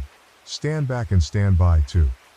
Another reply states, no one who was not already completely pro-Biden was impressed by that. Moreover, part of Trump's way of debating includes getting a gotcha moment in those types of debates, and it will be harder for him to get those moments. A reply to this comment suggests, he is going to complain his free speech is being violated once they turn his microphone back on. Another reply adds, if he wants to spend his microphone time complaining, that is less time for him to actually address the questions asked. A third reply states, you have to stop conceiving of such people as capable of being rescued by outside forces. They are the only ones who can free themselves of the cult if they choose to. The only thing the rest of us can do is stop pretending cultists are serious people with a coherent political outlook and focus on moving less entrenched voters one step further towards sanity and caring about governing on policy concerns instead of just vice signaling buzzwords. The original poster responds, that is a reasonable take. But still, I am not so confident that this rebalances the equation, in that the negative impact on Biden is still greater than the negative impact on Trump. You might be able to convince me if we dive into this further. To answer this, someone explains that Trump's debate tactic is to confuse the other parties and push his own agenda while cutting the other candidates, to get good publicity and clips spread over the internet of how he owned the other side. They see the microphone mute as a disadvantage because he will not be able to cut Biden during his points, which will allow Biden to pass his points clearly. Biden is more like a debater who comes with prepared points, while Trump adds stuff along the way, which benefits from open microphones as they can be delivered in the moment. Additionally, another commenter questions, "Why are you so sure that Trump rambling off on the side is going to throw off Biden? You treat it like it is a guarantee when nothing suggests Biden even has a tendency to be thrown off by side comments. Your entire premise is based on something that has never happened, and there is no evidence that it would happen. So no, I do not think this style of debate actually benefits Trump." The original poster replies, "I mean, these two have already had multiple debates together, with Biden getting thrown off by Trump's interruptions several times. A link on YouTube, I will update it in the comment below. There is my evidence. Do you have any evidence contrary to this?" Someone responds, "You are comparing being talked over by someone else with a live microphone versus being thrown off by someone chirping on the sideline in your earshot. Those are apples and oranges. If you want a more apt comparison, then use Biden's response to being heckled at the State of the Union. That is what you are suggesting is going to throw Biden off his game, not Trump with a live microphone interrupting Biden." A reply to this states, "Because Biden is a stumbling fool, even when he has a teleprompter and a captive audience. He is going to be a mess whether there are interruptions or not. Pure comedy if he was not the leader of the free world. It is really elder abuse at this point." Furthermore, another comment observes, "This strikes me as something easily anticipated and prepared for. Biden had little issue dealing with this behavior from Trump last time, and his team can easily prepare for this part of the debate prep this go-around. If anyone on Biden's team had thought this would be a hindrance to his performance, they would not have included it in his list of demands for the debate." A reply to this asserts, "Bro, you are talking about the same Biden team that has messed everything up in a row for 4 years straight. Yeah. I do not think they think things through as well as you would expect.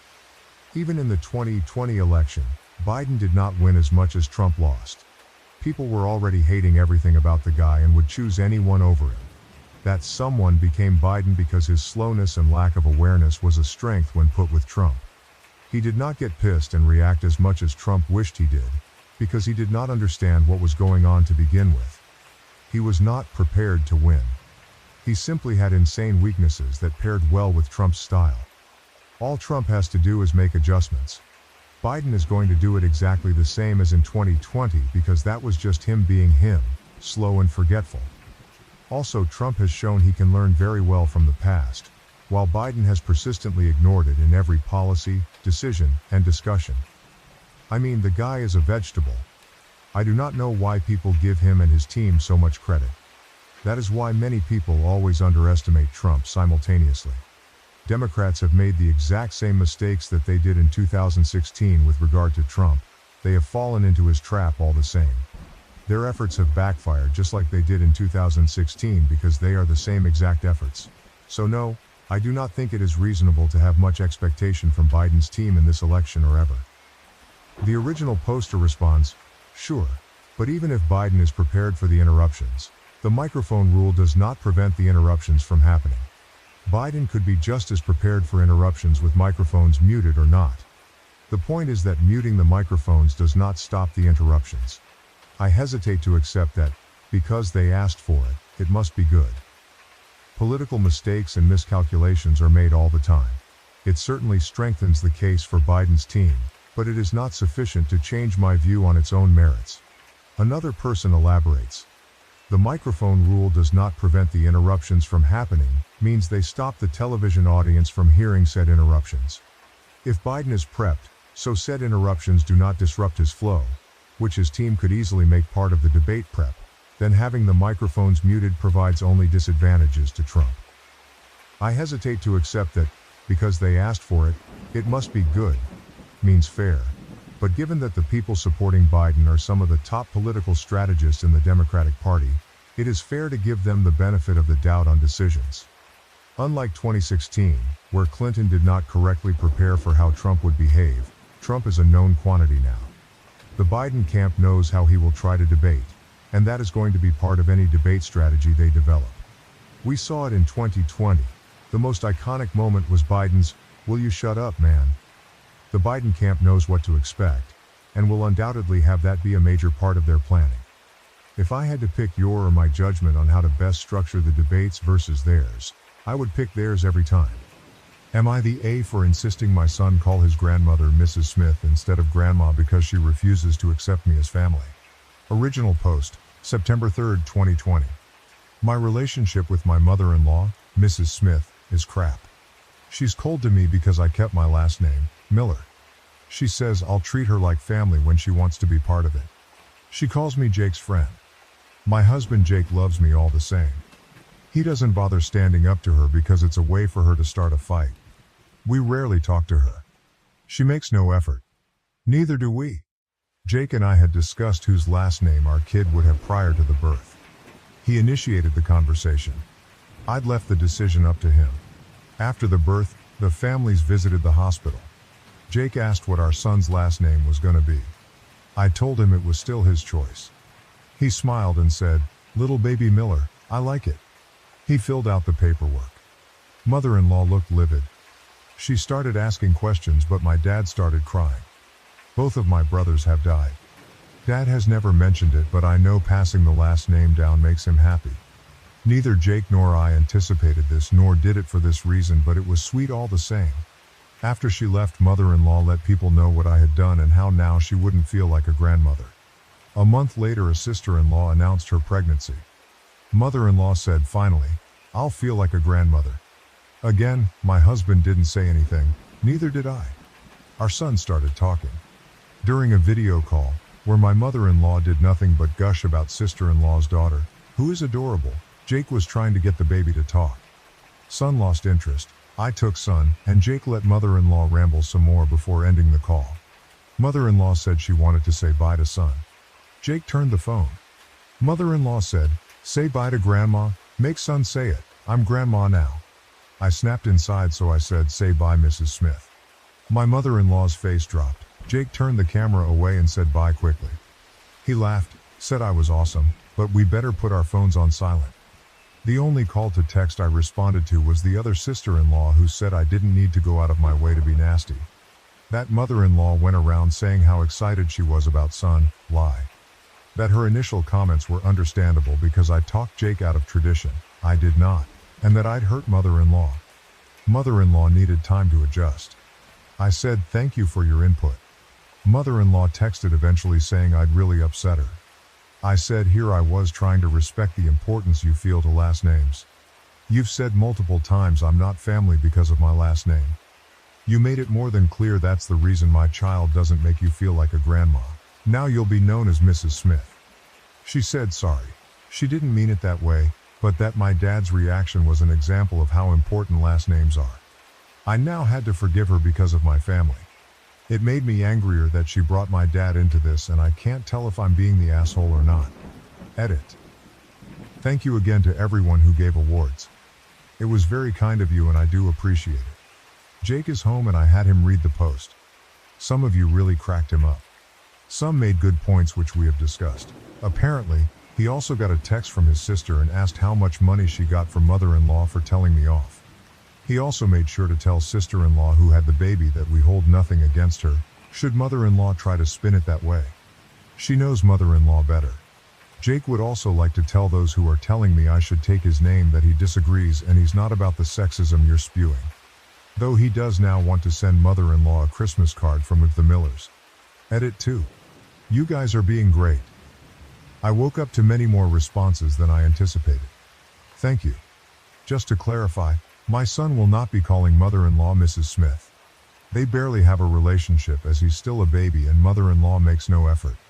After some discussion, Jake is going to take time to figure out what he wants from mother-in-law and if he thinks that's possible. Relevant comments. Commenter 1. Can I just say your marriage sounds great? The way you wanted the baby's last name to be his choice and he chose yours. There's so much love and respect here. Also, I like how he stands by your side in his mother's nonsense. You both are awesome. Not the AOP, I just assumed our son would have his. He brought it up. He said it was fair since I was doing all the work. He said if he pushed a human out of him he'd want to put his name on it. Which makes me laugh. I still let it be his choice because regardless of his name, I'm gonna love this kid. If we have a second, I may insist they get his last name. Seems fair. I am a very lucky woman, but it should be noted he wears his gross shoes through the house, so not perfect. But he says I sleep like an MMA fighter, so I suppose we're even. OP responds to a comment that answers many points. Here. I don't see a reason why you were angry when she told you about your father's reaction. Seems a pretty valid point, the importance that the last name has for your father and her. This observation doesn't excuse her actions, but still a good point. I mean, for what you have said seems like your dad would have made some nasty comments, but his crying shows how important it is for some people. Mother-in-law divorced the man whose last name she took. It wasn't even her original name. And she has another son who is going to have kids. My husband wasn't her only option. And my father lost 2 sons. My dad's reaction comes from a very different emotional place. And frankly, he knew he wasn't entitled to it. He simply appreciates it. Even father-in-law didn't care. And again, this decision was made by my husband, with my full support. Why isn't she mad at him? I'm not sure if this is how you should say it, taste of her own medicine. It was a good move to show her how unrespectful she was doing the same, and calling her by her last name was a good move indeed. But now that she is taking accountability, I think that's the word, it would be a jerk move to keep calling her in that way. Maybe you can use this to put boundaries to her actions, so it would be smart to get an agreement instead of keeping the last name war. I'm not going to keep calling her that. I'm currently discussing with my husband what we should do. Verdict, not the asshole. Update October 23, 2020. Jake and I appreciated all the support. Though Jake wants the direct messengers to know that he's okay with me taking his balls because he loses everything anyway. This brought him a good chuckle before the serious talk. We both also want to be very clear that taking his name was never on the table, nor does he care. I also want to say I know how great Jake is. Though since the post he's been demanding, I thank the world's best husband anytime he does something for me. His humor is my favorite part of him. Because it's his mom, I let him decide how to handle it. We both agreed that our son would obviously know mother-in-law as his grandma, but he wouldn't have a relationship with her unless she addressed the blatant favoritism. That conversation did not go well. She denied having favorites, lied about pretty much everything, then told me the compromise she was willing to make was that if she had to accept me for who I am, being that I kept that name, I'd have to accept her for who she is. I didn't respond before Jake ripped into her about how she didn't get to make demands. That she was critical of me, assumed things that he already told her weren't true. That this conversation was happening because we didn't accept who she was. He said if he ever heard her make another comment about the Miller last name, he'd take it. She started crying about losing her family and he hung up. One sister-in-law, who is mother-in-law's favorite child, sent me a nasty message including the line, "I wonder if your dead brother would be happy if you used him to break mother-in-law's heart." I sent the screenshot to mother-in-law and said, "Call off your dog or I'll take her to the pound." I have sent a screenshot of that to anyone who has tried to question me. If they tried to defend mother-in-law or sister-in-law, I blocked them. Word got around quickly about this, and now sister-in-law is all but cut out of father-in-law's side of the family. Even father-in-law has come down on her hard. Sister-in-law is desperately trying to apologize and fix this. She even allowed Jake to read everything mother-in-law sent to her about my last name. I tried to read some of it but stopped. I don't want to be angry. I'm taking time to decide how to handle this. I am happy to be done with mother-in-law. She never really bothered me. It does take a lot to get to me. But I don't want her behavior and attitudes being normalized with my son. I wasn't prepared for motherhood to have such a strong effect. Jake did admit he gave son my last name for my dad. Years ago my dad asked if Jake was going to propose to me. Jake said if my dad wanted to know he would give him a heads up, but he wouldn't ask for his blessing or permission. In many more words, Dad said he never had any expectations of that. He didn't worry about gender roles, though he was glad he would gain a son again. Jake didn't feel obligated. He just wanted to do that for my dad. Sincerely, thank you all. Edit. Hey everyone, I did not expect to wake up to the amount of messages I did. I appreciate them all. Jake takes both the compliments and the insults. As do I. I also want to clear up some questions. Yes, this is real, but I'm not going to prove that. Mother-in-law took father-in-law's name. They are divorced. They have 2 daughters and 2 sons. Brother-in-law intends to have children and will pass on the Smith name. Sister-in-law has a daughter who has sister-in-law's husband's name. Sister-in-law also took his name. The guys I liked quickly distanced themselves romantically as soon they heard that I was a married female in a non-monogamous relationship. It was hard. As for the guys who were okay with my situation and pursued me, I wasn't attracted to them. Things changed in 2017 when my husband's girlfriend became pregnant with my husband's first child. I love the kid, I really do. She calls me Maman and loves me a lot. Right around the same time my company promoted me. I went from working 4 hours a day to essentially living 4 months out of my state. I immersed myself in my work, and in 2019 my husband talked about having one of our own to complete the family. Fast forward to June 2020, I find out I'm pregnant and we are having a boy. We had a big gender reveal and everything. The kiddo knows that she's getting a baby brother.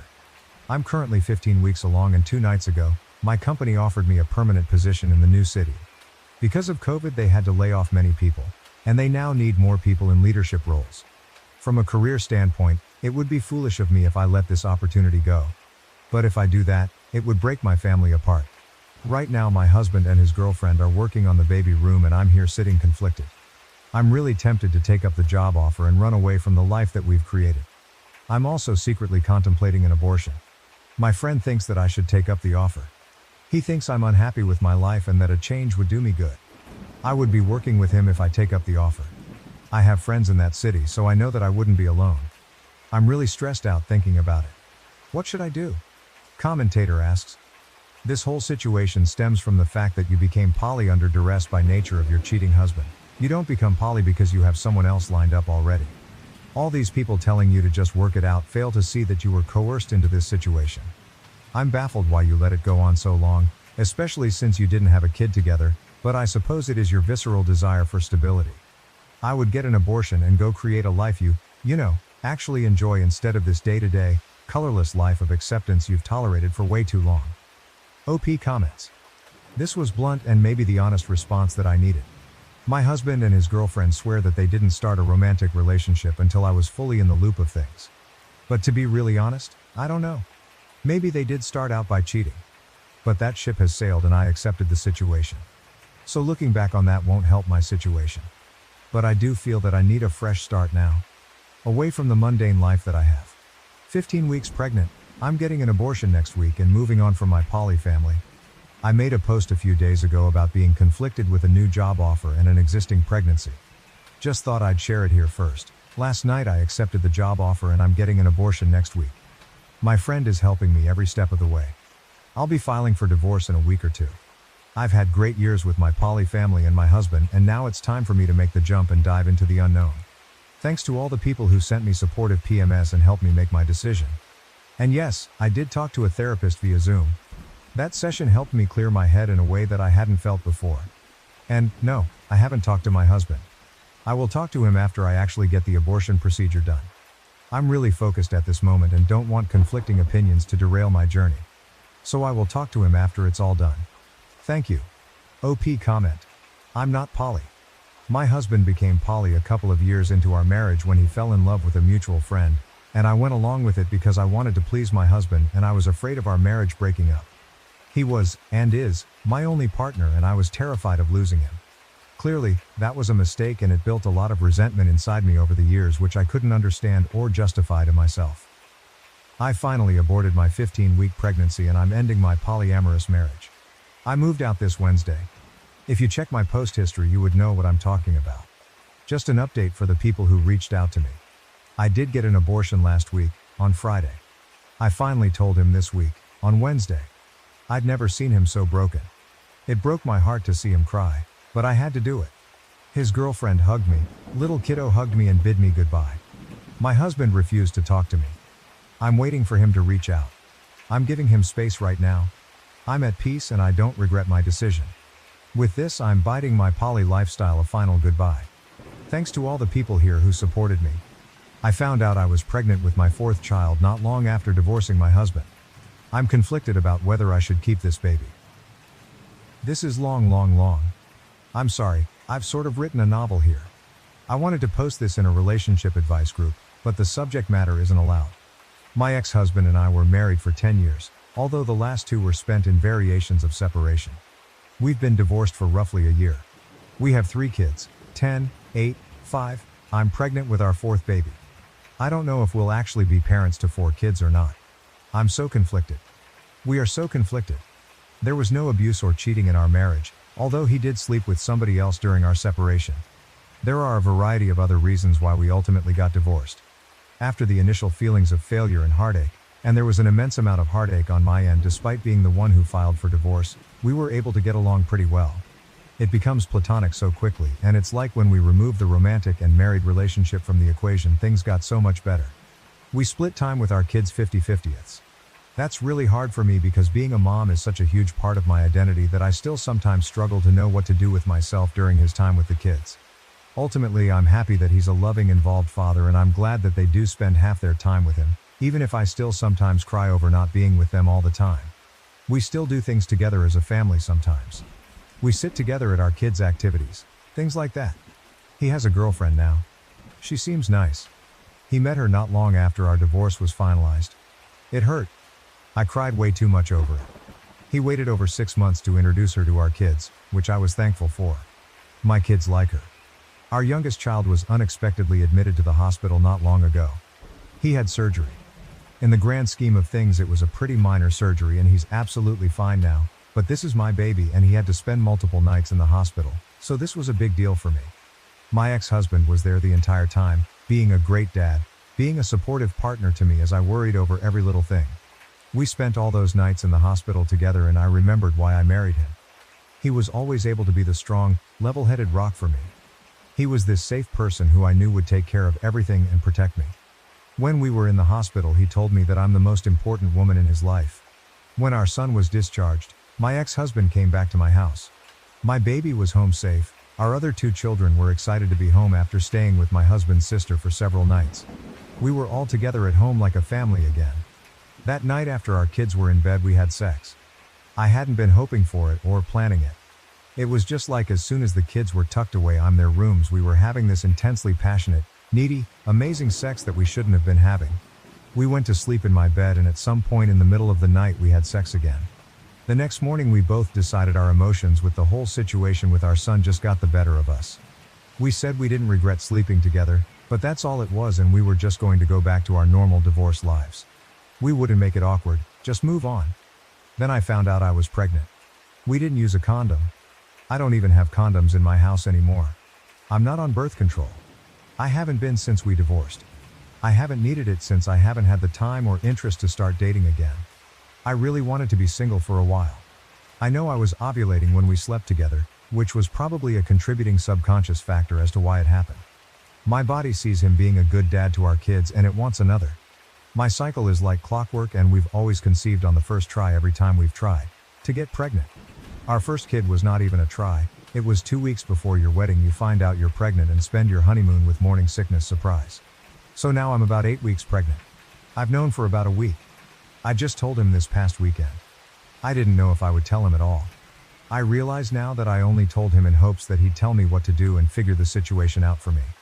Only he didn't. I know it makes no sense to have a baby with somebody I chose to divorce. I don't need a 4th child. Why can't I let go of this though? Update 1. I posted about a week ago. My ex-husband and I have been divorced for about a year. We have 3 kids, ranging from 10, 5 years old. We have gotten along great since the divorce, better than when we were married. It's almost like we're friends, can do things with our kids, and enjoy being around each other. About 2 months ago, our youngest unexpectedly ended up having surgery and spending several nights in the hospital. He's fine now. My ex-husband and I stayed together with our son the entire time he was in the hospital. When he was discharged, my ex-husband came back to my house, or former family home, at our son's request. He was just supposed to spend a few hours there, help our son get settled, then go home. However, I guess all of the emotions and being together as a family in our former shared home got the better of us and we ended up having sex twice that night. Now I'm 9 weeks pregnant. I wasn't on birth control, was on it until after our divorce was finalized, but have been intentionally remaining single for a while and not involved with men in any way, so was giving my body a break from birth control. Initially we were undecided about what to do, but as of last weekend we made the decision together to have the baby. It feels sort of crazy to me. Definitely not a situation I ever imagined I'd find myself in. I already picture this baby looking just like our other kids. I guess that's why I struggled with the idea of not continuing with the pregnancy, which I know isn't really a valid reason to have a baby. This is probably the last baby I'll ever have. I'm 39, so even if I were to meet a man who I trusted enough to want to have a child with and a future with, I'll be well into my 40s by then. I plan to be very picky, but I'm not even at the point of wanting to find somebody new yet. We're not getting back together, for now. We get along great when we're not married and living in the same house. We feel it'd be irresponsible to all of our children to attempt to get back together right now because of this. Chances are higher that we'll be able to co-parent this baby successfully if we live separately. However, we are committed to working together to do what has to be done to take care of the baby when he or she gets here. Our kids are doing so great right now and they seem very happy and secure with the current setup of our lives and homes, so we want to stick with this for now. I don't know if I really understand what I'm getting myself into. Our other kids were all born into a marriage and a two-parent home. I know that sharing custody of a baby will be a lot different than the kids going back and forth between homes. I might be feeling too positive about it, but I think it could work out fine. The new baby will just see this as normal, right?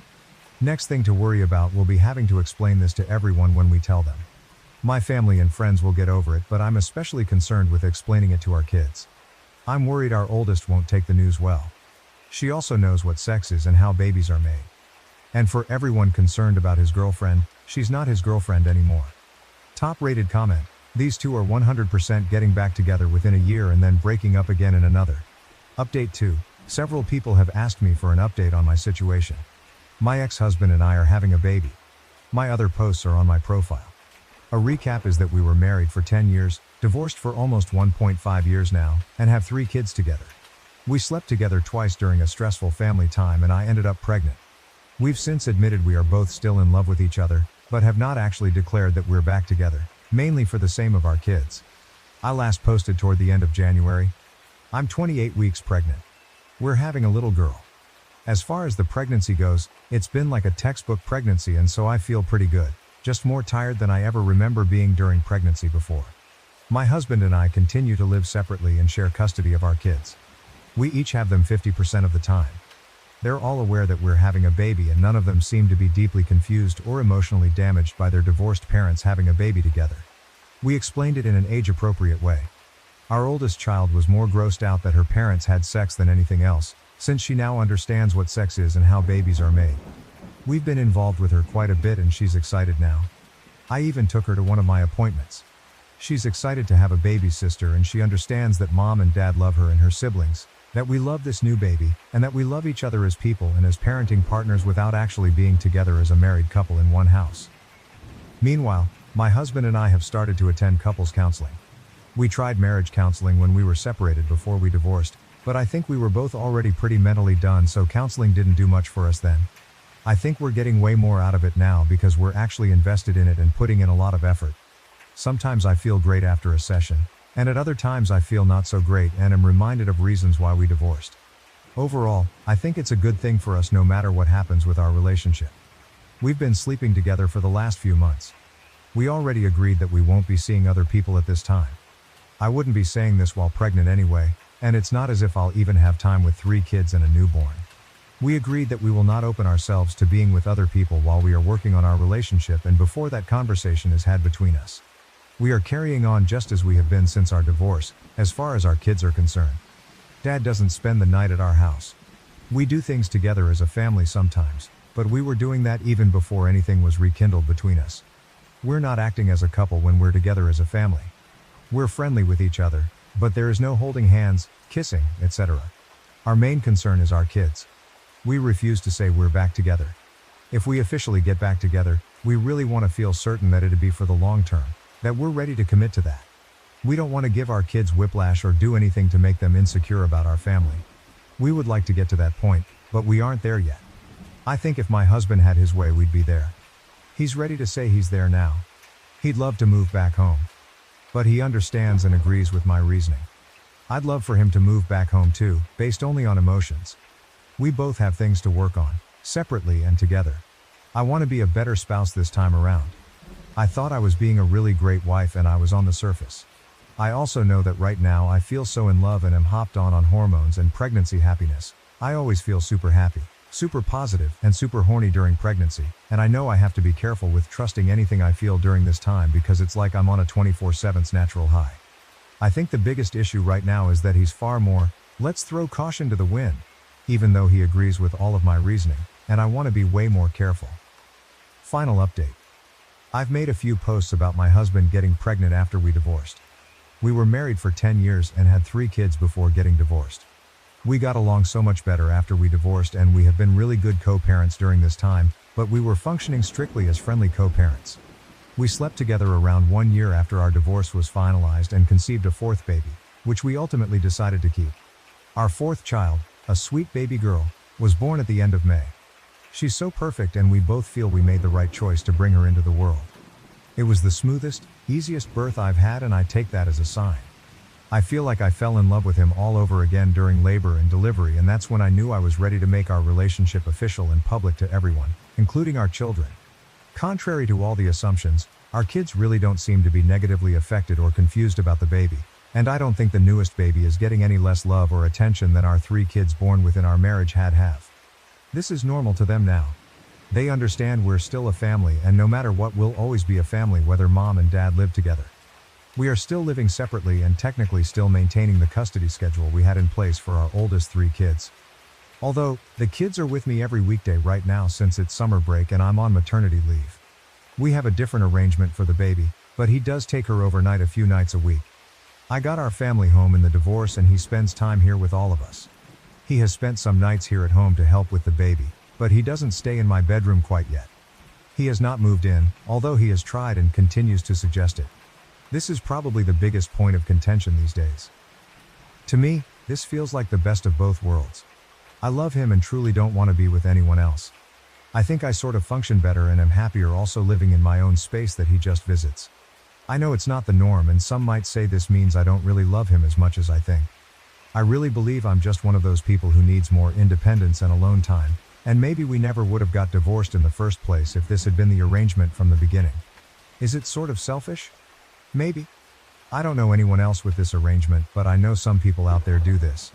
For all intents and purposes, we are together in a relationship again. We've made it official and exclusive, as juvenile as that sounds. We had already made it official between ourselves, but we hadn't really announced it to family and friends or our kids. We are still in love with each other or back in love with each other, and we are not seeing anyone else. Our kids have adjusted well. They've been seeing a therapist since we filed for divorce, so that has really helped us navigate some of this. Prior to the baby's birth, we did not tell them that we were essentially in a relationship. Only so long you can keep that a secret from your kids. Even though they're young, they're perceptive. So we've recently explained to them that mommy and daddy love each other, but we get along better living in separate homes, and for now we think this is the best thing for our family. The only problem is that now they keep asking about when we will all live together again. I'm sure it's a little confusing to them, but I'm not sure how we could be handling it any better. We attempted marriage counseling when we separated, before divorce. It was not successful. I don't think either of us was 100% committed to it at the time. He really did not take it seriously back then, but I was more stubborn and resistant than I originally realized. We're in couples therapy now and it's like night and day compared to last time. I'm scared to live together again, so we aren't going to do that anytime soon. It's not that I don't trust him.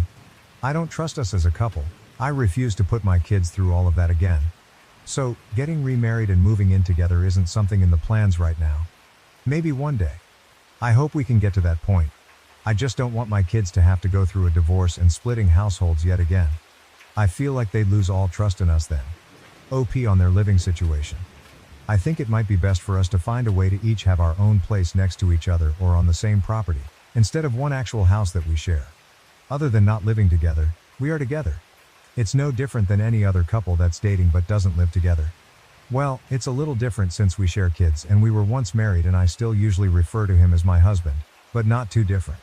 We aren't keeping our relationship a secret anymore, so we aren't pretending to not be together. Everyone knows now. We spend a lot of time together. But yeah, he may eventually want more than I do, as in a relationship where we live together 24/7.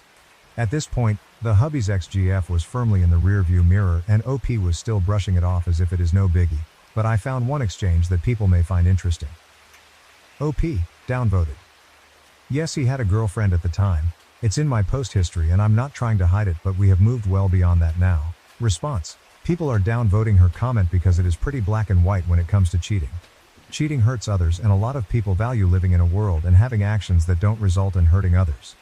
He was in a relationship and committed to his girlfriend when he decided that he had the right to sleep with his ex and not immediately tell her that he did it. She deserved better than to get trauma from someone who claimed to be committed to her, but was willing to step out on her. Cheating on someone does result in emotional trauma, which will affect how they will view love and relationships going forward. Personally, if he wasn't ready to be in a relationship with her, then he should have left her alone. I am tired of men in particular getting into relationships with women when they know they are not clearly over their ex-partner. It is a sign of selfishness and pure disregard of another human being's health.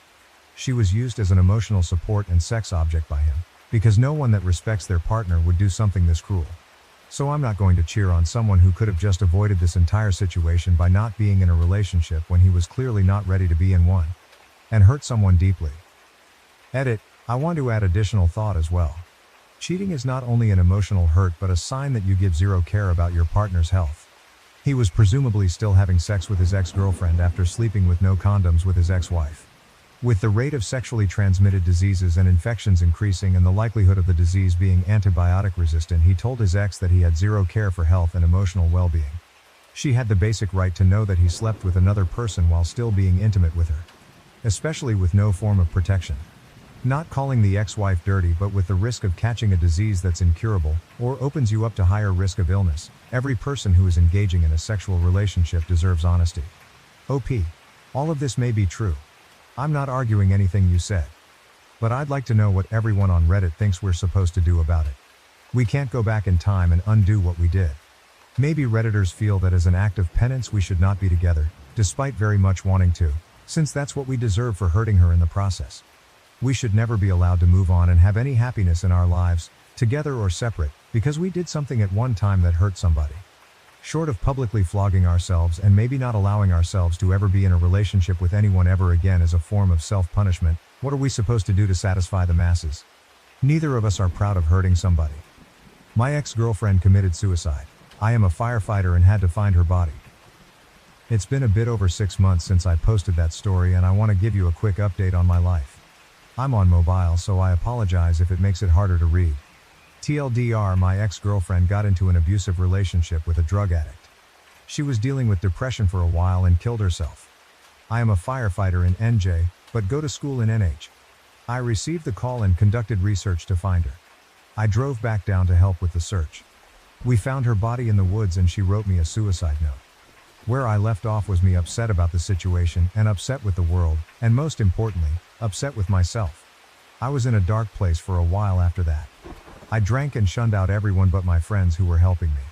For a good amount of time I distanced myself from any girl who I met. The funeral wasn't long after and Jim didn't even show up. I'm not sure if he was invited, but it just shows the type of guy he is. I didn't feel comfortable with dating anyone, let alone even hooking up with them. It felt wrong and I was scared I would get close to someone and lose them again. The depression I felt was destructive. My chief reached out to me not long after because I never told him how I knew her. He asked me to see a therapist and that he can set up a visit at the firehouse. I was in NH, so I told him I'll see my college counseling center and send him confirmation. I lied. I sent him a fake email and he believed me. I had this notion that I don't need help because I help people. After 3 months I was still depressed, but I started to talk to girls again. I met this really nice girl named Sarah. We talked and even hooked up a couple times. After a month and a half she asked if we could start dating. I told her I couldn't. I told her my story and said I don't feel comfortable being close with anyone. She took it well and still wanted to talk, but I couldn't anymore. I felt as if she crossed a line in my mind and we couldn't go back. I didn't want to be close with anyone like that again. Fast forward another month, my friend Kelsey asked if I wanted to go to her sorority formal with one of her friends. I accepted and that's when I met Kristen. Kristen was perfect. She was really sweet and a great date. We ended up talking for a while and this time I decided it was time to be proactive. I opened up to her about what happened to me and I told her I want to take it very slow. She completely understood. Instead of scaring her off, she helped me more than anyone has ever had. She convinced me that avoiding therapy is a bad move, and that there is no shame in seeking counseling. So I made an appointment and went. The therapist told me about a suicide prevention org on campus that I should join and tell my story.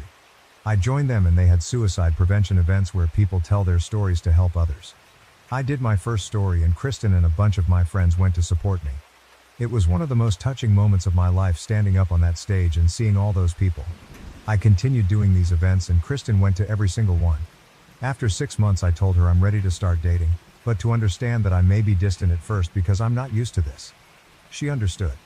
We've been together for 8 months and she's amazing. She's the nicest and most supportive person I've ever met. Every time I'm in NJ I go to Lydia's house and support her mom. On Christmas I got a crew to come to her house and deliver presents to her mom's boyfriend's autistic son and her nephews. The way I was able to get relief from my pain was helping others. And if it wasn't for Kristen I wouldn't have the guidance to do it. Change my view. Muting mics. During Biden-Trump debates may unintentionally disadvantage Biden by masking Trump's interruptions and disrupting Biden's responses. Biden and Trump are scheduled to debate. A lot of people are praising this as a win generally, but especially for Biden because it will stop Trump from interrupting Biden during his responses. I do not think that is right. In fact, I believe muting the microphones will benefit Trump much more than Biden. Muting someone's microphone when it is not their turn to respond does not stop interruptions. It only stops the audience from hearing it. Consider this. Biden is answering a question posed to him. Meanwhile, Trump is talking and rambling over Biden. If Biden gets distracted by this, as any reasonable person would, then this could very easily throw off Biden's response. However, to the wider audience who cannot hear Trump's interruptions, it will simply look like Biden is stammering, stuttering, or otherwise, too old. Especially in an era where sound bites and TikToks drive political perceptions, this could end up looking really bad for Biden. I realize Biden could also employ this kind of tactic, but it is simply not his debate style. Trump's debate style, on the other hand, is very suited for this kind of tactic. There could be ways to mitigate this, though. Part of the debate rules could include a requirement that both candidates are visible at all times, like in a picture-in-picture format, or the two could be physically separated, like being televised in different rooms. However, I think that on its own, the rule to mute microphones for the person not responding will mostly benefit Trump in the debates. I would like to believe that the political debates are as fair as possible, so please change my view. Edit. This was fun. I appreciate all the discussions. Well, maybe not all of them, but most of them. I have given out a few deltas based on the discussions. Firstly, past debates have shown both candidates on screen for the vast majority of the time, even when only one candidate is responding to a debate prompt. While I still think the overall effect of a muted microphone could benefit Trump more, I recognize that this fact does mitigate some of the impact on Biden. Additionally, muted microphones would introduce a new debate format, and the interruptions would be more akin to the disruptions Biden experienced during the State of the Union. Although I still believe the overall impact favors Trump, seeing that Biden can react better under pressure when he is the only one with the microphone, provides evidence that the risk to Biden is not as significant as I originally thought. Furthermore, Trump's ego might not allow him to take advantage of the muted microphones, or it may even irritate him to the point that the audience sees Trump react negatively to being muted. While I am fairly sure Trump can hold himself together better than this scenario suggests, I concede it was not something I had considered originally. Ultimately, we will have to wait and see how the debates unfold to truly understand the impact of these new rules. Thank you everyone for the engaging discussions. Ultimately, we will just have to wait and see for ourselves. Thank you everyone. Moreover, Biden and Trump have agreed to debates on June 27th and September 10th. On Wednesday, Trump's campaign also called for 2 additional debates, one in July and another in August. The former president later posted on Truth Social that he would accept a Fox News debate on October 2nd. Biden's campaign did not confirm that the president would attend any debates other than those hosted by CNN and ABC News. First, why are you so sure that Trump rambling off on the side is going to throw off Biden? You treat it like it is a guarantee when nothing suggests Biden even has a tendency to be thrown off by side comments. Your entire premise is based on something that has never happened, and there is no evidence that it would happen. So no, I do not think this style of debate actually benefits Trump. Additionally, This strikes me as something easily anticipated and prepared for. Biden had little issue dealing with this behavior from Trump last time, and his team can easily prepare for this part of the debate prep this go-around. If anyone on Biden's team had thought this would be a hindrance to his performance, they would not have included it in his list of demands for the debate. Moreover, the interruption thing annoys me. Yes, Trump interrupted a lot more, but it is usually stated as if Trump was the only one interrupting.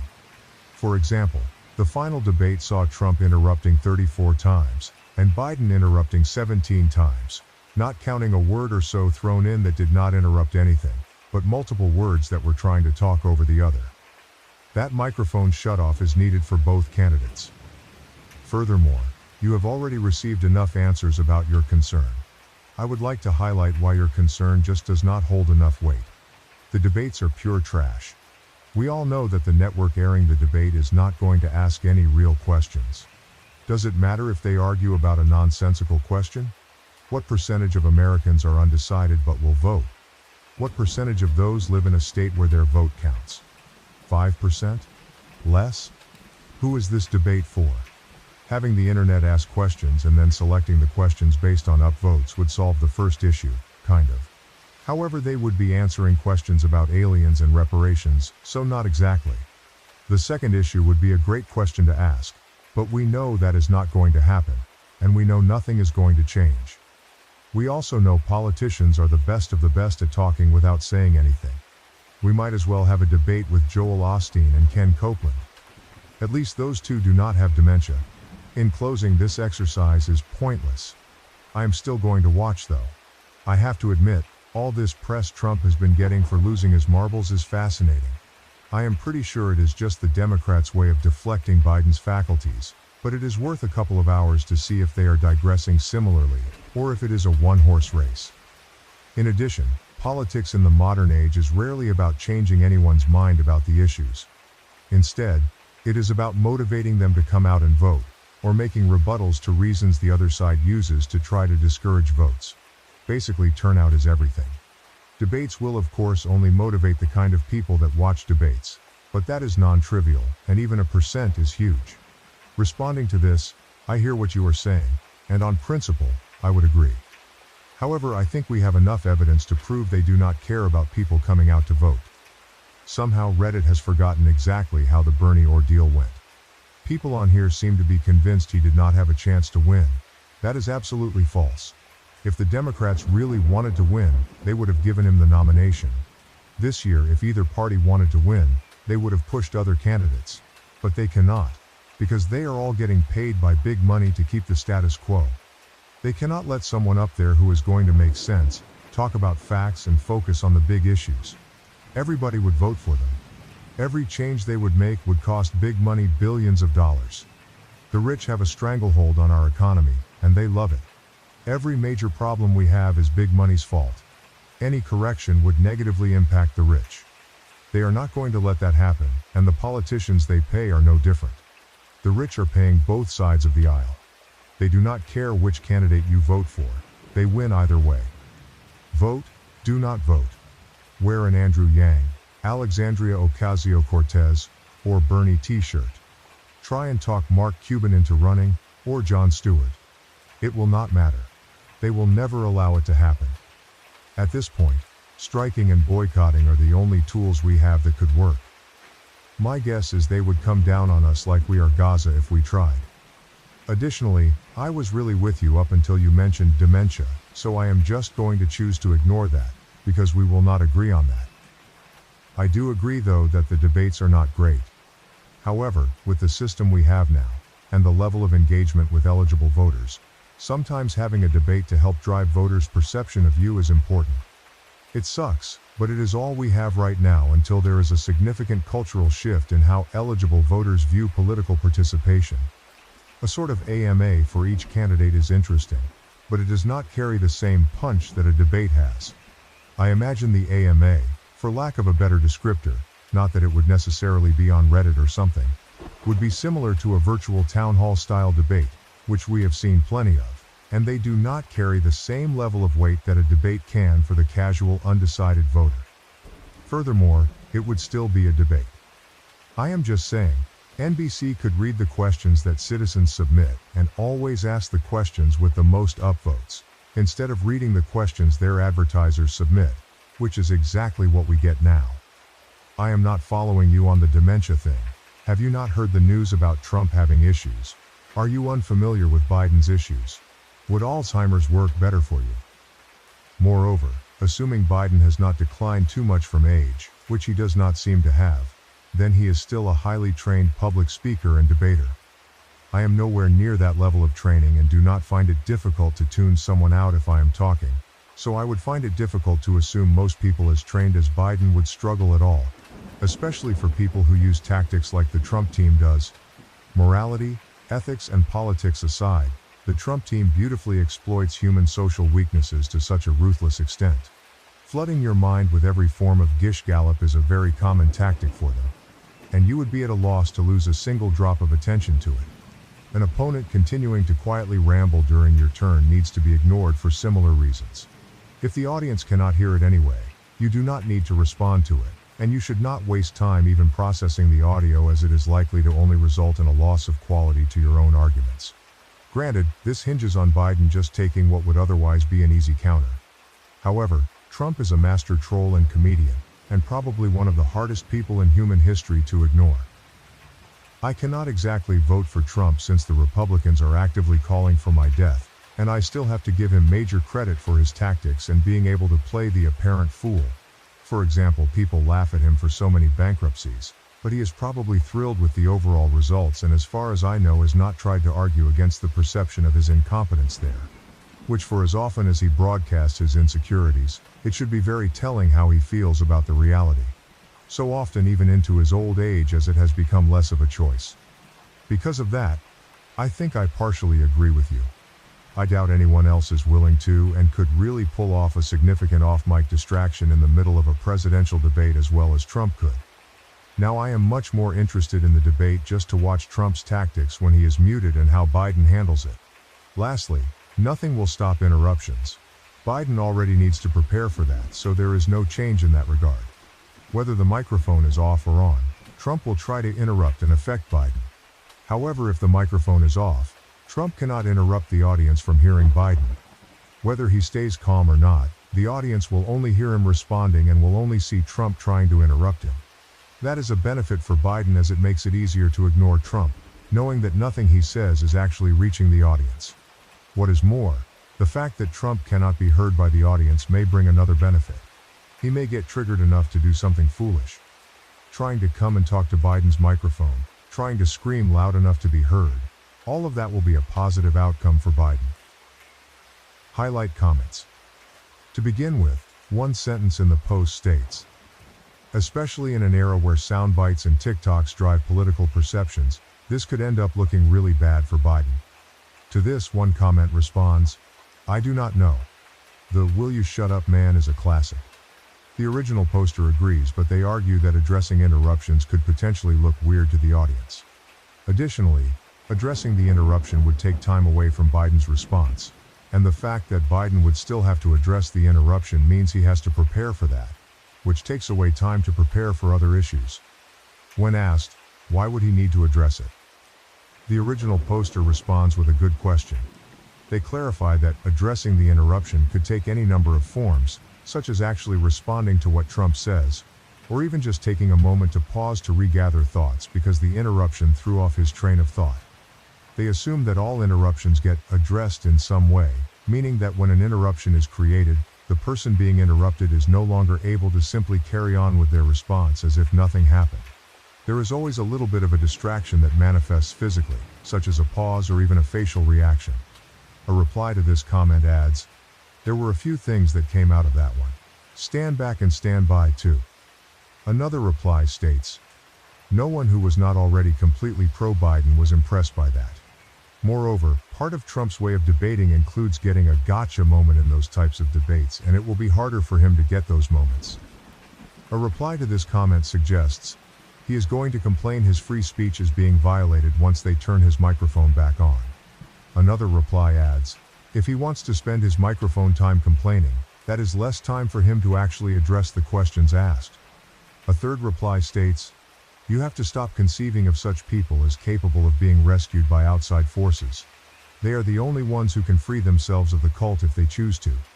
The only thing the rest of us can do is stop pretending cultists are serious people with a coherent political outlook and focus on moving less entrenched voters one step further towards sanity and caring about governing on policy concerns instead of just vice-signaling buzzwords. The original poster responds, "That is a reasonable take. But still, I am not so confident that this rebalances the equation, and that the negative impact on Biden is still greater than the negative impact on Trump. You might be able to convince me if we dive into this further." To answer this, someone explains that Trump's debate tactic is to confuse the other parties and push his own agenda while cutting the other candidates, to get good publicity and clips spread over the internet of how he owned the other side. They see the microphone mute as a disadvantage because he will not be able to cut Biden during his points, which will allow Biden to pass his points clearly. Biden is more like a debater who comes with prepared points, while Trump adds stuff along the way, which benefits from open microphones as they can be delivered in the moment. Additionally, another commenter questions, "Why are you so sure that Trump rambling off on the side is going to throw off Biden? You treat it like it is a guarantee when nothing suggests Biden even has a tendency to be thrown off by side comments. Your entire premise is based on something that has never happened, and there is no evidence that it would happen. So no, I do not think this style of debate actually benefits Trump."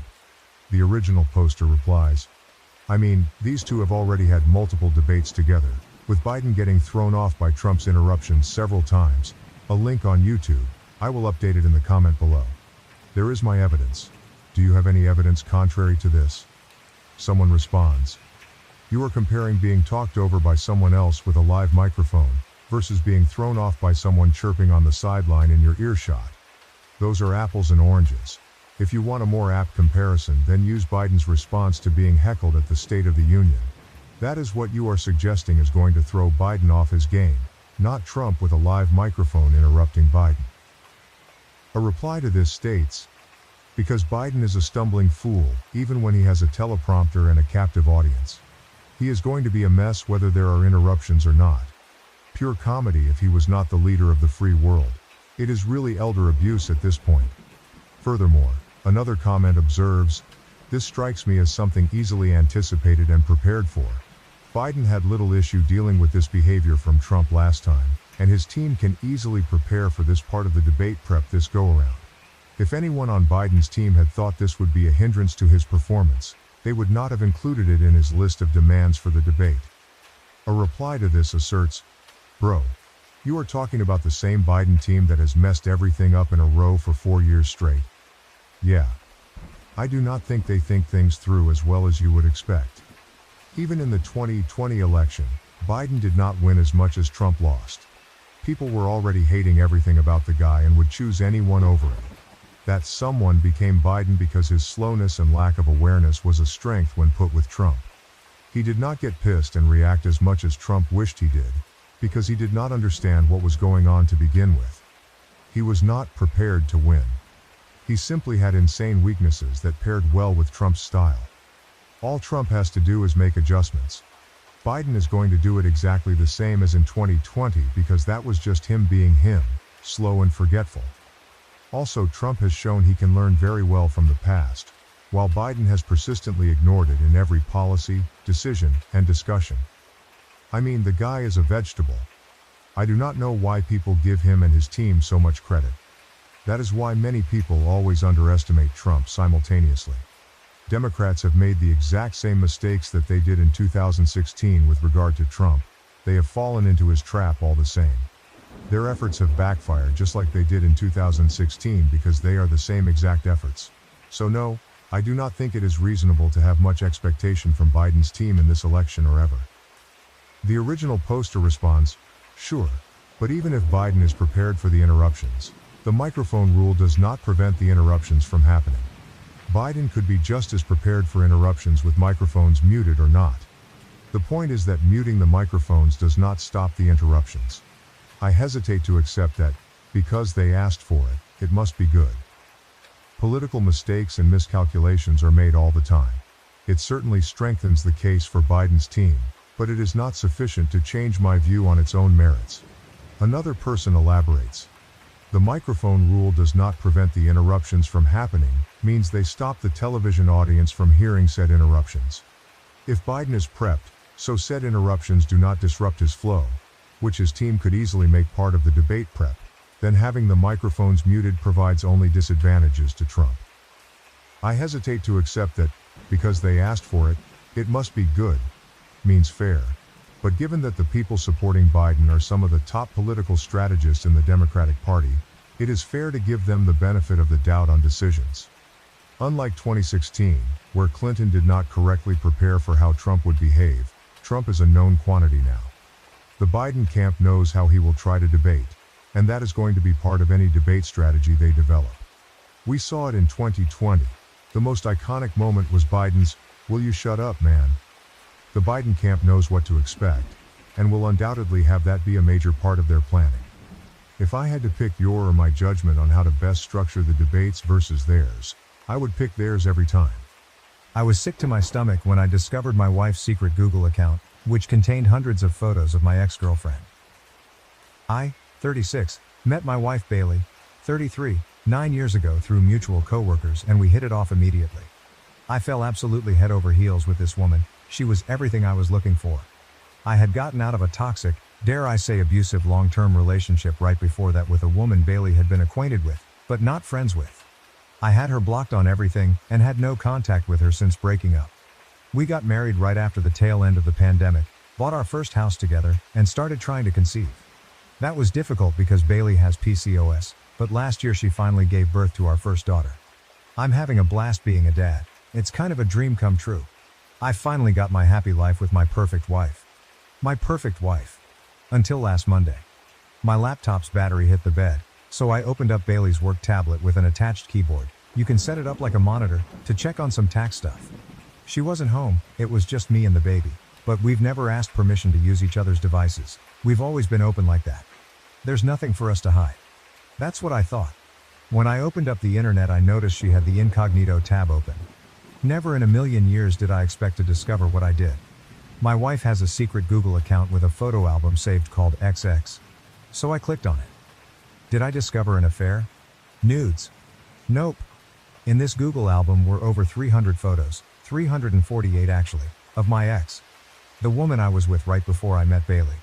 The woman who tormented me and made me feel worthless. The album said it was started back right around the time Bailey and I started dating, and was updated as recently as 2 weeks ago. The photos range from candid shots with family, to pictures at her work functions. There were even pictures from her yearbook. I don't know how Bailey could have found her high school yearbook photos. Photos from vacations, Idaho photos from work. Pictures of her in crowds, screenshots of videos and screen recordings of videos. Just her. The other people in the photos would be scribbled out, or the photo would be cropped and zoomed in just on my ex. There were other disturbing things I found too. There was another album with just zoomed up pictures of my ex's hair. Come to think of it, Bailey had recently started wearing her hair different and my ex had a very identifiable hair type. There was another album with screenshots of comments on social media. Of course I can't find them because I have her blocked. Like, Facebook groups she's in and public posts. And my ex is very low-key on social media. I can't imagine the lengths Bailey went to find them. My ex literally lives in another country now. There were also different links to the exact outfits she was wearing, like very specific blouses and trousers you'd have to really go looking for to find. A specific water bottle I remembered purchasing, and identical hiking boots and sandals. So basically, my partner of almost a decade has been a single white female. My girlfriend has secretly stalked her to the point of buying her exact clothes and changing her hair, and now I'm starting to realize Bailey's new interests over the years were just my ex's. Bailey has turned herself into my ex. Everything feels like a lie. Our love feels like a lie. The things we share feel like a lie. I threw up and had a panic attack. I looked at our daughter and felt betrayed. I haven't confronted her yet. I don't know if I want to. I want to run away with our daughter. I want to print out all her pictures, leave them on the table and disappear. I don't know what to do, I just want to throw up. Relevant comments. Shmai. Holy cow. That definitely is alarming. The best thing to do is address it now to see what'll change if she no longer has someone to replicate. The toxic side of me would slowly start mentioning things like, you know, you really do remind me of someone, and nonchalantly bite into an apple and walk away. OP, I feel like what's worse is that she's subtly made these changes over time under my nose. So my ex has a specific career and Bailey didn't express interest in switching careers to the exact same thing until after I had mentioned what my ex did. Didn't notice at the time, but I remember telling her ex went to school for that. The hair was more recent, the outfits and objects, slowly over time. The interests, I'm not sure how much she's stolen personality-wise from my ex and what she actually likes. It's all incredibly exhausting and confusing. Miss_chapstick. I'm so sorry, this sounds like something out of creepypasta. OP, I'm actually surprised with the amount of support I've gotten here in the last hour, haha. Believe it or not, there are no other red flags in our marriage. Now I don't know what else I've missed. OP added. While I talked about my ex, most of the things I told my wife about were negative and painted her in not such a good light. My wife knows these things and knows they were traumatic. Of course, I've mentioned things like what she does for a living and things she used to do. I think everything else she found she got through intense cyberstalking through my ex's friends and family. The yearbook photos, I have no idea. Edit, removed specific info so I don't accidentally dox myself. Update. I'm pretty sure I accidentally got my original post removed just now because I tried to update it with a link to my update. Oops. Anyway, I'm the guy who found the Google Drive full of pictures of my ex. So, I was not expecting my original post to go viral on YouTube and TikTok, and have so many responses. Yikes. I am overwhelmed by the support. I am humbled by the number of people who have been through this experience, on both sides. I have an update, but it's probably not as exciting and as juicy as you want. It's not bad though. First, let me clear things up. If people think this post is fake because it doesn't make sense, or are trying to conceive timeline is short, or the way I worded things makes it look like a teenager or woman wrote it, continue to think that because it means I've successfully been vague enough and worded things to not accidentally dox myself. Believe this is a creative writing exercise, so I don't embarrass myself. For real. No, I didn't actually throw up. I was in the middle of a panic attack. Private browsing. Tabs were open to the websites with clothing and objects. Another tab was signed into Google Photos. When I exited the Google Photo tab to look at the websites with clothing and came back, it was already signed out and I couldn't get back in. A lot of the clothing I recognized wasn't because I remembered my ex wearing them. There were more recent pictures of her in the file wearing them, and I remember the day Bailey bought the water bottle that also happened to be in the folder. The hair. Bailey and my ex are the same race and my ex wore braids in a particular way. Not so particular that it's exclusive to my ex, because Bailey has also worn different braids, but seeing pictures of her made me put two and two together. Is there any way Bailey could have gotten with me in an attempt to get to my ex? Was Bailey possibly obsessed with my ex before she met me? Probably not, because Bailey grew up here and my ex originally moved here for university. And while you can drive across the border, it's not that easy and I don't think Bailey was going back and forth to stalk her in person.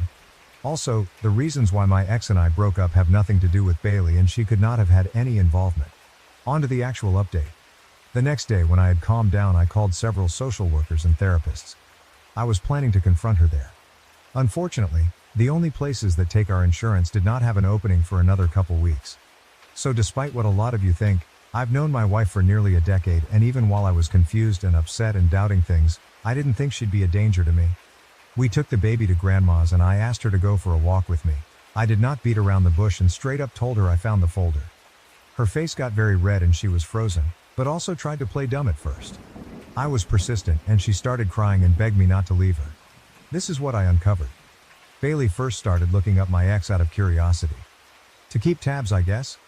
But over time it became more pathological. It's like she got addicted to it, but she also wanted to please me.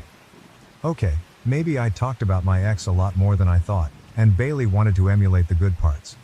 She told me she really doesn't know who she is, and my ex's image was something she latched onto because she had me first. Finding information about her became a game. Finding the clothing and objects became a game, by searching things like blue water bottle green stripe, until the couple compared the product to a photo and found the exact one. The reason why I couldn't find the post wasn't because I had blocked my ex, but because my ex had made a new Facebook under a different name. Bailey found her profile by searching up a family member.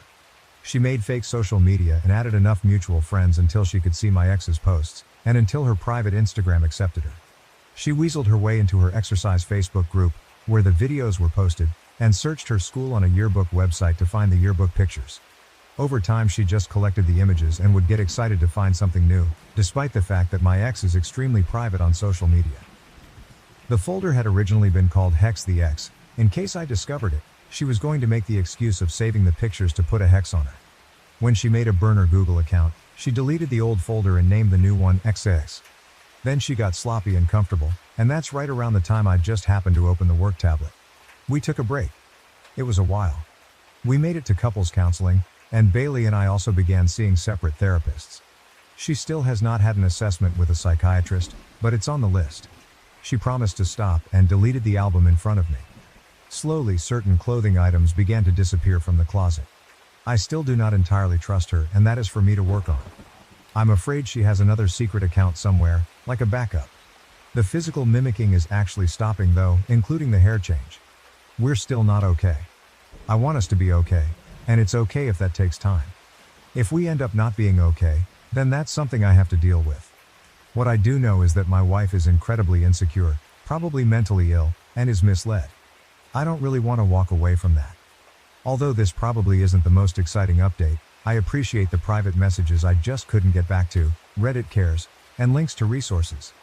I'm not sure how I feel about social media, YouTube and TikTok picking up on my story though. That's wild. Until next time, if I ever give another update, I hope it's a good one. Relevant comments. Biscuit Brown, the outcome does not look positive. Why stay in a one-sided relationship? At least put a plan together that runs concurrently so you're prepared should it not work out.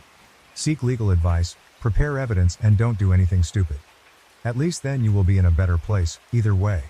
OP, a plan is something I'm still having trouble coming up with. And it's been a couple months. I think I'm afraid to make a plan. Does that make sense? I've realized that I have lost all respect for my husband's willful ignorance, and it may damage my marriage. I, 33, and my husband, 37, were having a discussion about politics and we got onto the topic of our daughter, 7, which led to me expressing my fears about her rights and bodily autonomy. For context, my husband votes Republican and I have always considered myself independent but recently have been shifting very far away from my younger, carefree attitude toward politics. I love him very much and I know for a fact that he loves me, but I have started finding his opinions naive and lacking depth. He is a very good man though, and has in the past changed his mind on several things when confronted with them. Further context, my cousin lives in a strict anti-abortion state and almost died a few years ago when the doctors waited until she was actively dying of sepsis before they decided it was okay to remove the dead baby from her body even though it had been dead for weeks beforehand. So needless to say I had a wake-up call and sharpened up my principles until they are very shiny and pointy. Last night when we were talking about abortion rights being healthcare, I lost my composure out of sheer terror about the possibility of a similar disaster with my cousin happening to our daughter and how I struggle to understand how he doesn't see the problem with his party and that in fact I think he is being willfully ignorant to the danger I and my daughter face in favor of his idea about making economics work for our family. I also said that if our daughter dies due to something preventable, like the ability to get a timely and much needed abortion, or gets shot to death in school, that I would let my own mother rot in a nursing home. She votes R2. And I'd never be able to look him in the face again, which would basically be me disappearing and divorcing him. I was crying and upset and explaining how scared I was, and he asked me in a very hurt manner if I'd actually abandon him like that. I am truthful to a fault and said that I would, perhaps out of a sense of illogical grief and betrayal, because I'd know my concerns were not taken seriously and that they had abandoned common sense and did nothing to attempt preventing a very real consequence of voting away mine and my daughter's right to health care. I equated it to a slow-motion car wreck with our daughter in mortal danger and him just watching it happen because it doesn't involve his own body. I know he needs to hear it. But I think I was too raw and open about it to steer the conversation in a healthy way, and I have a very blunt manner. I apologized this morning for saying that I'd leave him, even though I knew I would, and he tentatively accepted it. And I said we'd talk about things later when I can articulate things in a healthier way. But I'm at a loss as to how to make it known how deadly serious this is to me and not make him feel like I'd abandon our marriage over just any sensitive topic. I do not need people telling me to leave him. I don't think I know how to make it any more digestible and be clear without going nuclear over something that has not happened, as our daughter is too young to suffer that yet. The rub is that I am the person who is changing the dynamic of our relationship, and I'm beginning to understand how politics breaks up families. Relevant comments. Comment 1. Ask him to name scenarios that he would accept the premature death of his daughter. Ask him to name what life-saving healthcare he would be willing to deny for his daughter based on principles. If he can't name any, ask him why is abortion different. Use your cousin's story as a hypothetical for your daughter, but be as graphic with it as you can be. But in all honesty, if you must labor so much to convince him to care about yours and your daughter's health and well-being, then this should also serve as a wake-up call to you. And if I were you, I'd take back your apology. You meant what you said and only apologized to comfort him. I say let him be uncomfortable. Why are you so concerned with the bluntness of your words and not concerned about how quick he is to dismiss you? Comment 2, I'm the daughter of a Republican dad and liberal mom. I'm honestly not sure why they are still together, and think it is because they are older and retired. Luckily, I live in a liberal state that doesn't take away human rights, so I think it allows my mom not to think about it as much. It's been since Trump that I've really seen the division between them. I don't really have any advice to give you, but the perspective from a daughter in a similar type of situation. I love my dad, but I don't have a lot of respect for him because I don't think he actually understands what's going on. It hurts as a daughter to know my dad votes for a party that is actively doing bad to a lot of human rights mainly because he believes in the economics of Republicans. I also hate having to be around my parents in the evening, especially if they are watching the news. My mom definitely holds frustration for my dad and takes it out by saying mean things to him. And I feel like my dad doesn't take it seriously, because I don't think he actually understands how scary this is for certain people. I wish my parents would do therapy together, and honestly you guys should probably do therapy together if you actually want to make your marriage work without resentment growing. Comment 3. The worst part is all these men talk about the economics of being a Republican, when all the data shows time and time again that those economics are absolutely horrible for 99.9% of us. They literally will cause harm to their families and others because they believe lies and don't want to hear otherwise. Comment 4. I understand why you don't want advice to leave him, but you may have to accept that as your reality simply because your morals, values, and ethics are no longer compatible. But of course, do everything you can to try to reach him. Obviously, deep down, you know him and know he has the potential. I went through this with my own husband years ago. And I wasn't nice about it. It was pretty much a deal breaker for me then, and now, and he was too busy being smugly libertarian on every other issue, so I had nothing to lose. That said, once he extracted his head from his rectum, I've been happy to explain things from my perspective as long as he's willing to actually listen. He's not perfect, but he gets a lot that men generally don't or take for granted.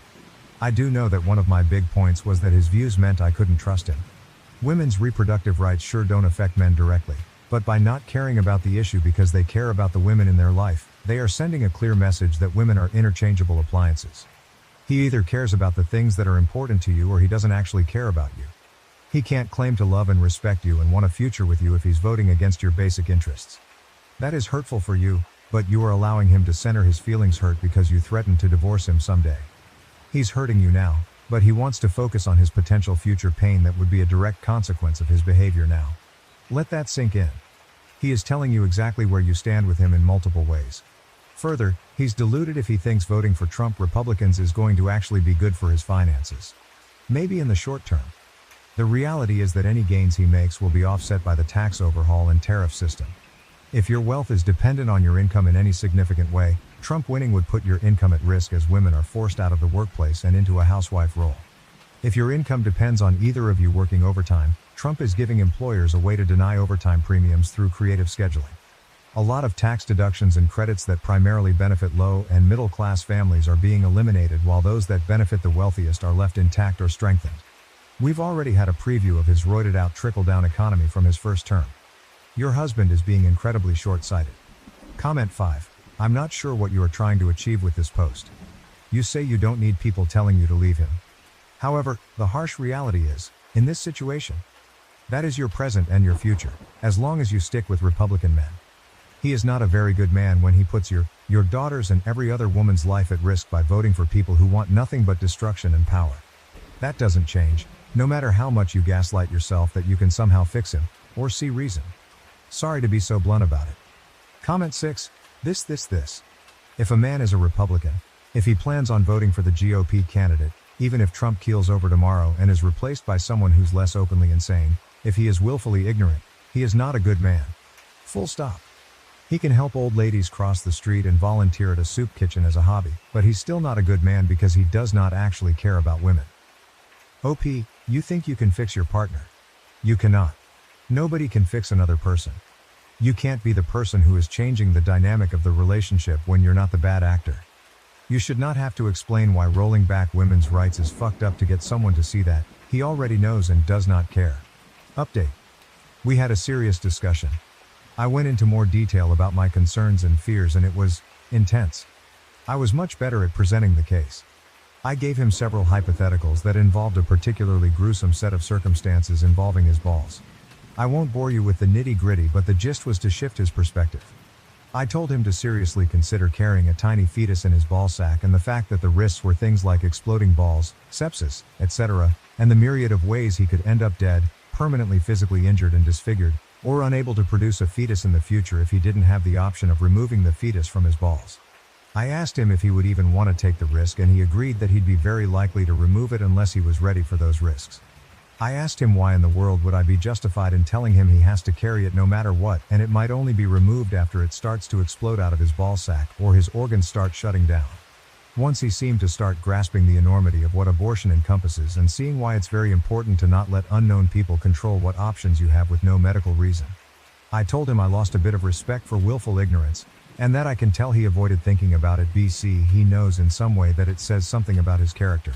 And I resented having to even give him a hypothetical in the first place, and that if he cares for me and our daughter, that he should automatically actively be using his empathy skills every day. I explained how I have demonstrated the capacity to care about and evaluate gender issues he's brought to my attention in the past. That was a difficult part of the conversation. I also told him that I do not trust him to always make good decisions for us, and that I feel alone in shouldering those responsibilities. He listened and let me talk a lot. He asked if I was going to leave him, and he was clearly nervous and bracing for the worst. I told him I'm not taking drastic steps like that, but I certainly will when it comes to keeping our daughter healthy and safe. I also started to say something about how I know I would lie to him in a heartbeat in a situation where our daughter needed an abortion or medical care, and he interrupted me to say, "You wouldn't have to lie because I'll be driving the car or buying the plane tickets, and we will all go anywhere we need to." Y'all, I burst into tears. We ended the conversation, and he said I laid a lot on him and he needed a break, but said he had things to think about. I didn't push any more politics, but I think I feel like my trust has been slightly restored. I'm not getting my hopes up, but I think he realizes that he's wading in dark and dangerous waters when it comes to our futures. Relevant comments. Comment 1. All of this reminds me so much of that scene in the show The Handmaid's Tale where June finds out that she's not allowed to access her bank account anymore and that her husband has to sign something for her to get birth control pills. And her husband dismisses her concerns, basically saying, "That's okay. I'll take care of you. No big deal. It's fine." It's easy to dismiss a concern when that concern doesn't seem to affect you directly. And the problem is that no matter what we say, no matter what example we give, some people will always have a degree of removal from an issue that can affect their understanding and their empathy. My own husband is empathetic and caring. But he doesn't understand why I, someone staring down the barrel of menopause, is so angry about abortion access restrictions. He doesn't understand why I, a woman in a loving marriage that doesn't look likely to end anytime soon, is upset about the end of no-fault divorce. Or why I, as someone with no connection to prison, is upset about our horribly inequitable carceral system. And he will say he understands my objections, but then he's like, why bother wasting energy getting upset about it? I don't know how to get across to him that just because it doesn't apply to me or us right now doesn't mean it won't later. I also don't know how to get across to him that it's very difficult to see attacks on our ability to get a divorce or access an abortion as a direct slap against me as a woman. If someone punches someone else like me in the face while staring me directly in the eye to show me that they would be doing it to me if they could, that's very upsetting. But they aren't looking him in the eye, so he doesn't see it that way. Comment 2. I admire the heck out of you for having this huge conversation with your husband. Thank you for making the case for all of us. And thanks for sharing with us. I hope your example can help others who need to have serious discussions like this with people in their lives. Comment 3. I'm glad you have this talk and that he is starting to reconsider his decisions. But I hope you are very clear with him that this isn't about him setting aside his views for the special case of you and his daughter. Other women are entitled to the same respect and autonomy that he wants for his daughter.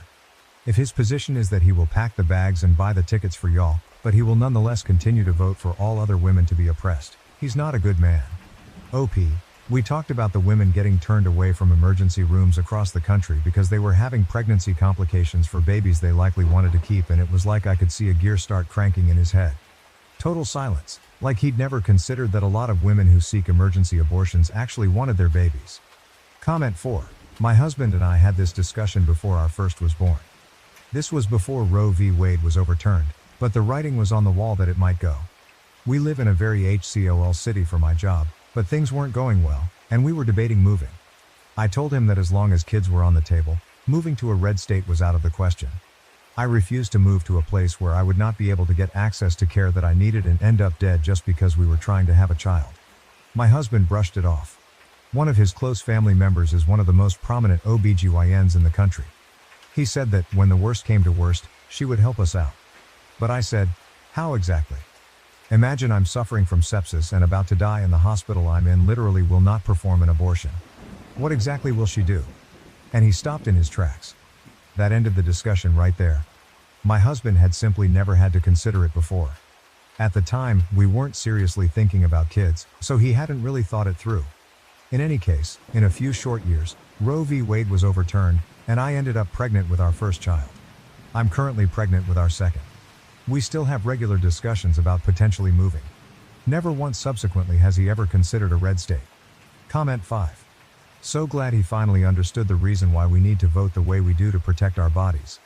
But is he going to back up what he says he now understands by voting the opposite of what he's done before? Comment 6. I hate that many men only recognize women's bodily autonomy when they become fathers. I hope you really talk to him about voting Republican this year, otherwise this whole thing is really moot. Comment 7. I'm glad he understood, but he still votes Republican. The Democratic Party is still right-wing. No, they are not leftist unless you're talking about the progressives, but your husband deliberately chose to vote for the more racist, ableist, sexist, bigoted in every way party. The only reason you had this discussion is because it affects you and your daughter on the basis of gender and sex. I'm not going to tell you to get a divorce, but you should probably take a good look at your own morals and principles if you still think it's okay for him to vote the way he does. Especially given everything that has happened since 2016. Editor's note. OP seems satisfied with her discussion with her husband, whether you disagree or not, so is unlikely to update. Therefore, I have marked this conclusion. Am I the asshole for returning to my career to escape the overwhelming responsibility of caring for my husband's autistic niece? My husband, 30M, became the legal guardian to his sister's daughter, 17F, 2 months ago. She lost her single mom last year. My in-laws took her in, but they were too old. That was when my husband became her legal guardian despite my concerns. He told me that he would take care of her completely. We got married a year ago after 15 years of dating. I had a very successful career in a very physically and mentally demanding field. I had to travel a lot. We wanted to start a family and I agreed to be a stay-at-home mom. I quit my job a few months into the marriage when I got pregnant. Sadly, I had a miscarriage. Then his sister died and everything is on hold. In the meantime, I took a part-time job in a related field which allows remote work so that I am not bored out of my mind. My SIL was a nurse. She quit her job to take care of her daughter full-time. Her daughter has a variety of issues including nonverbal autism, a series of development disorders like dyslexia and severe sensory issues. My husband says that he does most of the work. But he doesn't. Since I am working from home part-time, most of the caretaking falls to me.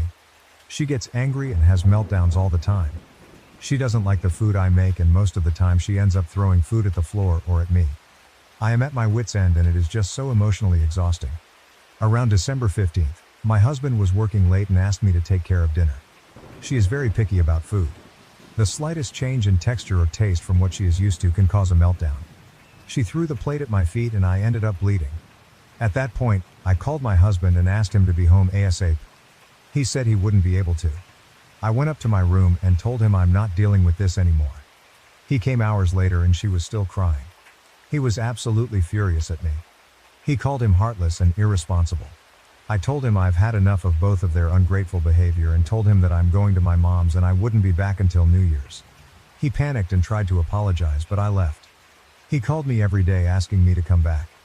I finally came back and he told me that my stunt had forced him to all available leaves to stay home with her. He told me that he was glad I was back. I told him that I contacted my former company and got my old job back and it starts next Monday.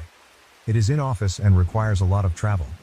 He asked me who was supposed to stay at home as she cannot be left alone.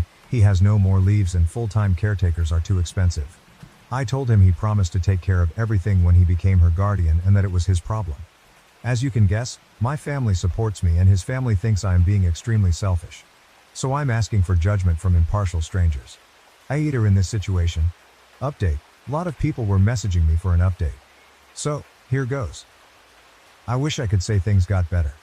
My husband took a few days off to interview special needs nanny caretakers. He ended up finding a good and experienced person to take on the job. He hired her for 6 weekdays. One day, she ended up saying she cannot make it for a couple of days due to an emergency. My husband had a meeting he couldn't miss and asked me to look after his niece for the day. I refused, and he took my car keys while I was getting ready and left before I noticed so that I could not go to work. I grew up with a narcissistic gaslighting father who did stuff like this all the time. I told him to come back in 1 hour or I will call CPS, and once they get there, I will call a cab and get to work. He ended up driving back and this turned into a big fight, and I told him that if he does it again, I will walk out and never look back. He apologized and said that he was just desperate. The worst happened 2 weeks ago.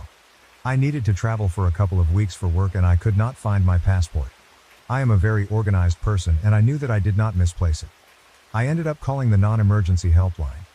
They ransacked the house and found the passports hidden in his gym bag. It is a crime to steal passports, and they asked me if I wanted to press charges. I said no. Another fight. He told me that he needed me at home that weekend due to a social welfare visit, and he knew that I would not stay even if he had asked me. I kicked them both out of my house and I told him I would call the police if he came near me again. My house is a premarital asset, thank God for that. I told him that I would be filing for divorce. The welfare visit turned into shit as neither of them were living there when the worker showed up, and the social worker also knew about the recent call to the non-emergency helpline. So, all in all, she was not impressed with our bullshit. He came by 2 days ago. He told me that ended up moving in with his parents. They own and live in a small 2-bedroom apartment. That doesn't qualify according to welfare norms. He ended up asking me for another chance. He asked if I would consider letting him and niece stay until they figured it out or she would have to go to state's care. He told me that there is no way he can afford rent and a carer and begged me. I told him that I could never forgive what he did. He knew my past with my father and he still went ahead and did it. He suggested they could move in and we can work on this at couples counseling. I told him that I could never trust him again and that it was over. He asked me if he could get his parents to take in the niece or even relinquished her care to the state, if I would give him another chance. I think months' worth of anger burst that day. I told him that even though it may appear as if the problem between us is niece, it was actually him. He didn't ask me before taking her in. He did nothing to help. He waved my concerns away whenever I felt burnt out. He took on a responsibility without consulting me and dumped everything on me. He chose to take my keys. He chose to hide my passport. I told him things may have been different. Him, my niece and I may have adapted and become a family if he hadn't made the wrong choice, at my expense, at every turn. I told him to get out of my house, it was over and I never want to see any of them ever again. I still don't know if what I'm doing is right or wrong. I know people wanted some sort of happy ending, but it is what it is. I still have not started the divorce proceedings yet, but I will soon. For now, I am taking a break as it has been a very emotional and draining couple of weeks. AITA for severely punishing my son after he pulled a cruel prank on an autistic girl at his high school prom, resulting in family conflict. I am a 48-year-old woman with a 19-year-old son named Jack and an 18-year-old daughter named Alyssa. I am married to Tom, who is Alyssa's father, but Jack's father is my ex-husband Dan, who is also 48. Dan and I had a bitter custody battle, and he now lives in New York while we reside in Texas. Throughout the years, Dan, a very successful lawyer, has unsuccessfully tried to convince Jack to live with him. Jack is quite popular at school and is on the wrestling team. His teammates devised a cruel prank where they encouraged Jack to ask a girl with severe autism, who had a crush on him, to the prom as a joke. The plan was for him to attend wearing a gorilla suit. Initially, Jack refused, but the team raised over $800 to persuade him, even paying for the gorilla suit. Jack eventually agreed, which was completely out of character for him. After the prom, I was browsing Instagram and noticed pictures of Jack in the gorilla suit. I was surprised he didn't take his girlfriend Jess and, after reading the comments, discovered the truth behind the prank. My fury was indescribable. I woke Jack up immediately and yelled at him until I lost my voice. Tom joined in once he learned what happened. Tom and Jack have never had a good relationship, and I suspect Dan may have influenced this. During the confrontation, Jack told Tom to fuck off, I'm talking to my mother. As a result, we confiscated all of Jack's electronics and his phone. We had bought a car for his graduation present, but due to his prank and disrespect towards Tom, we gave it to Alyssa instead. We also made Jack give us the $800 plus raised for the prank, which we then gave to his date and forced him to write a letter of apology. Jack was grounded for a month, and we canceled his 18th birthday party. When Jack's birthday arrived, there was an unexpected knock at the door. It was Dan, carrying suitcases. Tom confronted him, saying, "What is this? The custody agreement states you don't get him on this birthday." Ignoring Tom, Dan looked directly at Jack and said, "Hey kid, I'm here for the jailbreak." He then pointed to a Mustang and added, "Hope you like Fords. You can practice driving your new car on a road trip back to New York." Let's take a detour to New Orleans. Both of them were laughing, high-fiving and backslapping, completely ignoring us as we tried to intervene. The only time Dan acknowledged me was with a cold, icy look as he said, "Checkmate." Jack yelled, "Fuck off, Tom," as they drove away. Since then, Jack has cut off all contact with me. He communicates a bit with Alyssa, and from the little she shares, it seems he's doing well.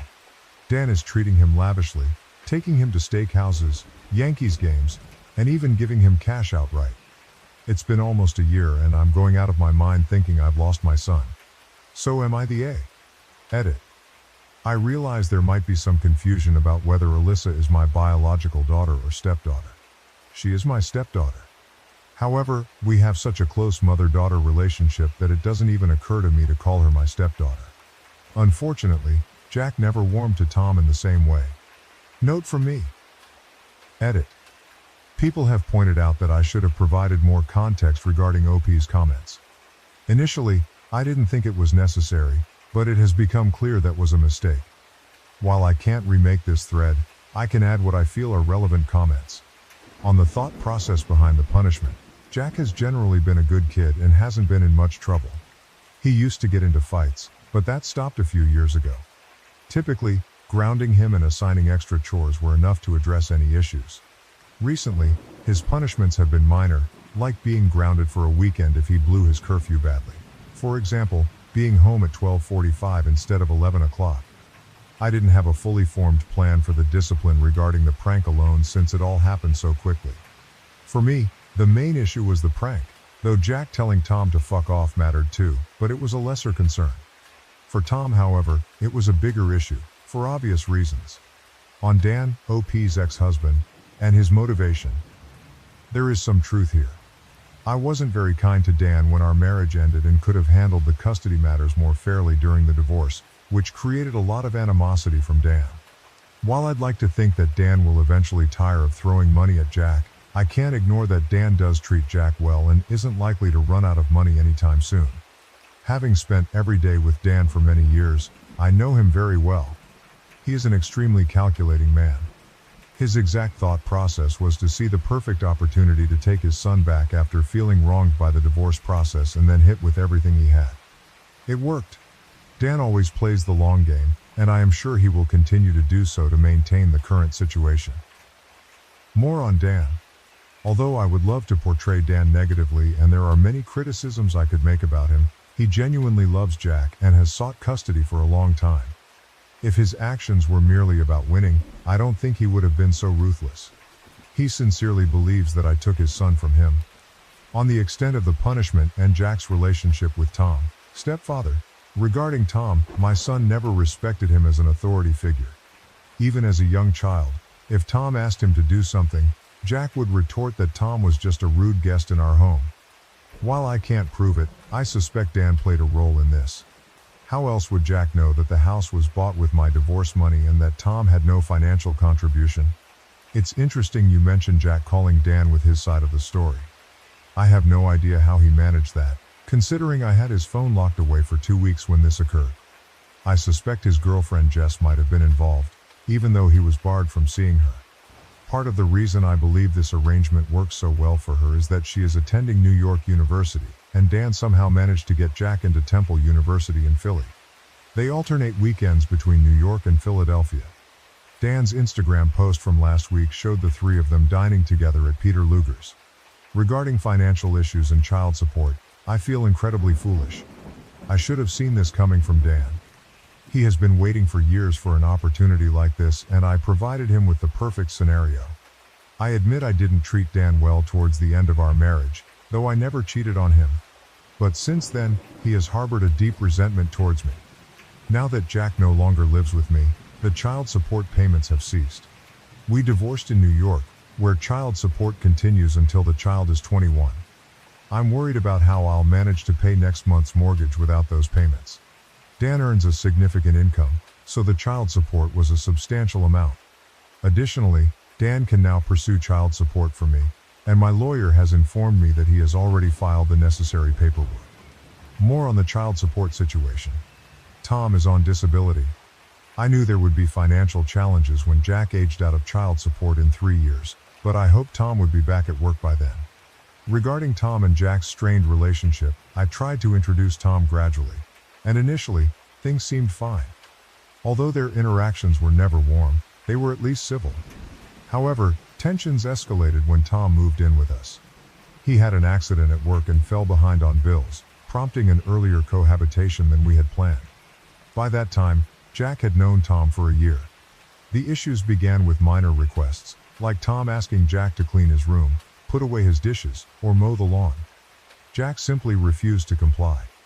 I noticed that after every weekend Jack spent with Dan, his behavior towards Tom worsened. I vividly recall overhearing Jack, a few years ago, refer to Tom as my pet loser during a phone call, a phrase I knew Dan had used about others before. When Jack turned 16, there was an incident where Tom, suffering from back pain, asked Jack to warm up some leftovers. Jack, engrossed in a game, rudely told Tom to do it himself. Tom responded by unplugging Jack's Xbox, leading Jack to exclaim, "This guy stays here for free, eats free food, and now thinks he has a butler. This isn't a hotel, Tom. You can't afford one." On another occasion, when Tom told Jack to mow the lawn, Jack retorted, "Don't tell me to mow the lawn in my own house. You mow the lawn and make me a sandwich when you're done."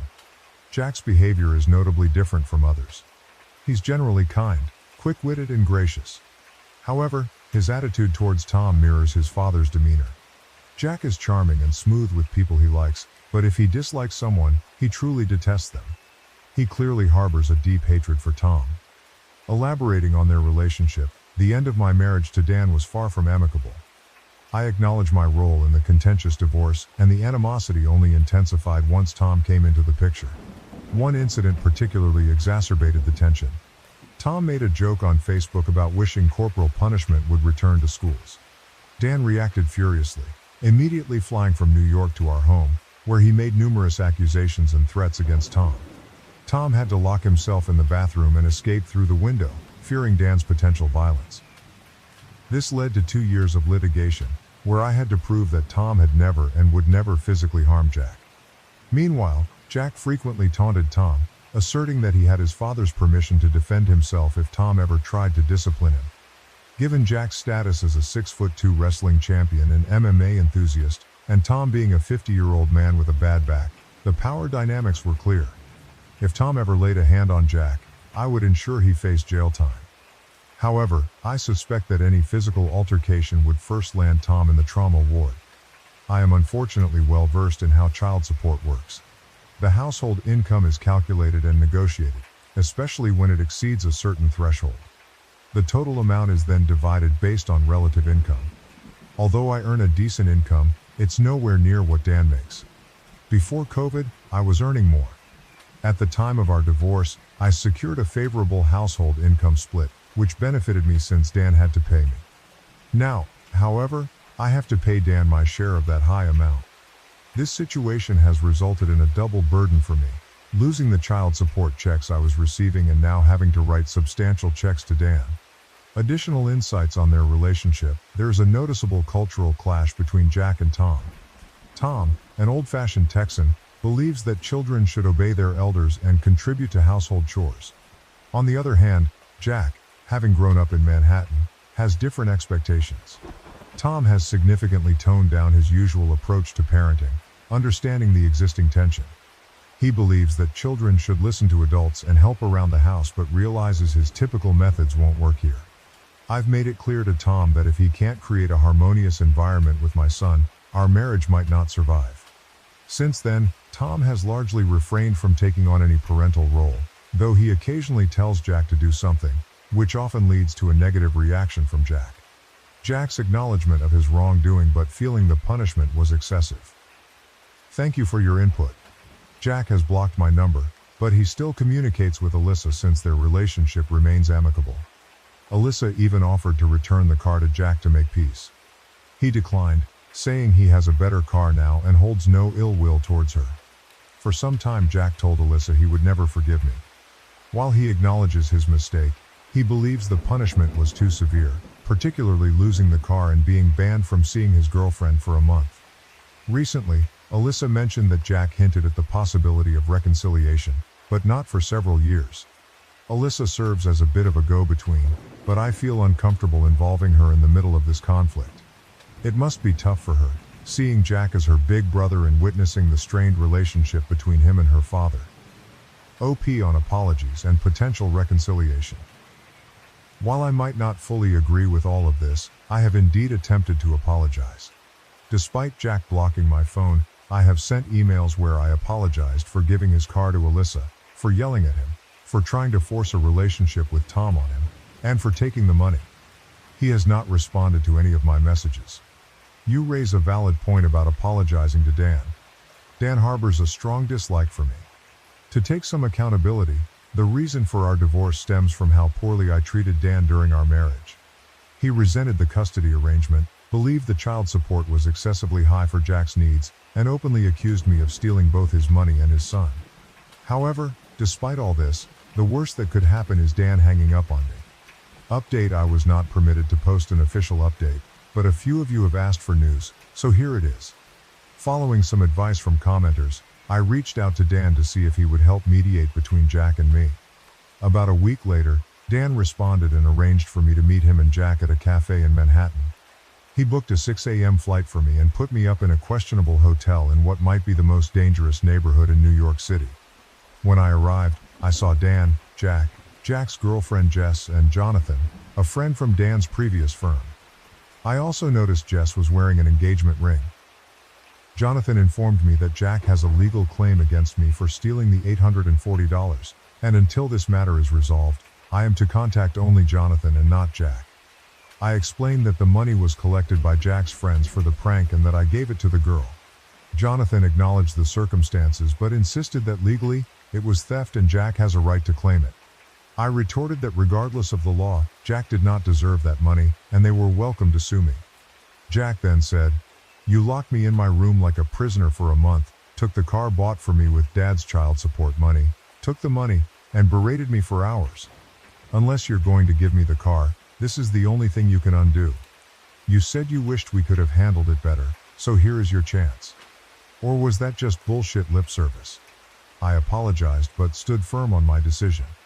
Jonathan then handed me a cease and desist letter, instructing me to communicate only with him and not to contact Jack directly. After Jack and Jess left, I asked Dan if we could talk privately. I asked if he brought me there to humiliate me, and he responded that in fact, he didn't. He brought me there so I could humiliate myself. He explained that he had worked very hard to get Jack to the point where he'd be open to talking to me again if I were willing to back down a bit. But Dan knew that if I had to choose between my pride and my son, I would choose my pride, just as I did during our marriage.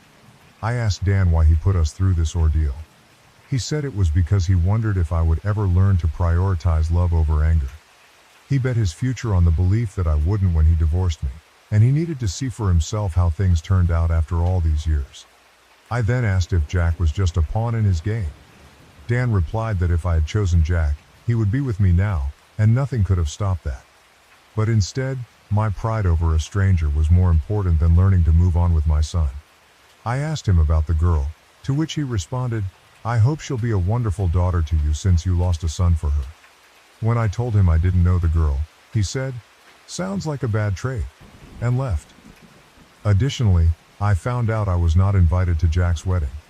After reading this update, I wanted to express my gratitude for the new information, but I'm a bit puzzled as to why you refused to return the money. Here are some earlier comments you made. If you lose your only child, nothing else really matters. I didn't understand that before. Hopefully, you never do. Regarding whether you would be willing to divorce Tom to get Jack back. If I had to, yes. Truthfully, that's kind of been falling apart anyway, and the only reason I haven't divorced him is because I don't want to lose Alyssa. I should never have touched the car. I should have just grounded him, insisted on the apology, and maybe also made him hand over the money. Losing a relationship with a child is a hell of a thing. It is like death. I hate what he did, but there is nothing worth losing a child over. I lost my son for that girl who I don't even know. My exact words were high road, low road, I don't care. Whatever wins. The irony is that now I'm sitting where he was except worse. I'd do anything for him back. Given all this, I'm struggling to understand why you weren't willing to return the $800 to Jack. Where's the disconnect? If you're genuinely ready to do whatever it takes, why didn't you return the money? Her response. I was so angry. I am still so angry. He was sitting there, as smug as can be, with his little girlfriend, my ex, and my ex's best friend acting as his lawyer. At that moment, I just couldn't bring myself to do it. The entire situation was designed to humiliate me. They put me in a terrible hotel, made me travel all over New York City, then showed up laughing and backslapping. The lawyer informed me I couldn't speak to my own son unless I paid $800. I just don't know what to do anymore. Dan reversed the polarity on the child support, and I'm now a few months behind on the mortgage, and the hole gets deeper. I've listed my house for sale. I'm at my wit's end.